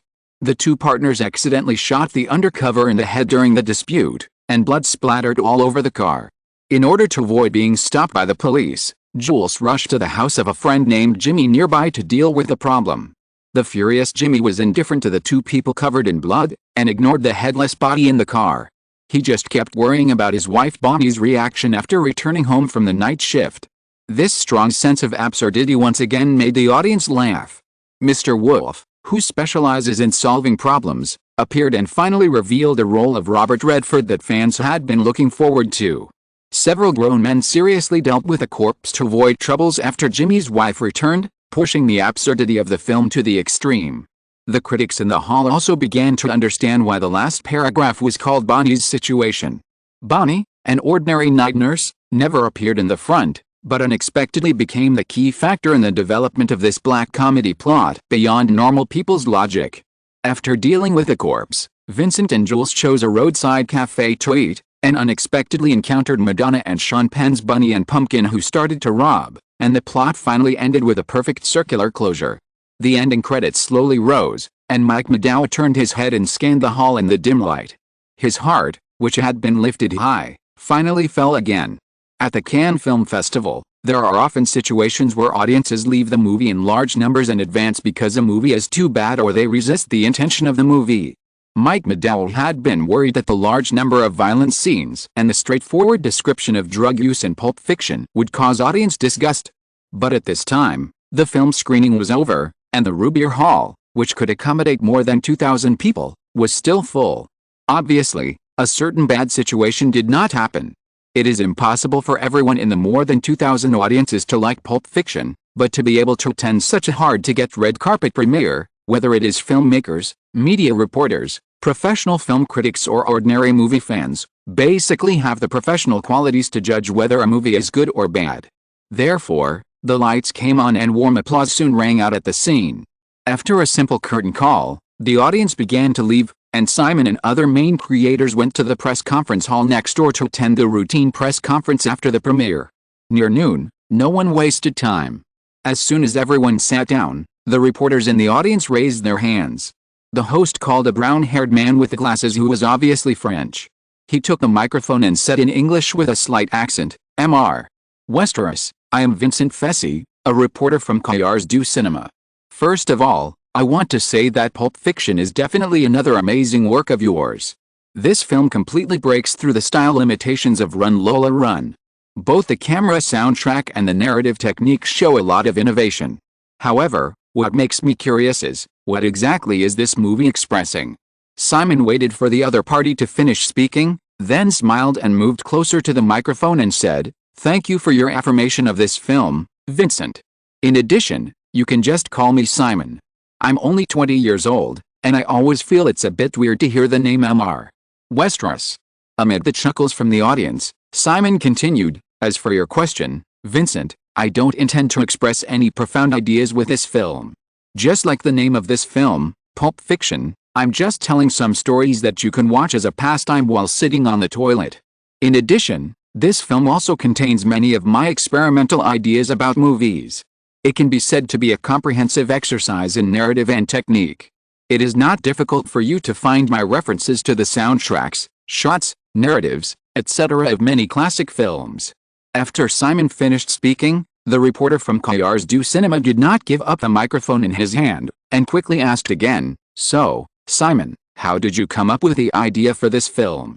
Simon was prepared for this question, and said without hesitation, "This film was not the result of a single inspiration. It should be regarded as the result of the long-term accumulation of many ideas, so it is divided into several different short stories." After Simon answered this question, the host did not give the reporter another chance and called on another reporter. "I'm Ed Burks, a reporter from the News of the World. Simon, I noticed that there are many barefoot shots of female characters in the film. Excuse me, do you have a foot fetish?" Simon was stunned for a moment, then he remembered that the News of the World was the unlucky gossip tabloid that later triggered the News Corporation's phone hacking scandal, and he immediately understood why the other party asked such a question. Facing a bunch of curious and somewhat booing eyes in the audience, Simon smiled and said, "I like all beautiful things, like Maggie's expression when she was acting coquettishly to Sean in the film, Nicole's bangs, Jenny's eyes, and so on. Oh, and my girlfriend's hands, didn't you notice? My girlfriend's hands are also very beautiful, and I gave them a special close-up." The space on the stage was limited, and as a minor supporting role, Janet did not sit on the stage. At this time, hearing Simon Westeros suddenly showing his affection in public, the reporters in the audience laughed and looked at Janet, who was standing at the backstage exit of the hall with Mike Maddow and others. The woman who had always been heartless suddenly blushed when she was stared at by so many people. She turned around and fled to the backstage in embarrassment. After being teased by the reporter of the News of the World, the press conference returned to the main topic again. The reporters in the hall also gradually turned their questions to Redford, Travolta and others. Half an hour later, the press conference ended, and Simon also completed the main task of this trip to Cannes. As for the other screenings of Pulp Fiction, Simon did not need to attend in person, and the main and supporting actors who came to the film festival specially could leave Cannes. After the premiere, mainstream newspapers from all sides quickly published media feedback on Pulp Fiction. Although Simon was very modest at the press conference, this did not hinder the rapid popularity of Pulp Fiction. Variety, far away on the other side of the ocean, even praised Pulp Fiction as a waste of Westeros film talent. Just like Run Lola Run, the film's lighting and lens standards, creative a closed-loop narrative structure, numerous vivid characters that can leave a deep impression on people, and many other details have become a topic of great interest for a large number of media. Of course, no film can be without critics. Amid the almost one-sided praise, there are also some media criticizing Pulp Fiction for its excessive violence and imitation of many films, but these criticisms basically did not stir up any waves. The comprehensive media score of Pulp Fiction was also released soon, 4.3 points. Although it was lower than the 4.6 points of a short film about killing by Polish director Kieslowski, Simon was relieved after seeing this score. As we all know, the film with the highest media score in Cannes has basically never won the Palme d'Or, although the possibility of returning empty-handed is very low. The score of 4.3 points is just right in Simon's opinion. A hilltop mansion in Lee Cannet. It was already the evening of the second day, and some cars came here from all over Cannes. Since Simon bought a house in Cannes, he couldn't be too inhospitable. After discussing with Janet, He planned a very small party tonight and only invited some close people in the circle to come over for a small gathering. Around 7:30, it was getting dark outside. Jennifer knocked on the door of the study and walked into the large study, filled with drawing boards. She browsed through the very sloppy but vivid movie concept drawings on the drawing boards, and came to Simon, who was standing in front of the easel by the window. She waited for a moment before whispering, "Boss, everyone is here. It will be ready soon." Simon added a few strokes to a concept drawing of Batman jumping from a rolling car to another car, turned his head and asked Jennifer, "How is it?" Jennifer tilted her head slightly to look at it for a moment, and in her mind appeared a thrilling scene of Batman getting out of a rolling car and then rushing towards another car that was speeding. She said, "This must be very dangerous to shoot." Simon also nodded and said, "By then, try to decompose it as much as possible. If the CG technology is up to standard, we can make up for some details with special effects, which should be enough." Jennifer said, "We will also need a stand-in." "That's inevitable." Simon said, put down the brush in his hand, washed his hands in the bathroom next door, and came out with Jennifer to the lobby of the villa on the first floor. Seeing Simon appear, everyone looked over. Simon also chatted casually with Mike McDowell, Robert Redford and others. It was just an ordinary party, without any formal links. After Simon, the host, appeared, the party started immediately. Leisurely music was playing in the living room. Everyone gathered in groups of 3 or 4 to drink, chat and eat, looking very relaxed. The Tonight Show with Johnny Carson has resumed broadcasting. In recent days, more than 70 production companies have reached an agreement with the Writers Guild. Simon, maybe the strike will end at the end of this month. I have already negotiated with NBC. They are willing to arrange a special interview with the main creators of Pulp Fiction on the 31st. Simon, should your schedule be okay? In the living room, Mike McDowell held a glass of champagne and whispered to Simon about this.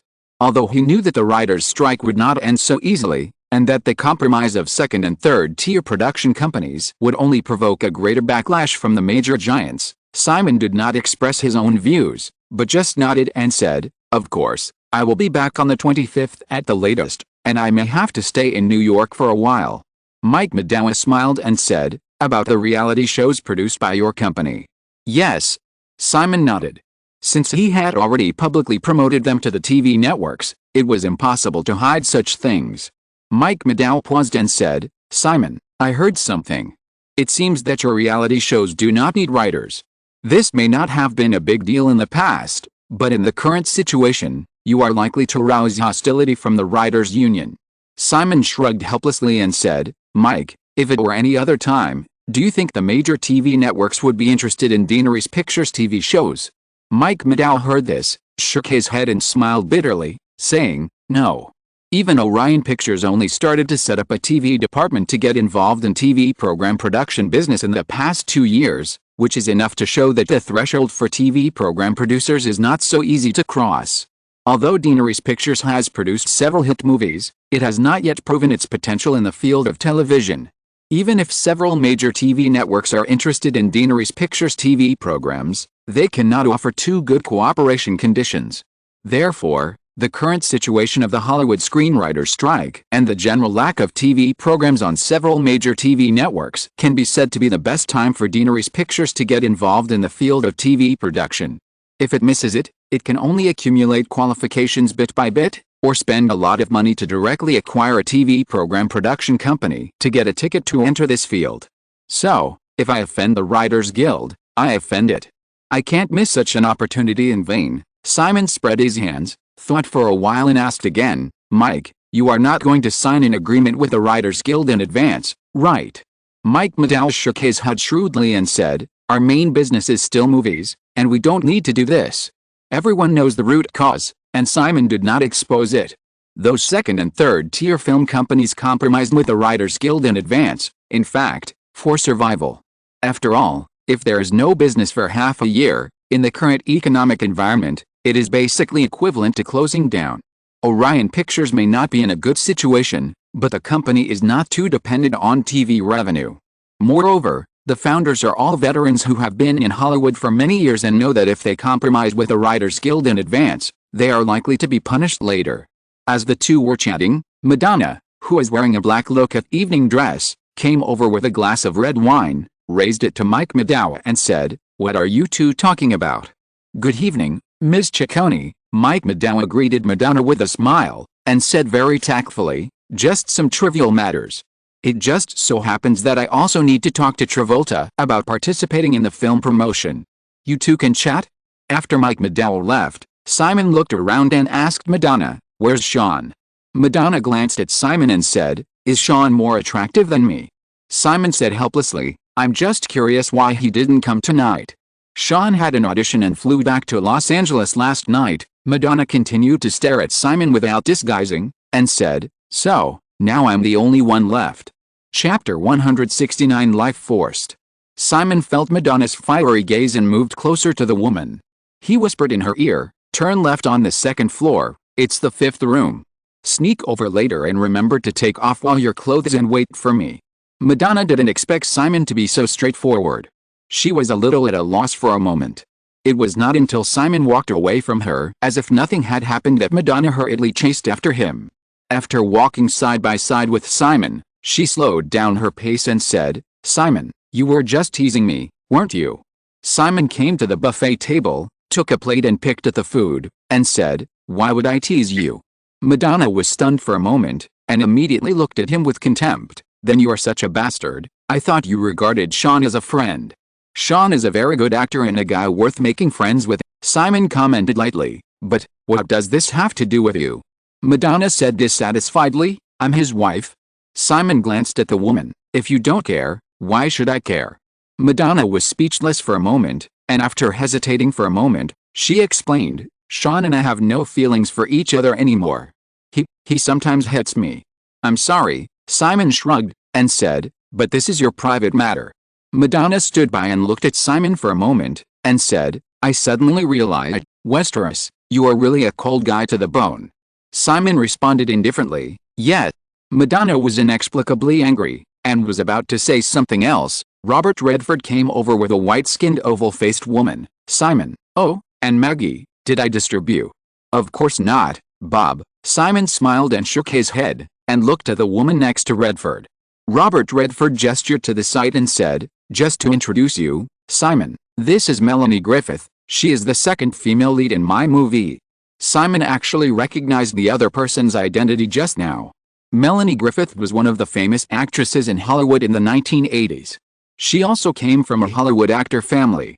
Her mother was the veteran Hollywood actress Tippi Hedren, who became famous with Hitchcock's The Birds. If history had not changed, she would have had a daughter later, Dakota Johnson, the heroine of the 50 Shades of Grey series. Hearing Redford's introduction, Simon politely extended his hand and said, "Hello, Ms. Griffith."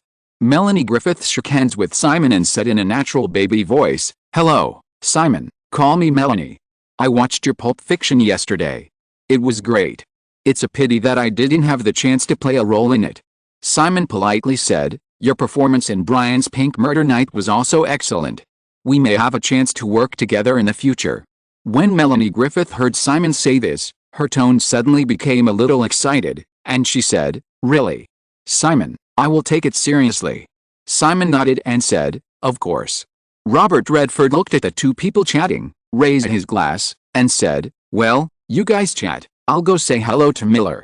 Watching Robert Redford leave, Melanie Griffith unconsciously moved closer to Simon, stroking the wine glass in her hand, staring at him intently, and said, "Simon, how is the preparation of Batman going? Do you think there is a role suitable for me?" Simon picked up the plate again and shook his head. "The script is still being written. If there is, I will have someone contact you." Melanie Griffith noticed Simon's movement of picking food, reached out to grab his plate, and said, "Simon, how about taking me to the back for a walk? Your place is really nice." "Well, I'll help you with the food," Melanie Griffith said, and then looked at Madonna, who was left aside and obviously unhappy. "Maggie, do you want to come with us?" Madonna glanced at a guy who was sometimes indifferent and distant and sometimes talkative and cheerful, and said unyieldingly, "Of course." Before Simon had time to express his opinion, he was pulled across the living room and towards the backyard. The mansion is over 1.5 hectares, but the main villa and the attached villa actually only cover 2,000 square meters, less than 1/7 of the total area. Because there were guests, the lights in the mansion were all on. The three of them walked down the steps of the villa. Under the light, a 20-meter-long white marble corridor appeared in front of them. On both sides of the corridor were open lawns and shrubs on the edge. Continue forward, cross the corridor, and in front of you is a curved staircase extending to both sides. Walk down the steps shaded by shrubs, and the view is suddenly clear again. Madonna looked at the huge swimming pool built on the edge of the mansion, which can clearly overlook the entire Kansas City. Even though she has seen a lot of the world after becoming famous, she couldn't help but blurt out, "This place is really great." As she said this, she remembered that the little man next to her bought such a mansion just because he came to Cannes to attend the film festival. The mood that was a little unhappy because of Simon's coldness just now became eager again unconsciously. It would be great if she could catch such a man. Simon accompanied the two women to the swimming pool and stopped.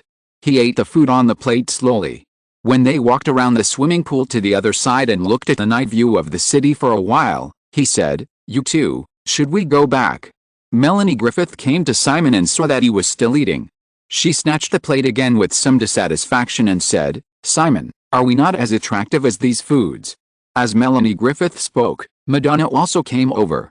Simon felt the two bodies rubbing against him gently, and inexplicably had a feeling of being hunted.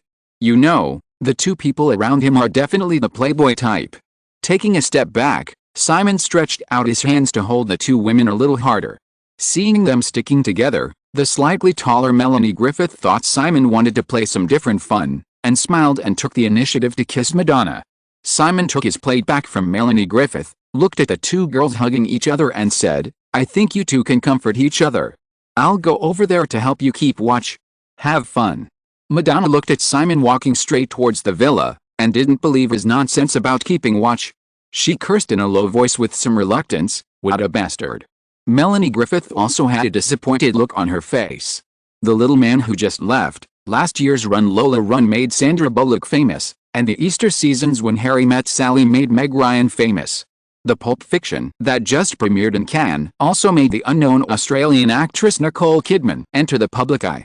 If you count the teenage stars who became famous through The Butterfly Effect and Final Destination, Simon Westeros is simply a star-making machine. Born into a film family, Melanie Griffith has no shortage of opportunities to develop in Hollywood. From her first appearance on the big screen at the age of 12 to now, she has starred in more than 20 films and TV series, including works by famous directors such as Brian De Palma, Jonathan Demme, and Robert Redford. However, Melanie Griffith also understands how rare it is for Simon Westeros to be able to make stars popular. Even a director like Woody Allen, who attracts actresses, can only bring them style and nominations, but Simon Westeros can really increase the net worth of actresses. Sandra Bullock and Meg Ryan, actresses who have debuted for only a few years, have been lucky enough to star in Run Lola Run and When Harry Met Sally, and have directly risen to the first-line ranks. Their current salary can easily reach the level of $2 to $3 million. Although Melanie Griffith has appeared in a large number of TV dramas and movies in the past 10 years, she has never encountered a hit commercial film. Her current net worth is only 1/10 of Sandra Bullock's. She even only received $50,000 for playing the second female lead in Redford's The Beanfield. Unfortunately, this little man doesn't seem to be so easy to get along with. Well, maybe the timing is not right. I am too impatient. Thinking of this, Melanie Griffith nodded casually to Madonna, picked up her skirt and chased after her. It was not easy to get the opportunity to meet Simon Westeros by taking advantage of Robert Redford, so at least I should get his private contact information. Inside the villa, Janet, who was leaning on the sofa and chatting with Natasha Kinski, saw Simon returning to the living room with a tray of food. She immediately stretched out her hand and tapped Natasha Kinski's waist, and said proudly, "Look, you lost $10,000, give it to him." Natasha Kinski raised her wrist to check her watch and said, "He was away with those two women for 5 minutes. How can you be sure they didn't do anything?" Janet pouted and said, "If you want to deny it, just say it earlier. How could my man only have 5 minutes? Who's going to deny it?" Natasha Kinski pinched her handbag, hesitated, and confessed very frankly, "I don't have money now, I'll give it to you when I have it." Janet said dissatisfiedly, "Then why are you betting with me?" I just want to make some money. My husband even stopped my credit card." Janet became even more dissatisfied, and said with wide eyes, "I treat you as a friend, but you want to make money from me. Life forces me to do so. Natasha Kinski leaned on the sofa indifferently and said casually, also, I can only stay at your place again tonight. You and that Egyptian businessman, since you are so unhappy, just get a divorce. Then take some films that will support yourself, and be free. How nice. Natasha Kinski raised her chin towards Simon and said, if you and that guy feel unhappy, will you break up? Janet immediately said, Simon and I are different. Natasha Kinski did not argue, but glanced around and said, hey, you will leave after the film festival, right? Huh? Lend me this place, I want to separate from him for a while. No. So stingy. It's already a friendship to take you in for 1 or 2 nights. I don't want to get involved in the Cold War between you and your husband. Natasha Kinski glanced at a figure who was entangled by a woman again not far away, and said, if that guy agrees, can I live here? Janet followed Natasha Kinski's gaze and nodded, yes, you should try to convince him. After 10 o'clock, the guests left one after another. Because they suddenly got interested in talking about the sequel to the Mad Max series, George Miller got up to say goodbye at around 11 o'clock, and Simon personally saw him off. Back at the villa, the chefs and waiters invited from the nearby restaurant had also evacuated, and the living room was back to normal. Then, Simon saw Natasha Kinski curled up on a sofa in the corner of the living room like a lazy Persian cat. The woman was flipping through a magazine boredly, with obvious fatigue on her face, her beautiful eyes narrowed, and she seemed to not feel Simon's gaze at all. After looking around for a while, Simon was about to leave when a voice rang out, can I live here? Simon stopped and confirmed that the voice was from Natasha Kinski, and said with a smile, you finally realized that you should ask the owner's opinion on this kind of thing. Natasha Kinski did not respond and repeated, is it okay? Simon shrugged, you have to sleep in the guest room. Janet and Jennifer happened to come out of the kitchen. After getting Simon's answer, Natasha Kinski immediately looked at Janet and said, he agreed. Janet also heard the conversation between the two just now, and said to Simon with a smile, Natasha wants to continue to live here after we leave Cannes. Simon suddenly realized, then shook his head and said, sorry, that won't work. Natasha Kinski sat up from the sofa, stared at Simon and said, you've already agreed. Simon did not argue, and shook his head again, I'm sorry, I regret it. Natasha Kinski paused and said, Westeros, don't forget that I'm a judge of this year's main competition unit. Simon changed his words shamelessly, oh, I'll think about it for a few days, and I'll get back to you after the film festival. Natasha Kinski was not to be outdone and said, then should I consider voting for you next time I'm a judge? This is your freedom. Simon nodded indifferently, walked to Janet, picked up the woman and kissed her on the cheek, then walked towards the stairs. Baby, I thought of a very interesting bedtime story, I'll tell you later. Haha, little bastard, you can't stand the teasing of those women, right? You just know how to bully me. It's really a bedtime story. Ugh. Jennifer listened to the shameless conversation between the two, her face slightly red, and after they went upstairs, she looked at Natasha Kinski and said, Ms. Kinski, shall I prepare a guest room for you? Natasha Kinski nodded, got up and walked upstairs with Jennifer, but her expression was still a little distressed. If you are listening to this novel on a channel other than Fanfic World, it means it was downloaded and re-uploaded without effort. We warmly invite you to visit our channel, Fanfic World. There you will find the original version of this story and many other novels of various genres. We look forward to seeing you dive into a world of incredible novels. Chapter 170, Can't Provoke. I was woken up by a faint knock on the door in the morning. I slumped over and said no, then fell asleep again. I don't know how long it took, but a ray of sunlight came in through the gap in the curtains and fell on the head of the bed. I waved my hand to drive away the annoying light, and suddenly remembered that I had something to do this morning, and I immediately lost my sleepiness. I touched the alarm clock on the bedside table and took a look. It was 8:50. This alarm clock should be fine, right? I shook it in my hand and put it to my ear. Tick, tick, tick. So I buried my head in the pillow dejectedly, struggled for a while, and still had to face reality. I picked up the phone on the bedside and dialed a number. After the call was connected, I changed my tone and claimed that I was not feeling well.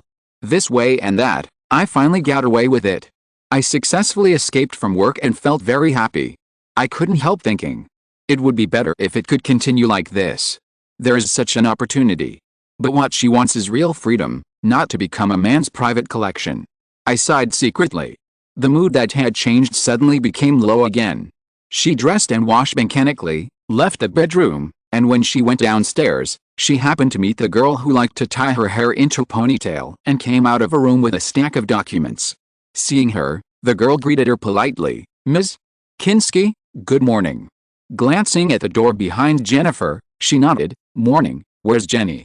Jennifer came over and said, "She went shopping and will be back around noon. Do you want to have breakfast?" "Yes, thank you. Come with me." She came downstairs and sat down in a small dining room. Jennifer brought a breakfast and put it in front of her and said, "Ms. Kinski, just put the tableware here later. You can call me if you need anything." Watching Jennifer leave, Natasha Kinski picked up the tableware and began to eat slowly. The villa seemed very quiet, but she inexplicably enjoyed this feeling. Of course, it would be better if there were a housekeeper and a maid. That man, who could buy such a big house casually but didn't hire a servant, was really a weird guy. There is also the matter of staying overnight. I don't know how to make him agree. Oh, it's troublesome. Since I have already turned down the morning work, there is no need to leave in a hurry. After filling her stomach, Natasha Kinski remembered what happened when she went downstairs, so she came to a door on the second floor and knocked on it. After getting a response, she pushed the door and walked in. It was a large study room, more than 200 square meters. There were many easels in the room, so it looked a bit like those art classrooms in college. Seeing her come in, the man who was typing on the keyboard behind the desk just nodded, and then turned his attention to the computer screen again. She didn't say anything, pacing like a cat, admiring the movie concept drawings on the easel one by one. Batman. She still knew this. But the burning bat pattern, the overturned heavy truck, the exploding building, the ruined city. Can all these be realized in the movie? Unconsciously, she came to the opposite side of his desk. She glanced at the man who was concentrating on his work, dragged a chair, turned over and leaned on the back of the chair, curiously looked at him for a while, and finally said, "Your study is really unique." Simon didn't even raise his head, and continued to type a string of words on the keyboard, saying, "The advantage of being rich, I said I wanted some easels, and they sent a car, and this study is big enough, so I stayed. By the way, as a film festival judge, don't you have anything to do? I was supposed to attend a premiere in the morning, but I got up late, so I turned it down. The organizer will definitely consider a judge like you carefully next time." "It doesn't matter." She reached out and picked up a few pages of drawings from the desk and flipped through them, saying, "Is there really such a good billionaire who doesn't go out to fight criminals every night? In reality, probably not. Definitely not. Just like the movie Patty Hearst we watched during the film review, the girl was kidnapped, but instead of becoming a hero, she was assimilated by the kidnapper. She is already an adult. In comparison, I don't think a child would aspire to become a volunteer policeman after witnessing his parents being killed, unless he is already abnormal." Simon looked up at the woman opposite him and said, "Your judgment is very accurate. I also think that Gotham is a madhouse, whether it is Batman or the Joker. The only difference is that Batman can't help doing what people think is right, and the Joker can't help doing what people think is wrong." "Oh." Nastasia Kinski responded casually, obviously not very interested in Simon's point of view. Simon didn't care and continued to type characters on the keyboard. The two were silent for a moment. Natasha Kinski looked at the man across the desk and suddenly asked, "What about you? Westeros, what kind of person are you? I heard that you once broke the legs of 5 people. Self-defense." "That's not what I'm asking. I refuse to answer such questions." "Okay." Natasha Kinski still looked at Simon and said, "Then, what kind of person do you think I am? Are there any rewards if I answer correctly? If I answer incorrectly, you can lend me this place to live." Simon glanced at Natasha Kinski's beautiful face, which was at the peak of a woman's beauty, and said casually, "You are a person who lacks a sense of security." "Yes, because you lack a sense of security, you like men who are older than you. You want to be dependent on someone, but you also pursue independence and fear becoming a vassal."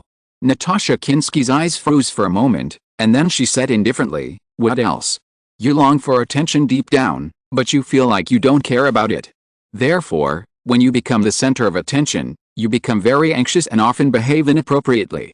So in the eyes of many people, your temper seems a little withdrawn and weird. Natasha Kinski stared at Simon and stopped talking.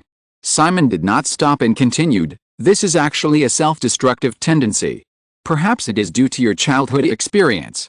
You feel that you are an unfortunate person. You feel that the whole world is not worth cherishing, even if it is destroyed, it doesn't matter. You are too small. You can't destroy the world, so you can only destroy yourself. If I guess correctly, you like to steal things, and you still haven't changed this habit even after you became famous." Feeling the slightly playful smile on Simon's lips, Natasha Kinski pursed her lips, took out the pen that she had just picked up when she took the draft from her trouser pocket and threw it in front of Simon. "Okay, now you've caught me, what are you going to do?" "Well, your skills are still good.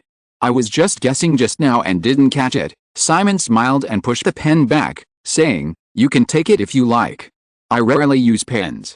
Natasha Kinski picked up the pen and threw it directly at Simon, and said angrily, "Westeros, you're such a bastard."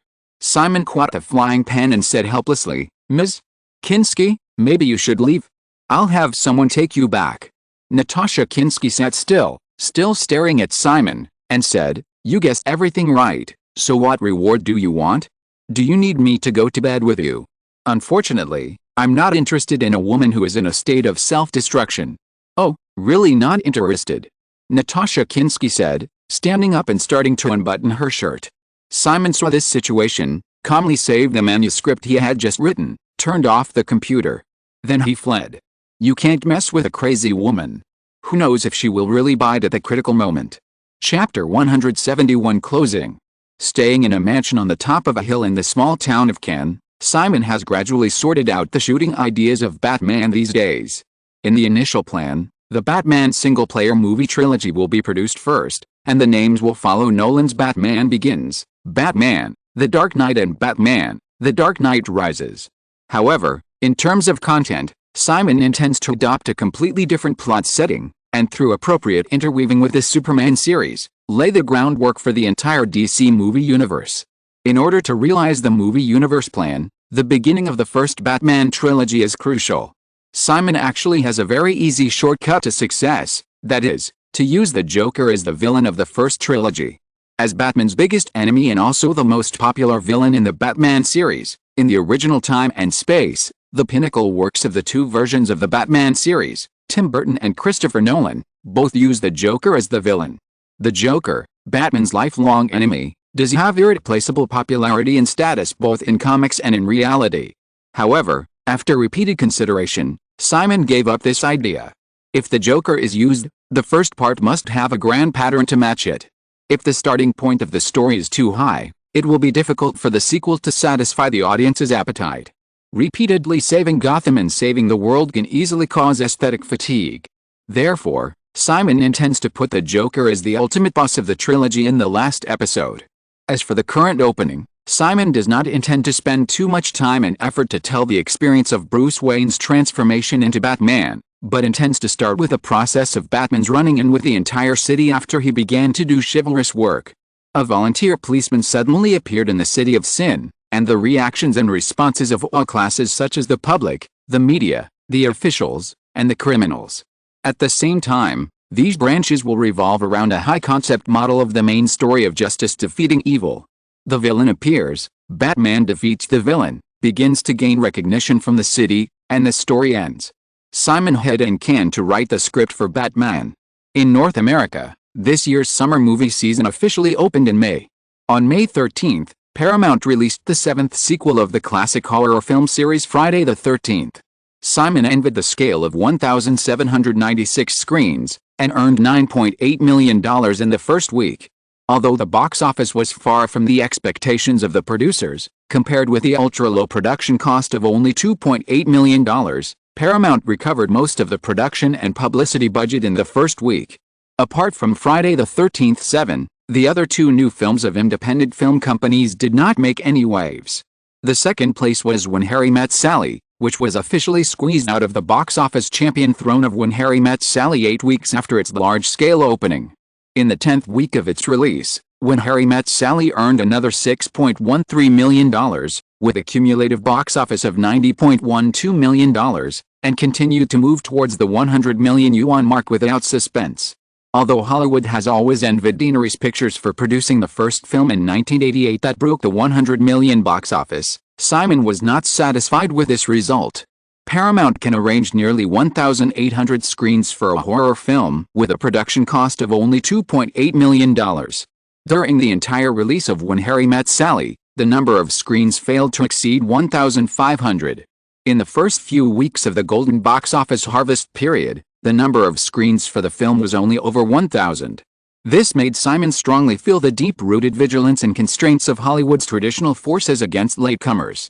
If When Harry Met Sally could get enough screen resources, the box office of this movie would definitely have exceeded the 100 million yuan threshold, instead of being stuck at the current embarrassing figure of $90 million US. Although it is not difficult to break 100 million yuan in the future, with the arrival of a series of new films in the summer season, the release scale and subsequent box office of When Harry Met Sally are destined to shrink rapidly. Immediately afterwards, on May 20th, the first big-budget movie of the summer season, A Gathering of Fame, landed in North American theaters. This medieval magic film based on Western mythology was jointly produced by MGM and Lucasfilm and adopted a large number of the most advanced special effects technology of Industrial Light and Magic Studios. However, the reputation of this $35 million big-budget film is not satisfactory.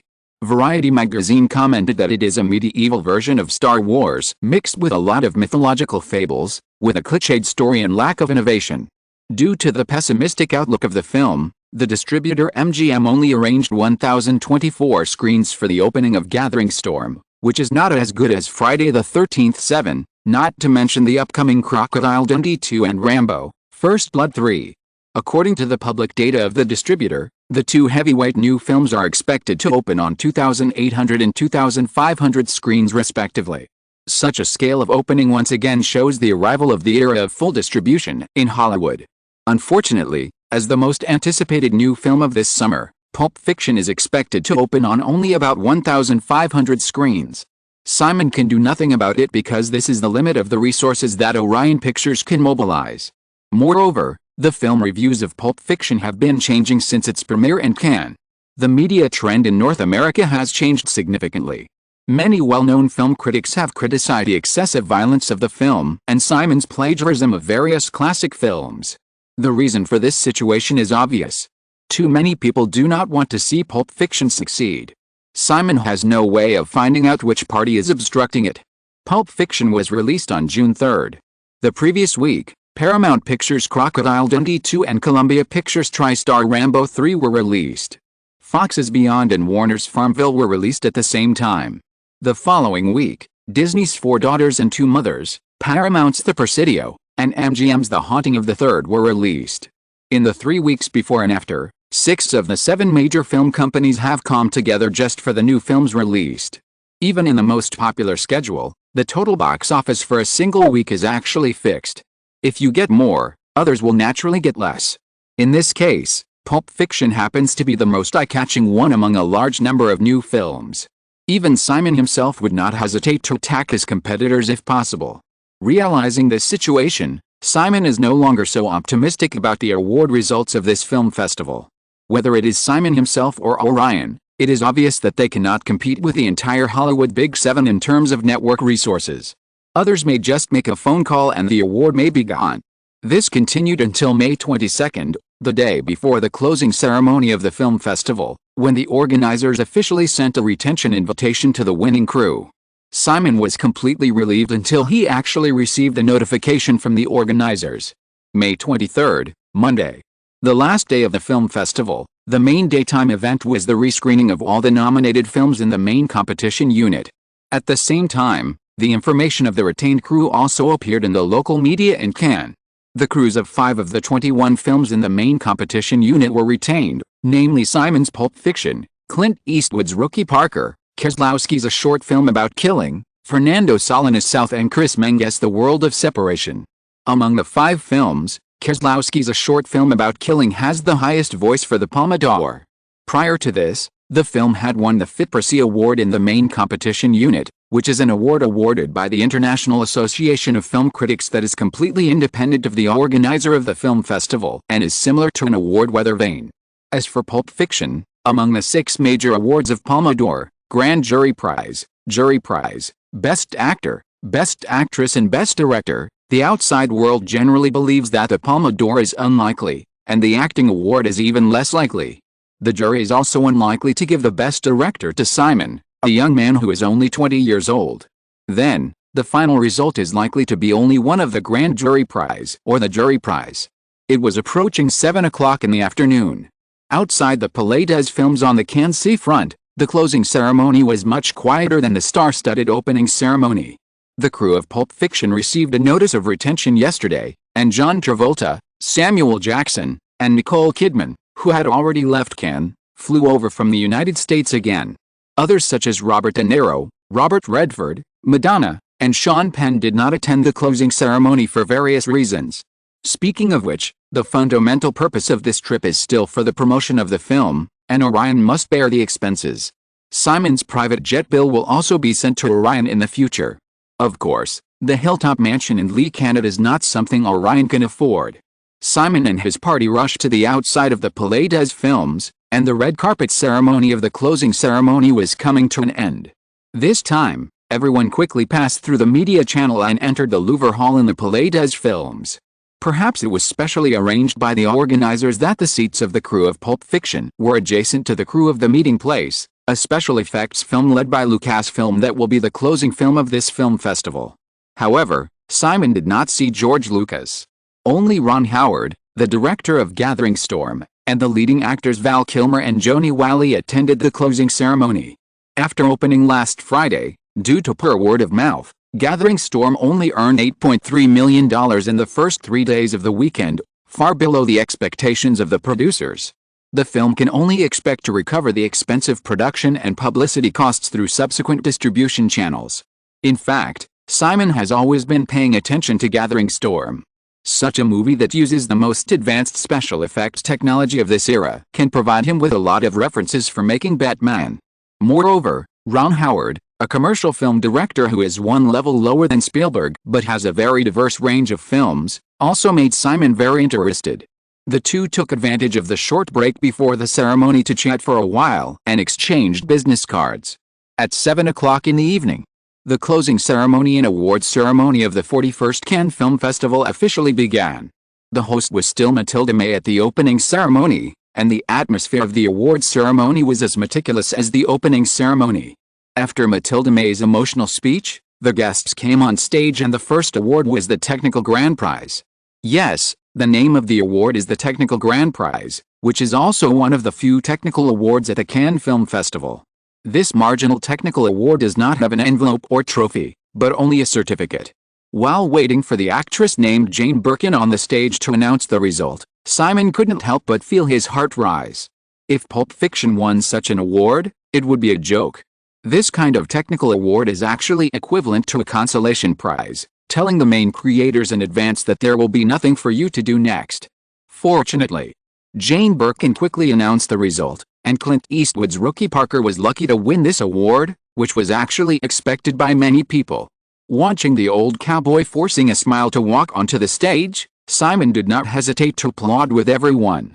After the Golden Camera, Best Short Film and other awards were presented, Mathilda May began to introduce the judges of the main competition unit to the stage after a song and dance performance. Many people in the hall also lifted their spirits because the 6 most important awards of the main competition unit will be presented next. The judges sat on the stage and announced the Best Actress first. The result of the Best Actress award this time was a rare 3 yellow eggs. The 3 heroines in Chris Menges' A World Apart shared this honor. The Best Actor award went to the black movie star Forest Whitaker in The Rookie Parker. Simon remembered that he was one of the few black Oscar winners of Best Actor. However, Forest Whitaker's presence in Hollywood has never been strong. Although his acting skills are very good, he can only place him in conspicuous supporting roles in most cases. The organizers of Cannes obviously did not have the idea of arranging and combining the awards to control the rhythm. After the Best Actor and Actress were presented, the Best Director came next. After Argentine director Fernando Solanas won this award with South, the ceremony only had the most critical 3 awards left, the Palme d'Or, the Grand Jury Prize and the Jury Prize. Among the 5 works that were retained in the main competition unit, The Rookie and South have been passed. The last 3 awards are destined to go to Pulp Fiction, a short film about murder in the world of isolation. The guest presenter of the jury award is the famous French director Louis Malle. Watching the old man on the stage slowly introducing the award, Simon felt a small hand reaching out to press on the back of his hand, so he grabbed the woman's small hand and shook it, and whispered to Janet beside him, "Isn't it this?" Janet blinked in confusion, then shook her head. "I really don't know, Natasha didn't tell me." The 3 films were ranked according to seniority. Kieslowski and Chris Mengers have been famous for a long time. A short film about murder in the world of isolation are also good enough, and Pulp Fiction fell to the last jury award, which is completely reasonable.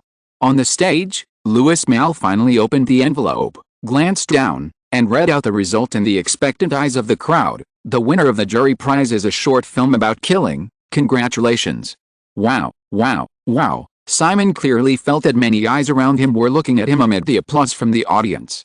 From the beginning, Kieslowski's A Short Film About Killing has always been the most popular work for the Palme d'Or at this Cannes Film Festival. The film not only won the highest media rating of 4.6, but also won the FIT-Prix award in the main competition unit, which can be regarded as a weather vane. Now, Cannes awarded the jury prize, which ranked last among the 3 major awards, to A Short Film About Killing. Kieslowski obviously missed the final Palme d'Or. As for A Short Film About Killing, this film about the past struggle of apartheid in South Africa has been able to make it to the present, more because of the aura of absolute political correctness of the subject matter. Although the film's director Chris Mengers is a 2-time winner of the Oscar for Best Cinematography, A Short Film About Killing is only his first directorial film. Apart from the intention, this film is completely incomparable to Pulp Fiction in other aspects. However, compared to Berlin and Venice, the Cannes Film Festival is the least focused on the theme. After Kieslowski gave his acceptance speech, French César Award-winning actress Sandrine Bernal took the stage to present the Grand Jury Prize. When everyone in the Louvre Hall heard the name of The World of Separation, the ending was no longer in suspense. Chris Mengers was still on the stage, and Simon had noticed in his peripheral vision that some figures around the hall quietly left their seats and hurried out. Besides Simon, Janet's face turned red, and the faces of several others also showed obvious joy. After all, being able to leave their own mark in a Cannes Film Festival Golden Palm film will definitely help their future careers. Even John Travolta, the first-line male star who quickly became famous with Grease, can finally get rid of his embarrassing position as a male actor in youth films 10 years after becoming famous.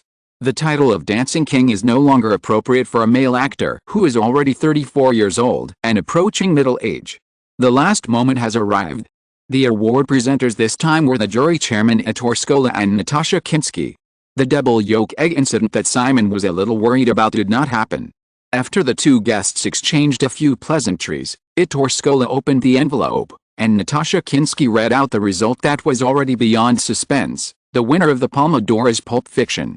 Even though this result was expected, there was still a very short but obvious pause at the scene. Then, warm applause rang out. In the previous life, I could only be an unknown bystander, watching the glory and cheers of others. At this time, feeling the applause around me, even though I have the state of mind of 2 lives and have too many people's experiences in my mind, Simon couldn't help but overflow with some excitement. He stood up and hugged Janet tightly for a moment, and then hugged and shook hands with Travolta and others and several main creators of the Gathering of the Storm. Simon walked quickly onto the stage amid the applause that had not stopped in the hall. Reaching out his hand and shaking hands with Ettore Scola, Simon thanked him softly. Seeing Natasha Kinski next to him approaching him with open arms, Simon hugged the woman in cooperation. However, Natasha Kinski took the opportunity of the kiss to lean over to Simon's ear and said directly, "Lend me the house." Simon was also very straightforward, smiling and whispering, "No." Natasha Kinski hugged Simon tighter, and continued to kiss the other side. "Do you want to see me self-destruct now?" Simon actually wanted to see it, but considering the consequences of this woman going crazy, he decisively surrendered and nodded, "Lend it." Natasha Kinski hummed with satisfaction, and then let go of Simon. The little action between the 2 did not arouse the suspicion of others. Even if they noticed it, they basically thought that Natasha Kinski was congratulating Simon. After being entangled by Natasha Kinski for a while, Simon came to the microphone, pondered for a moment, and began to give an impromptu acceptance speech. Chapter 172 Steward. When the news of Pulp Fiction winning the Palme d'Or spread, the whole Cannes town was in an uproar, and reporters scattered around the city flocked to the film palace. Due to the time difference, it was still daytime on the east and west coasts of North America. When the news came back, it caused another commotion. Many evening newspapers temporarily changed their pages and pushed the news of Pulp Fiction winning the award to the headlines. After the ceremony, the judges rushed to attend the closing press conference, and as usual, they had to spend some time explaining the reasons for the award results. Simon and his party of winners were also arranged to be interviewed by reporters in another press conference hall. After holding the box containing the Palme d'Or and taking photos, everyone sat down on the stage and started the question time. All the reporters in the hall raised their hands instantly. The host chose a tall black-haired reporter, who asked directly without picking up the microphone, "Simon, I'm Mark Winster, a reporter from The Hollywood Reporter. As the youngest Palme d'Or winner in the history of the Cannes Film Festival, how do you feel now?" Simon smiled and said, "I'm very excited and honored. This is one of the most memorable moments in my life." After the warm-up questions, Mark Winster continued, "I heard that you are preparing for Batman. Simon, will you make anti-type films with distinctive personalities like Lola Run and Pulp Fiction in the future?" Simon nodded without hesitation. "Of course. In fact, I still have a lot of very interesting ideas in my mind. It would be a pity if I can't put them on the big screen. However, I believe that the planned Batman will also be a very outstanding movie, no worse than Lola Run in Pulp Fiction." Another reporter asked, "Simon, I'm Peter Richardson, a reporter from Screen. You just said that you have many other ideas. Can you list one?" "That won't work," Simon refused with a smile, saying, "If I tell everyone in advance, there will be no freshness in the future." Amid the laughter of the crowd, another reporter was called. He took the microphone and looked at the stage and said, "Simon, I'm Arthur Brady, a reporter from the British newspaper The Guardian. Compared with the exploration of the meaning of life in a short film about murder and the focus on racial issues in a separate world, do you think a film like Pulp Fiction filled with swear words, violence and drugs is really worthy of the Palme d'Or in your hand?" In most years, the results of the Palme d'Or at the Cannes Film Festival are subject to various doubts. Simon knew very well that he could not escape this situation. He was not surprised at all when he heard the question from the Guardian reporter. He affirmed without hesitation, "I think my film deserves this award." After saying this, without waiting for the other party to ask further questions, Simon took the initiative to explain. "First of all, Arthur, you have to understand that the quality of a film itself has nothing to do with its position. The criteria for judging should include all aspects of it as a film, such as the script, photography, lighting, editing, etc. I do not deny the profoundness of a short film about killing and the world in isolation and their concepts, but in terms of the overall quality of a film itself, I am confident that Pulp Fiction is better than them." Arthur Brady asked, "According to your point of view, Simon, should film festivals completely get rid of the concept of a film and judge a film completely neutrally?" Simon shook his head and said, "This is just your extreme imaginary argument.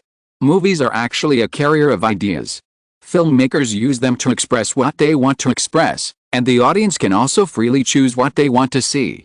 As an important bridge to promote communication between the two, the film festival should be inclusive. Without touching the bottom line, it needs to allow films of various types, themes, and intentions to enter its platform and give corresponding information. As for Pulp Fiction, I did not deliberately promote blood and violence. This movie is essentially a strange and absurd black comedy." As Simon said this, the reporters in the audience showed thoughtful expressions. Seeing this situation, the host no longer gave the reporter from The Guardian a chance to continue to find fault, and quickly chose the next questioner. After all, only a few media can enter the film palace for interviews. After the short press conference, Simon and his party were surrounded by a swarm of reporters as soon as they left the film palace. In the dense flashlights, media reporters with various accents asked questions loudly. Next, they will attend the official celebration dinner. Simon didn't bother dealing with the reporters around him. He protected Janet by his side, squeezed through the crowd, got into a car on the side of the road and left quickly. It was late at night when the celebration dinner ended. Starting from the next day, more media reactions about Pulp Fiction winning the Palme d'Or spread further. Simon, a winner of the Palme d'Or at the age of 20, may be the youngest winner whose record will be difficult to break in the future. The discussion and controversy caused by him are naturally imaginable. History always belongs to the winner. Just like the Oscars in 1999 in the original Time and Space, Shakespeare in Love, which won the Best Picture and Best Director awards, carried too many controversies, but it was the one that was remembered after all. The other 4 nominated films, except Spielberg's Saving Private Ryan, were difficult to leave much impression on the audience. As for the award for Pulp Fiction, Simon can be sure of 2 points. The quality of the film itself is enough to qualify for this award, and there will be no scandals such as buying awards and bribing votes behind the scenes. Then, the Palme d'Or in his hand is unquestionable. That's enough. Because of various trivial matters, they stayed in Cannes for another day.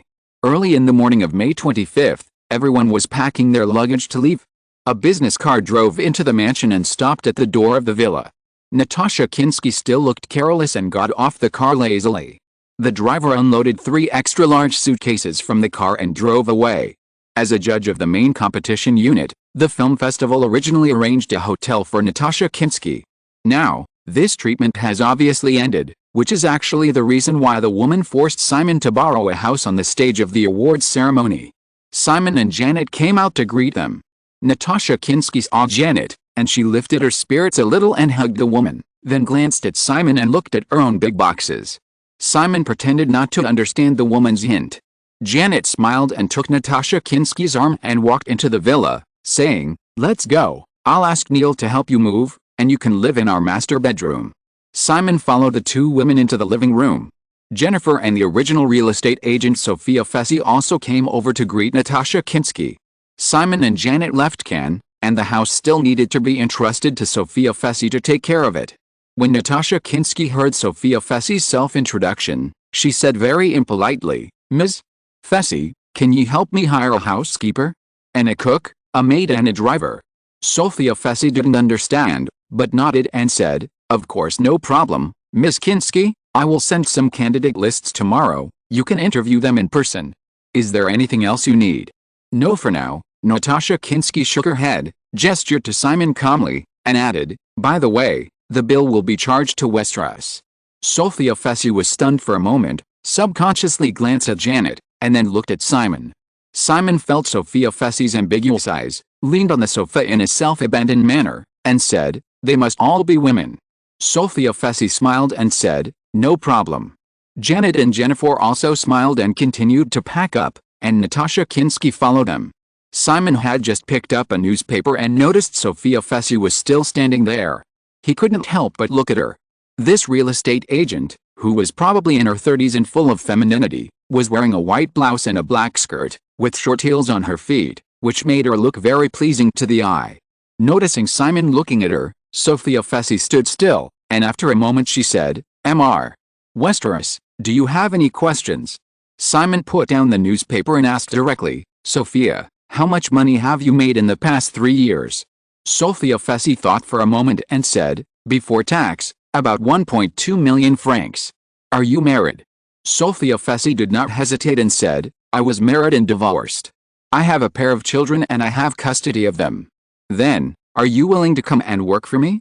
I will pay you 1.2 million francs a year." Simon simply put down the newspaper, looked at the woman and said, "As for the employment date, it will be until your next marriage."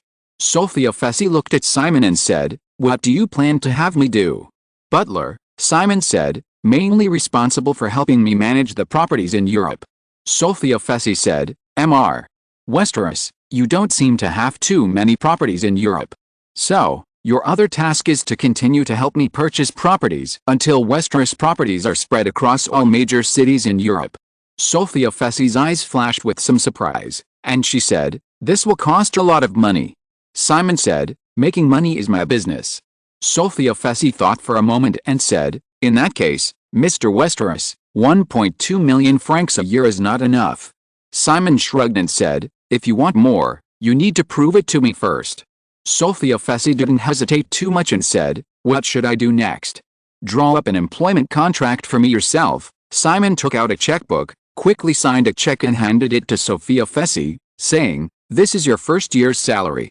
As for how much it will be next year, it depends on your performance. You know what I want.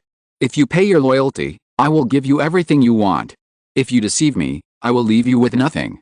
Sophia Fessy took the check and put it away carefully, saying, "You will definitely not be disappointed, Mr. Westeros." Simon nodded, gestured in the direction of upstairs, and said, "There is no need for a butler.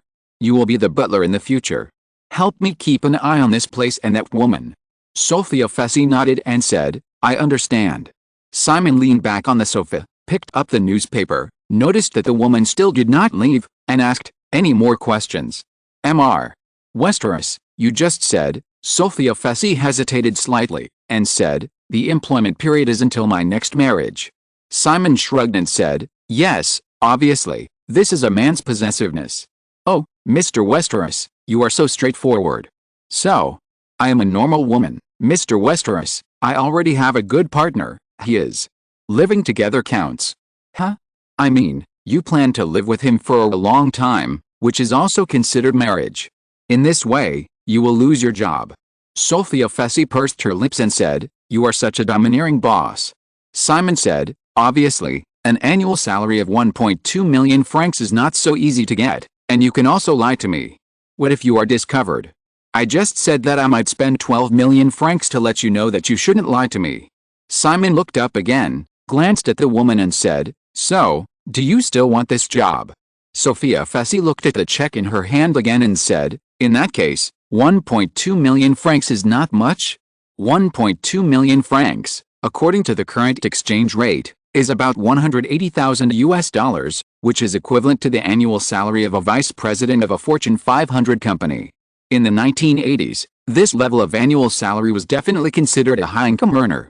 Simon noticed the obvious hints in Sophia Fessy's words and deeds after she appeared today, and because he just needed it, he made this job invitation temporarily. Hearing this, he said, "Sophia, just like raising a cat, you can't always feed them too much, so that the cat will be more dependent on the owner." Mr. Westeros, do you think women are cats? Yes, as the most fickle and unruly creature in the world, I never expect too much from you. Simon nodded and said, "So, there are only 1.2 million francs in the first year, but as long as you satisfy me, maybe in 10 years, you can get 12 million francs, or even $12 million. Is this a promise?" "Yes. I suddenly feel that, Mr. Westeros, at your current rate of spending, you may not be able to afford this salary in 10 years. That's not a problem, because before that, you may have decided to leave." Sophia Fessy hesitated this time before saying, "I won't do that. I'm very happy to hear you say that, but I still can't give you a raise immediately." Sophia Fessy showed an intellectual and beautiful smile on her face and said, "What if I want to resign one day? You may be responsible for a very large asset next, so tell me 6 months in advance." Sophia Fessy nodded. Then, "Mr. Westeros, I have no questions. But I have another question." Simon looked at the woman in front of him again and said, "I need to know what kind of woman I hired." Sophia Fessy nodded and said, "I will prepare a resume for you." "No, I mean, do you have some past that you absolutely don't want outsiders to know?" Sophia Fessy thought about it and shook her head. "No. In that case, I will hire a detective company to make a resume about you. I hope you don't mind." Sophia Fessy said, "I mind very much." Simon said, "You can call a halt. I can only say that I am sorry, but I must make sure that the people I hire have no violent tendencies, a history of mental illness, a criminal record, and so on." Sophia Fessy looked at Simon with strange eyes. Violent tendencies and a history of mental illness. Simon was stunned for a moment, then smiled and spread his hands, and said, "Yes, this is probably also a very dangerous job. You can think about it carefully again. Tell me the result before I leave Cannes. Mr. Westeros, but you have to leave in an hour. The opportunity is fleeting." Sophia Fessy hesitated for a moment, and still said, "I will draft my own employment contract as soon as possible." Simon snapped his fingers. A wise choice. Chapter 173 Debt-to-Equity Swap. Simon returned from Cannes. The media discussion and controversy about Pulp Fiction winning the Palme d'Or became more and more rampant as the film approached its release date, even overshadowing Ronald Reagan's upcoming state visit to the Soviet Union at the end of the month. Simon had accumulated too much work in the 2 weeks he was away, and he didn't have time to adjust to the time difference, and he quickly got into the busy company affairs. In addition to Pulp Fiction, Basic Instinct, which is scheduled to be released on July 15, has entered the final editing stage since it started shooting in February. As an investor, screenwriter, and the person who is most familiar with the selling points of this project, Simon naturally has to participate in it. Fox Films, which is responsible for the distribution of Basic Instinct, had already released the first TV trailer of the film during Simon's participation in the Cannes Film Festival. The film will be submitted to the MPAA for rating in early June. During this period, Dustin Hoffman made some changes to the script of Rain Man on a whim, and the filming cycle of the film was inevitably extended again, and it is expected to be completed by the end of June. When Simon heard the news in Cannes, he could only hope that the project would not exceed the production budget of $25 million. He also realized where Tom Cruise's own screenwriter team would make all the films he starred in into Tom Cruise movies, regardless of the outcome. In addition to Rain Man, the progress of projects such as Scream, Steel Magnolias and Dead Poets Society seemed to be much smoother. The selection of the male lead of Batman has entered the third round, and Simon has also begun to participate in it personally. After participating in a lot of sample film viewings, production meetings and casting auditions for a large number of projects, Simon flew to New York again on May 30th to participate in the recording of NBC's The Tonight Show with Johnny Carson to promote Pulp Fiction. Because of several reality shows, Amy Pascal also rushed to the East Coast with Simon. At the same time, the competition for the summer season has also begun to intensify. Due to the weak reputation and box office of the special effects blockbuster The Gathering, jointly produced by Lucasfilm and MGM, Paramount and TriStar unanimously chose to advance the release of Crocodile Dundee 2 and Rambo: First Blood to the Wednesday schedule of May 25th. As the second highest box office sequel in 1986 after Top Gun, Crocodile Dundee 2 was finally released on 2,837 screens. The number of screens for the opening of Rambo: First Blood starring Sylvester Stallone also reached 2,562. From May 20th to May 26th, the 7-day cumulative box office of The Gathering was $11.05 million, ranking first in the weekly box office rankings. The second-ranked Crocodile Dundee 2 had a box office of $4.75 million in the first 2 days of its opening. The third-ranked Rambo: First Blood had a box office of $4.46 million in 2 days. It is worth mentioning that the production budget of Rambo: First Blood has completely reached the out-of-control level of $63 million. In comparison, the production cost of Crocodile Dundee 2, which earned $174 million in North America 2 years ago, is still well controlled at $14 million. Moreover, there is another movie with a seriously out-of-control budget next this summer: Who Framed Roger Rabbit. Disney originally prepared a budget of $45 million for Who Framed Roger Rabbit, which was a rare large-scale production in the 1980s, but Robert Zemeckis eventually pushed the production cost of this project to $70 million. Disney now can't afford the failure of a project with a budget of $70 million. Although Simon knows that the final box office data of Who Framed Roger Rabbit is very good, during this period, Disney has been in a panic because of this project, and several responsible persons have been spreading rumors in advance to help themselves shirk responsibility. The release date of Who Framed Roger Rabbit is June 24th. Let's not talk about it for now.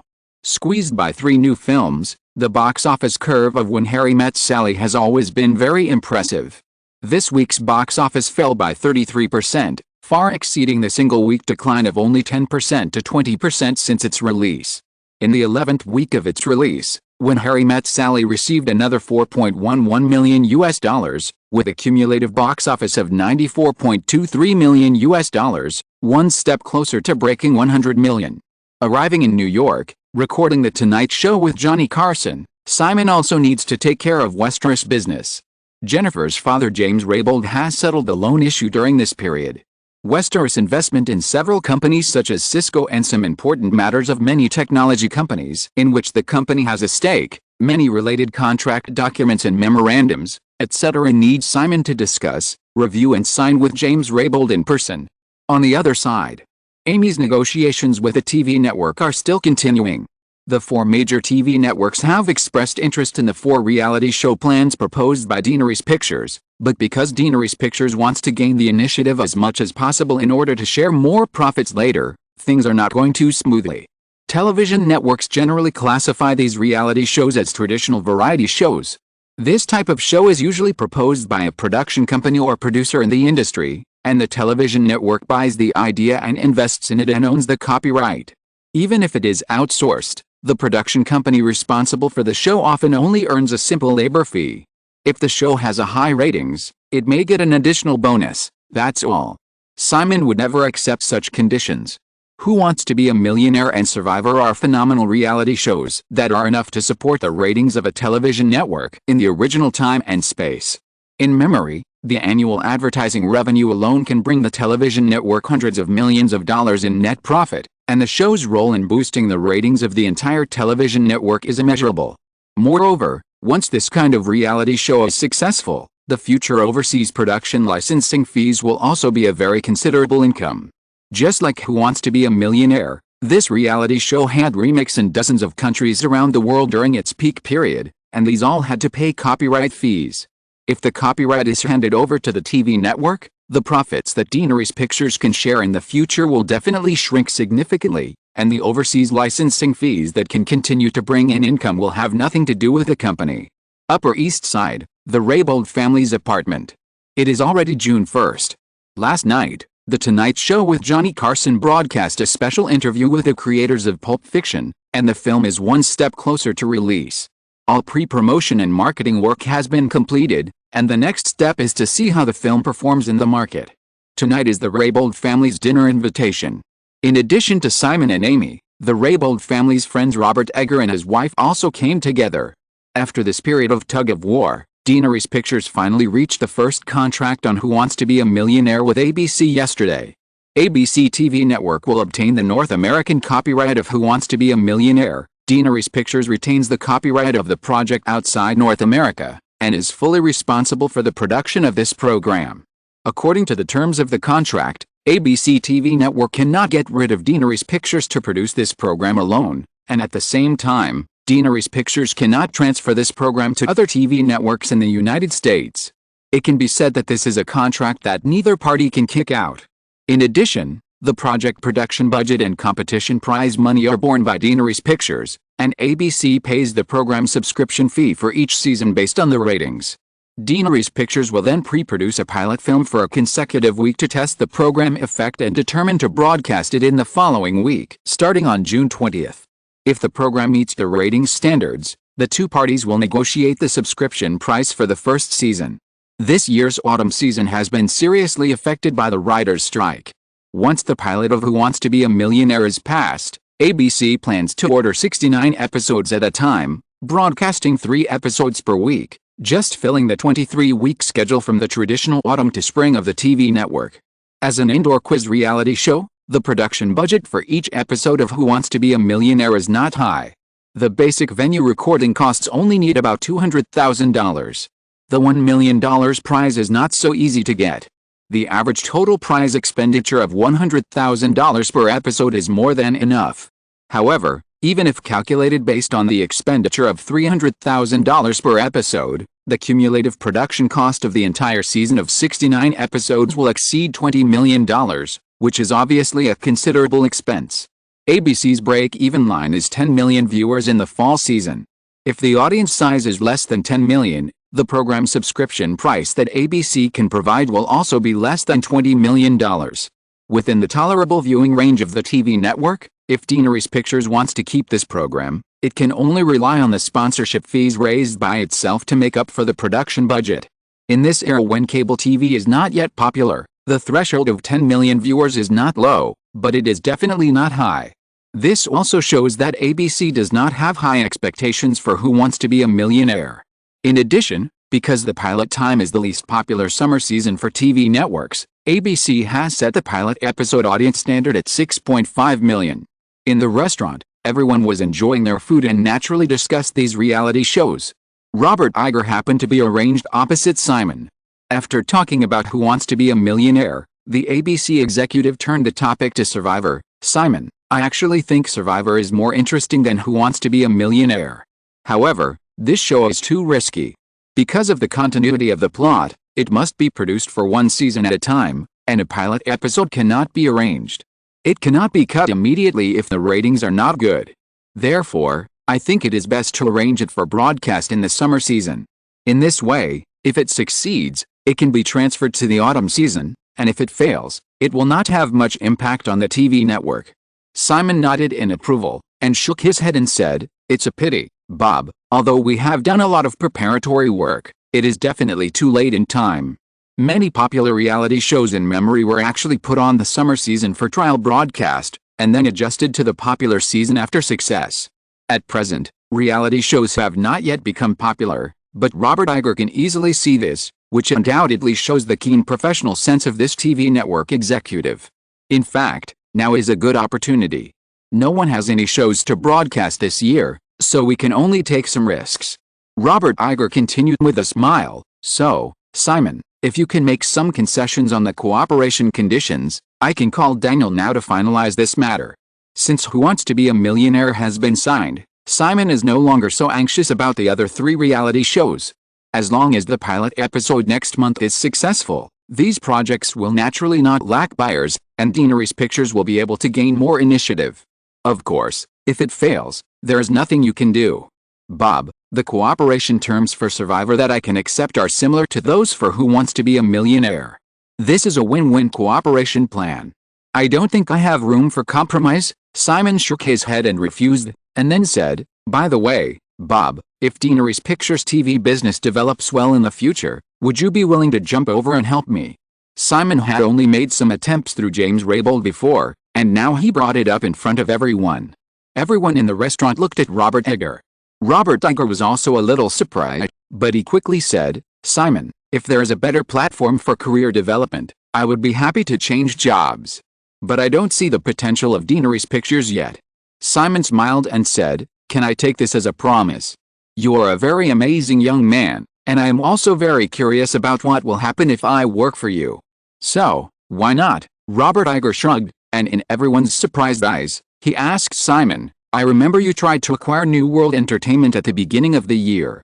Unexpectedly, Simon got a reply from Robert Iger. He did not hide it and said, "Yes, I still haven't given up this effort. New World Entertainment and TV, the company is still very strong in the field of program production." Robert Iger commented, "It's a pity that the pace of expansion is too fast, and they have encountered stock market crashes and strikes in succession. They are destined to not escape this disaster." Simon nodded, looked at James Raybould, and asked, "Jim, what is the recent share price of New World Entertainment?" James Raybould thought for a while and said, "I don't know in recent days. It closed at $8.50 last Friday, with a total market value of about $210 million. When trying to acquire New World Entertainment at the beginning of the year, the company's stock price once soared to nearly $17. Then Simon made a gesture of complete abandonment. Coupled with financial deterioration and strikes, New World Entertainment stock price has fallen back to a low level in the past few months." After James Raybould finished speaking, he glanced at Simon meaningfully. During this period, according to Simon's instructions, Westeros Company secretly bought 1.23 million shares of New World Entertainment again, still stuck below the public reporting line of 5% shareholding ratio. As long as necessary, Westeros Company can continue to absorb large amounts from the open market at any time. There is no need to be so frank with Robert Iger on this point. Robert Iger didn't seem to think much, but said, "Simon, if you want to get New World Entertainment, maybe you can contact General Electric." Simon hadn't reacted yet, but James Raybould suddenly realized and said subconsciously, "Good idea, I should have thought of it earlier." Everyone looked at James Raybould in confusion. Realizing his gaffe, James Raybould smiled awkwardly and said to Simon, "General Electric is the main creditor of New World Entertainment, Simon. This company is now insolvent. If we make a public acquisition, we will definitely have to bear a huge debt almost equivalent to the market value of New World Entertainment in the future. However, if we can buy the debt in General Electric's hands and then put pressure on New World Entertainment to convert debt into equity. According to the scale of General Electric's debt, we can at least get 90% of New World Entertainment's shares, and we can save half of the cost." After listening to James Raybould's explanation, Simon quickly understood. Of course, if this is done, retail investors in the circulation market, and even Westeros Company itself, which secretly holds shares, will undoubtedly become the biggest victims.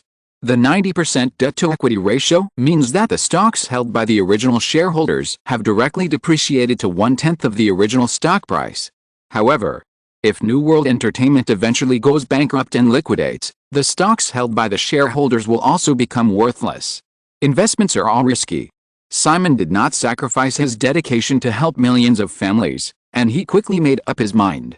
After dinner, it was already 10 o'clock in the evening when he left Raybold's house.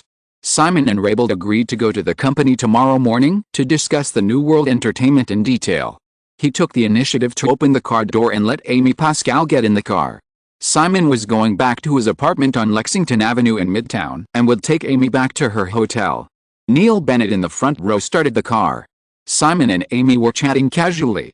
Suddenly, he remembered something and said, "Amy, from tomorrow, stop negotiating with NBC about our reality shows." Amy Pascal was a little confused. Huh? Simon thought for a while and said, "Stop everything.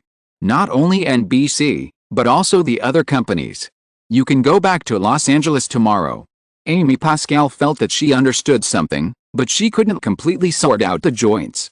However, she gradually got used to not asking Simon's decision to the bottom. She just said, "What about the preparations?" Simon said, "Of course, we have to continue. According to the current shaky state of New World Entertainment, Westeros Company's purchase of the debt held by General Electric can definitely help the other party avoid a large loss. However, compared with a behemoth like General Electric, Simon's strength is still too weak. Who knows if General Electric will have other thoughts? Who Wants to Be a Millionaire will be aired next month. If this reality show can be as successful as it was in the original Time and Space, the other 3 reality show projects in the hands of Deaneries Pictures will also become Simon's bargaining chips. General Electric is the parent company of NBC Television Network. The original intention of this aircraft carrier-level corporate giant to invest in New World Entertainment is also to provide NBC with more content resources. At that time, Simon can completely rely on the reality show projects with great potential in his hands to exchange for General Electric's cooperation in Westeros' debt-to-equity plan. After sending Amy to the hotel, Simon rushed back to the top-floor apartment on Lexington Avenue. When he opened the door, the living room was very quiet, but the lights were on. Simon took off his shoes and walked through the entrance. Kathryn sat on the sofa facing the door sideways, wearing a slim light blue wide plaid shirt and straight white casual pants, and was concentrating on flipping through a magazine. He quietly turned behind the woman, and it was not until Simon leaned over that Kathryn noticed that he had come back. She shyly turned her head slightly to let the man kiss her cheek, and then rubbed her neck, and then whispered, "Did you drink?" Simon sniffed the pleasant scent on the woman and said, "Just some red wine." Kathryn felt Simon's 2 hands touching her from behind, and she threw away the magazine in her hand and reached out to hold him down, with a slight tremor in her tone. I just made coffee." Simon just replied, "Yet." The 2 hands were still doing whatever they wanted, and seemed to be very interested in the buttons of her shirt, and even tore one off. It was really abominable. Where were the new clothes she bought? She knew she couldn't stop this strong little bastard, and sure enough, she continued to press him to show her attitude. She was unwilling. She helplessly let him rub and fiddle with her for a while, and then she felt her body being held, well, lifted up, like a robber, and she was very dissatisfied and eyed him a few times. Little bastard. How could he do this? Chapter 174 Relay. Simon was awakened by the ringing of the phone in the morning. He opened his eyes and found that Kathryn was looking at him, with a look of confusion and panic after being suddenly awakened. Simon pulled the woman into his arms and kissed her on the lips before reaching out to pick up a microphone on the bedside table. The call was from Pat Kingsley. Because of the recording of The Tonight Show with Johnny Carson, Pat Kingsley, Simon's public relations manager, was also in New York in recent days. Kingsley's call was about a piece of gossip published in the New York Daily News today. The Golden Palm judge's stay in Westeros Mansion. Nastasia Kinski's stay with Simon was still exposed. The Daily News exaggerated this matter into gossip in the article, but it is not difficult to find out from the title that the other party's fundamental purpose is to question the fairness of Simon's winning the Golden Palm. Simon was not surprised to hear this news. The competition in the summer season has entered the most intense stage, and more than 10 blockbuster new films will be released in the next few weeks. Because the box office market is characterized by the rise and fall of one party, at this time, if the opponent's momentum is suppressed, the party can also gain more market space. The 2 of them were close together, and Kathryn could naturally hear the conversation between Simon and Kingsley. When Simon hung up the phone, the emotion in Kathryn's eyes had changed, but she still looked at him steadily. Obviously, the woman's focus was not on the deeper meaning of the report in the Daily News. Simon was being stared at by Kathryn, so he had to explain, "I have nothing to do with that woman, and she is already married." Kathryn hummed, broke away from Simon's arms, and said lightly, "This is Jenny's business, and has nothing to do with me." Simon smiled and wanted to get closer, but was pushed away by Kathryn, so he had to ask, "What do you want for breakfast?" Kathryn did not answer this question, but said, "You are responsible for mending the buttons of my shirt. It seems that there is no needle and thread at home. You can wear my clothes." Simon sat up and prepared to get up. He found his shirt and gestured to the woman, and said, "You will definitely look better in a men's shirt." Kathryn reached out and pushed him, dissatisfied. "People will see it." Simon knew that Kathryn was more cautious about their relationship than himself, so he nodded, "Okay, I'll ask Neil to send some needle and thread later." After the two had breakfast, Kathryn still stayed in the apartment and planned to leave quietly. Simon rushed to the headquarters of Westeros Company to discuss with James Rebald the matter of taking debt-to-equity measures to take over New World Entertainment. On the other hand, the report in the Daily News was just the beginning, and similar news came from the West Coast. Deanery's Pictures and Orion's public relations teams also began to enter the market to guide public opinion. Under this open and covert struggle, Pulp Fiction was officially released in North American theaters the next day, and Fox Films' Tom Hanks's Back to the Future and Warner Brothers' Chevy Chase's Funny Farm were also released at the same time. In addition, the North American box office data for the past week was also released. With 2,837 screens, Crocodile Dundee 2 received $30.17 million in the first full week of 7 days, easily winning the single-week box office championship.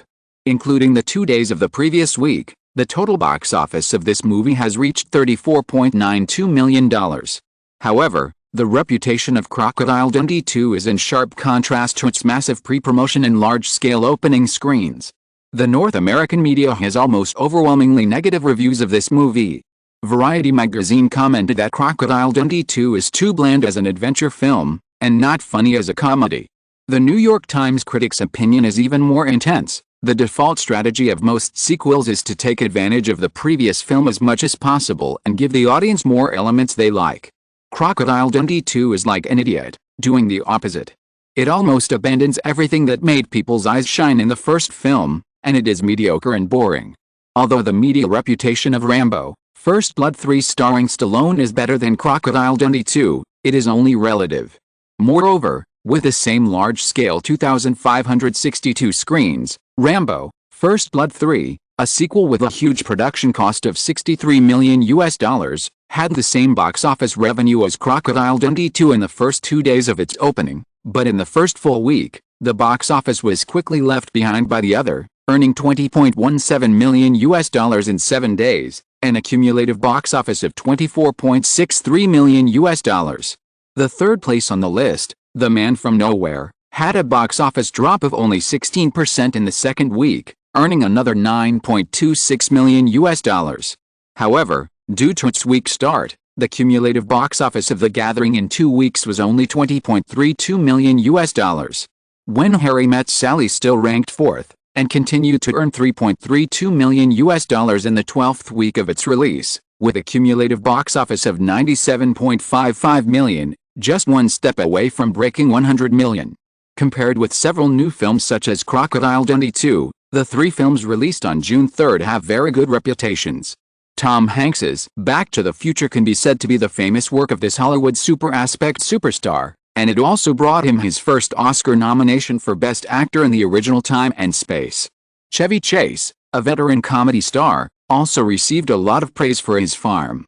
However, these 2 new films were completely powerless in front of Pulp Fiction, which is destined to be recorded in the history of film. The aura of the Palme d'Or at the Cannes Film Festival. The popularity of big names such as Robert De Niro, John Travolta, Robert Redford, Madonna, and Sean Penn. Simon's huge fan base accumulated since Lola Run. The hot topic heat brought by the good reviews and controversy. All these factors make Pulp Fiction the most watched movie this summer. Obviously, in order to curb the momentum of Pulp Fiction, with the release of the film, Some media simply provoked the controversy of Simon winning the Golden Palm directly, and openly questioned the possible insider of the award at the just concluded Cannes Film Festival. Faced with these doubts, the Cannes officials had to respond publicly again. The media will naturally not give up easily. Nastasia Kinski's borrowing Simon's mansion was soon hyped as one of the most important insider evidences. Many newspapers followed this point and began to pursue it relentlessly. Because this matter was linked to the gossip, Nastasia Kinski's Egyptian businessman husband also got involved and rushed to the Lee Cannet district of Cannes to take his wife home. Nastasia Kinski, who has a weird and stubborn personality, obviously could not give in easily. The two were already separated. After being rejected, the Egyptian businessman felt very embarrassed and publicly announced that he would divorce Nastasia Kinski. With this commotion, things suddenly became more lively. Simon Westeros not only lured the judges to manipulate the awards, but also destroyed other people's families.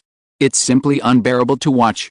However, before the media chasing this matter had time to concoct more explosive news, the matter suddenly took a 180-degree turn. On June 7, Nastasia Kinski, who is annoyed by countless tabloid reporters from all over the world, suddenly announced to the reporters who followed her during a shopping trip that she did not support Pulp Fiction during the award process. She voted for The World of Isolation. As soon as the woman's remarks came out, all the media chasing this matter were immediately WTF. Can this be done? Exclamation mark. The selection of the Cannes Film Festival does not have a rigorous voting procedure like the Oscars.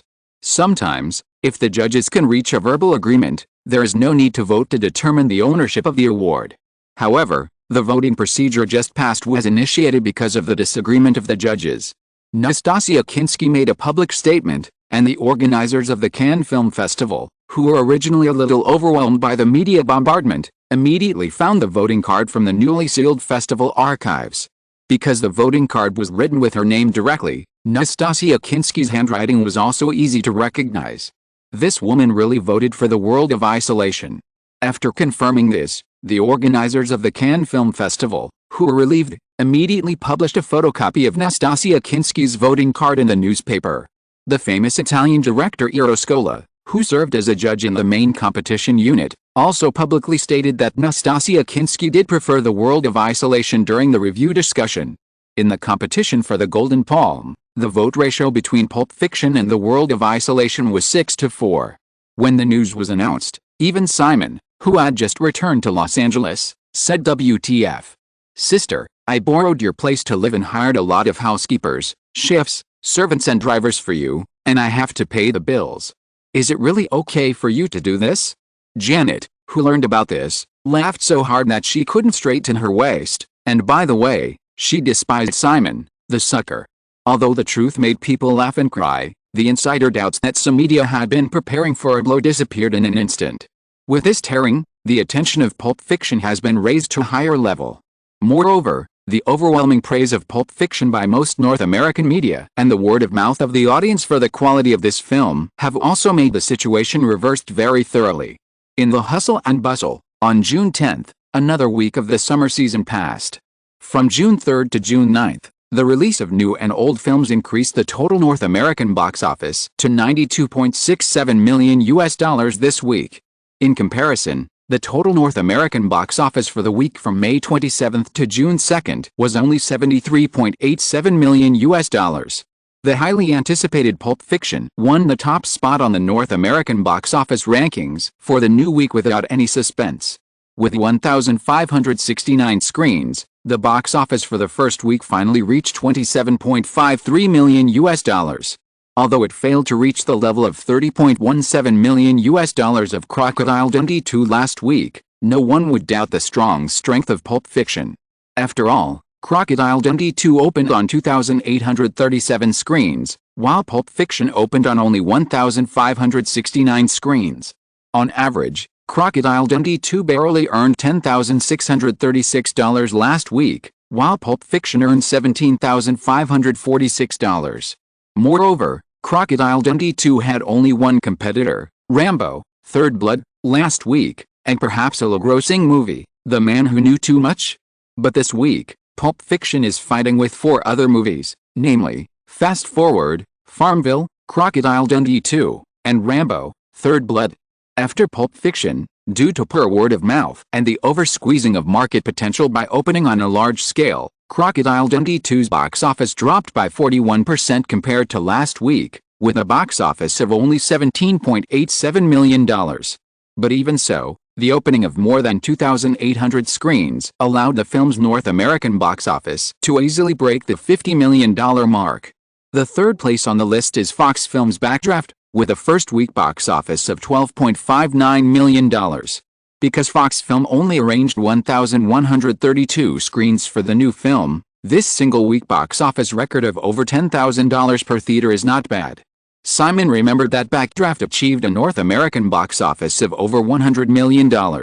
If history had not changed, Backdraft would have had a very good box office curve in the future. Stallone's Rambo: First Blood ranked fourth, with a box office drop of 47%, even more miserable than Crocodile Dundee 2. This week, it only received $10.62 million, and the cumulative box office was $35.26 million. According to this decline curve, the total North American box office of Rambo: First Blood is likely to fail to even reach the production cost of $63 million. Chevy Chase's Funny Farm ranked fifth, with a first-week box office of $8.11 million. Funny Farm opened on 1,557 screens, the same number as Pulp Fiction, but the first week's single-theater box office was only over $5,000, less than one-third of Pulp Fiction. Warner Bros. Pictures' first summer movie was undoubtedly a dud. With a $8.11 million opening, even if the subsequent decline curve is more attractive, the total North American box office is unlikely to be very high.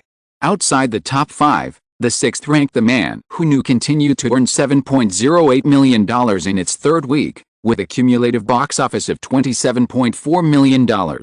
Immediately afterwards, the seventh-ranked When Harry Met Sally earned another $2.66 million. This film, which has been released for 13 weeks, finally broke the $100 million box office mark amid the expectations of many people, with a total box office of $100.21 million, officially becoming the first film in 1988 to break the $100 million box office in North America. Amid the discussion about the North American box office of When Harry Met Sally breaking the $100 million mark, some media suddenly discovered that Daenerys Pictures successfully completed a box office relay. Pulp Fiction earned $27.53 million in the first week of its release. The film's reputation, cast, and popularity are impeccable, and no one would doubt that it can easily break the threshold of breaking the $100 million box office in North America. You know, the box office of When Harry Met Sally in its first week after the preview was only $17.81 million. The first-week performance of Pulp Fiction almost exceeded When Harry Met Sally by a full $10 million. The two films have broken the $100 million box office in North America, which is the same as Simon Westeros's performance last year. In 1987, Run Lola Run and The Butterfly Effect related to Simon both achieved good results of breaking the $100 million box office in North America, and Final Destination was slightly inferior, with only more than $70 million.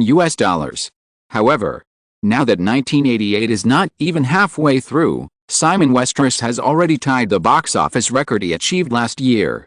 So, what's next? Pulp Fiction continues to sprint past $100 million in North American box office after When Harry Met Sally. Will Basic Instinct, also written by Simon himself, do the same in the middle of next month? After Basic Instinct, Daenerys Pictures has announced a long list of films to be produced, including Scream, Rain Man, Dead Poets Society, Steel Magnolias, etc. Although many people think these films are not very popular, Simon Westeros has created too many miracles. Imagine boldly, if these films continue to take over. Tisk. Chapter 175 The Final Candidate. June 10th, 3 new films were released again in the new week, namely Disney's family comedy Four Daughters and Two Mothers, Paramount's thriller The Presidio starring Sean Connery, and MGM's horror sequel The Haunting 3. The strategy of questioning the fairness of Pulp Fiction's Palme d'Or at the Cannes Film Festival failed, and some media pointed the finger at the excessive violence of the film and its reference to many films. However, in the context of Pulp Fiction having once again formed a wave of movie-watching craze like Run Lola Run last year, these tricks will actually only increase people's curiosity about a film.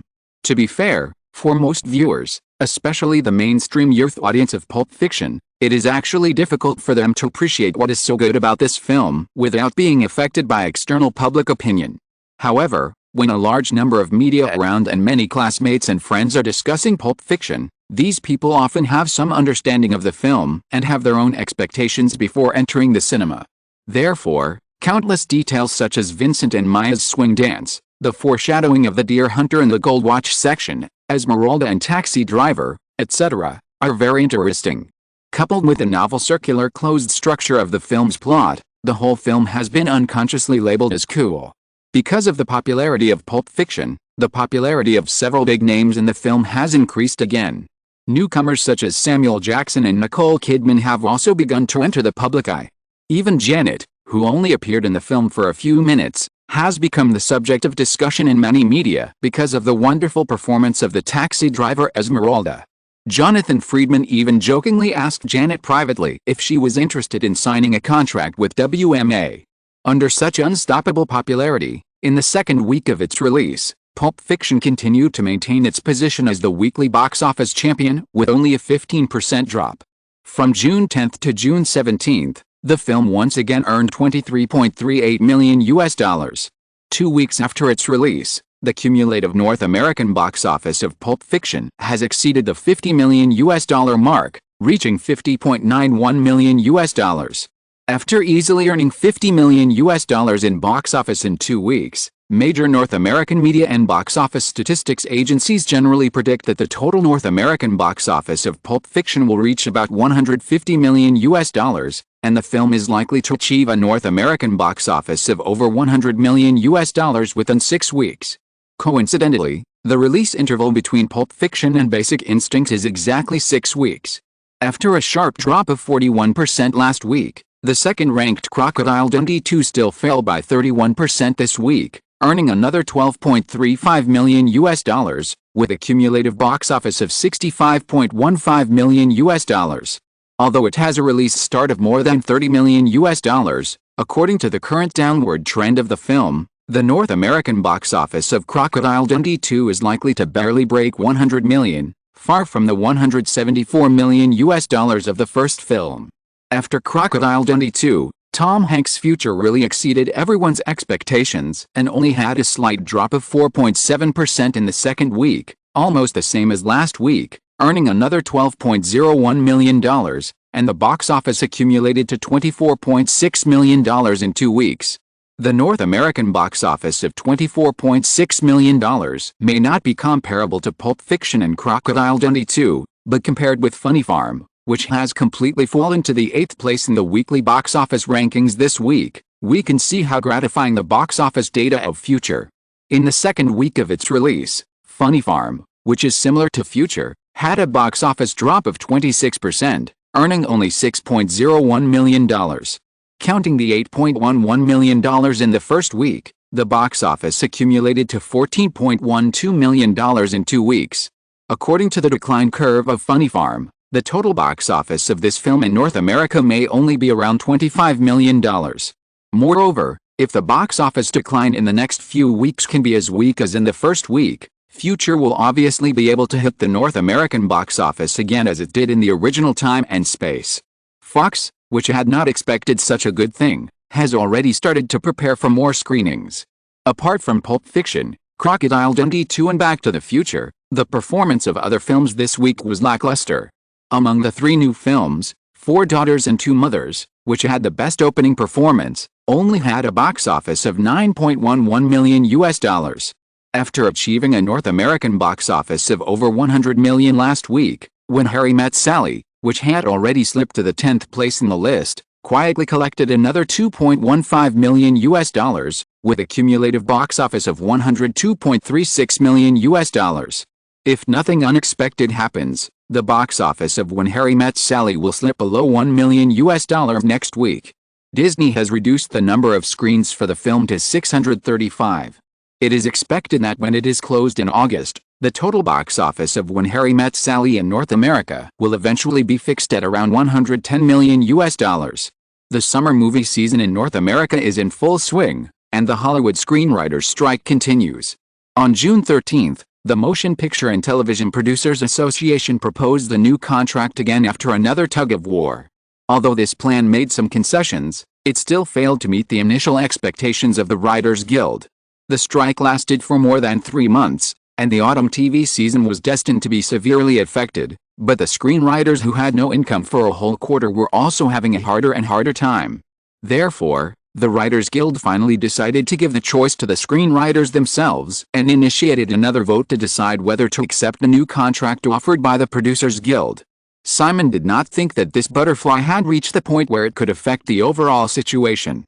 The pilot time of Who Wants to Be a Millionaire, which might have some impact on the situation, was June 20th, and by then most screenwriters had already mailed their votes. Therefore, the voting result was obvious, and the strike would definitely continue for another 2 months.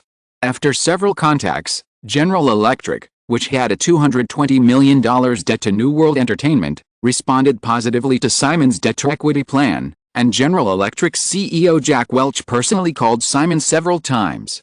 However, during the communication process, General Electric proposed a similar plan to that of Warner chairman Steve Ross. They wanted to use New World Entertainment as a bargaining chip to participate in Daenerys Pictures. Just as a person who has made enough money often begins to pursue fame, many large companies in the world like to enter the entertainment and media industry.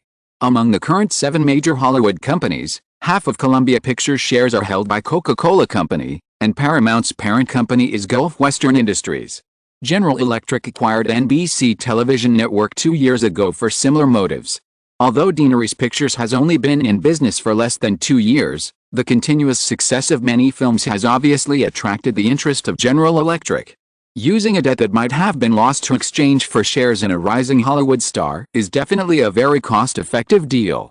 Simon naturally chose to refuse decisively, just like the last time he contacted Steve Ross. General Electric proposed to exchange the shares of New World Entertainment after debt-for-equity swap for 49% of the shares of the new company in the future. Although the other party did not ask for absolute control, the price of $220 million, in Simon's opinion, could not even get half of the shares of Daenerys Pictures, not to mention half of the shares of the new company after the merger. The wealthy General Electric did not give in during the negotiation process, so there was no need to continue the discussion for the time being. Simon could only hope that Who Wants to Be a Millionaire would achieve the expected success. Los Angeles. At the Daenerys Pictures headquarters in Santa Monica, Simon had just returned from visiting the Scream crew in the small town of Bakersfield in the north of Los Angeles in the morning. In the large conference room, Simon sat in the first seat. On both sides of the oval conference table, in addition to Amy and a few others, there were 10 other white men aged between 25 and 30. These were the 10 candidates who entered the final round of auditions for the male lead of Batman. According to the plan, after confirming the male lead, Simon also hopes to train the actor in various aspects for about half a year. Therefore, he plans to finalize this matter before the end of the month. After flipping through the resumes of the 10 people around him, Simon looked up and said to everyone, "You should have seen that you are the last 10. Bruce Wayne will be chosen from among you. This meeting today is not an audition, but I just want to chat with you." Amid the polite responses in the conference room, Simon quickly continued, "First of all, I must remind everyone again that Daenerys Pictures will not make any concessions on the conditions proposed. If you want to get this role, you must sign a 15-year contract for 5 films. I can also tell you very clearly that as long as everything goes well, this contract will only take 10 years at most to complete. The reason for requiring 15 years is to avoid you from breaching the contract midway. Once you do this, according to the contract, you will not be able to accept any other films during the remaining period unless you pay a penalty that you cannot afford to pay. That's right, just like those disobedient singers in record companies, you will be put on ice." There was silence for a moment, and finally someone asked, "Mr. Westeros, what if Daenerys Pictures breaches the contract?" "We won't breach the contract," Simon shook his head and said, "if the project doesn't go well, we can take the initiative to choose to terminate the contract with you. That doesn't seem fair." "Unfortunately, there aren't many fair things in the world." Simon glanced at the other party, then looked around and said, "Most of the 10 of you have only played a few supporting roles in some films, and perhaps you will have to maintain this status in the future. Batman gives you an opportunity to reach the sky in one step. As long as this film is successful, you will immediately become first-line stars like Tom Cruise, Eddie Murphy, and Michael Fox. I have to remind you again that playing Bruce Wayne will not bring you too high a salary, which will also be written into the contract, but you can earn a lot of money through advertising endorsements and starring in other films. So, if anyone feels that this contract is not worth the price I just mentioned, you can leave now. After Simon finished speaking, he waited patiently for a moment. No one left the office, so he continued, "Okay, then, let's talk business. First of all, congratulations, you have entered the final round of auditions. But next, Deanery's Pictures will conduct a certain background check on you to ensure that you have no history of racial discrimination, sexual assault, robbery, etc. that may cause great trouble to the role you are about to play. We have already reminded you of this at the beginning of the audition. Now, if you have a past that you don't want us to know about, please take the initiative to withdraw, so that both of us can avoid unnecessary trouble." There was silence again for a moment, and still no one left. Simon nodded with satisfaction and said, "Secondly, once you get this role, Deanery's Pictures will arrange 6 months of training for you in all aspects, including physical training and acting courses. Of course, we are very clear about everyone's financial situation, so the bill will be paid by Deanery's Pictures. But this process will definitely not be easy. If anyone thinks they can't afford it, please leave now." The 10 people still sat neatly in the conference room. Simon continued to talk about some requirements and answered some questions from everyone. After more than 10 minutes, he said seriously again, "Well, I think everyone has no questions. The last step, you have also been reminded before the audition, if you want to get this role, you can't have any drug addiction. Now, the doctor team we invited is next door. Among you, those who are sure that you can pass the test can go next door to let the doctor take blood samples, otherwise, you can leave directly." After saying this, Simon no longer paid attention to the men whose faces changed suddenly. He nodded to Linda Vargas, the casting director who had been helping him with casting since Lola Run, and got up and walked out of the meeting room with Jennifer. Back to the floor where his office was, Simon came to the door outside and saw a curly-haired girl wearing a belly-exposing t-shirt and tie jeans sitting on the sofa in the secretary's office. The girl's name was Valerie Garlino, the heroine of the original Rain Man. Under Simon's intervention, Rain Man, which is still in the final stage of filming, also chose Valerie Garlino to play Tom Cruise's girlfriend. However, her role was finished last month. Seeing Simon appear, Valerie Garlino quickly stood up and took the initiative to walk over and stretched out her hand to Simon. "Hello, Mr. Westeros." Simon looked up and down at the girl in front of him, showing a satisfied expression, shook her hand and said, "Isn't your agent here?" Valerie Garlino shook her head and said, "My agent went to New York. I talked to Mr. Friedman and he said I can come by myself." Simon didn't ask too much, and asked Susan to send 2 cups of coffee, and then said to Valerie Garlino, "Come in with me." Valerie Garlino nodded, holding her shoulder bag in both hands, and followed Simon into his office a little restrainedly. After walking to the desk and sitting down, Simon didn't have time to talk to Valerie Garlino. Susan's voice came from the phone on the desk. "Mr. Westeros, Mr. Friedman's call." End of this chapter. Thank you so much for reading until the end. Don't forget to give it a like. Looking for more exclusive content and immediate access? Subscribe to our Patreon. Remember, every like, subscription or donation encourages us to continue. Thank you all. See you in the next video.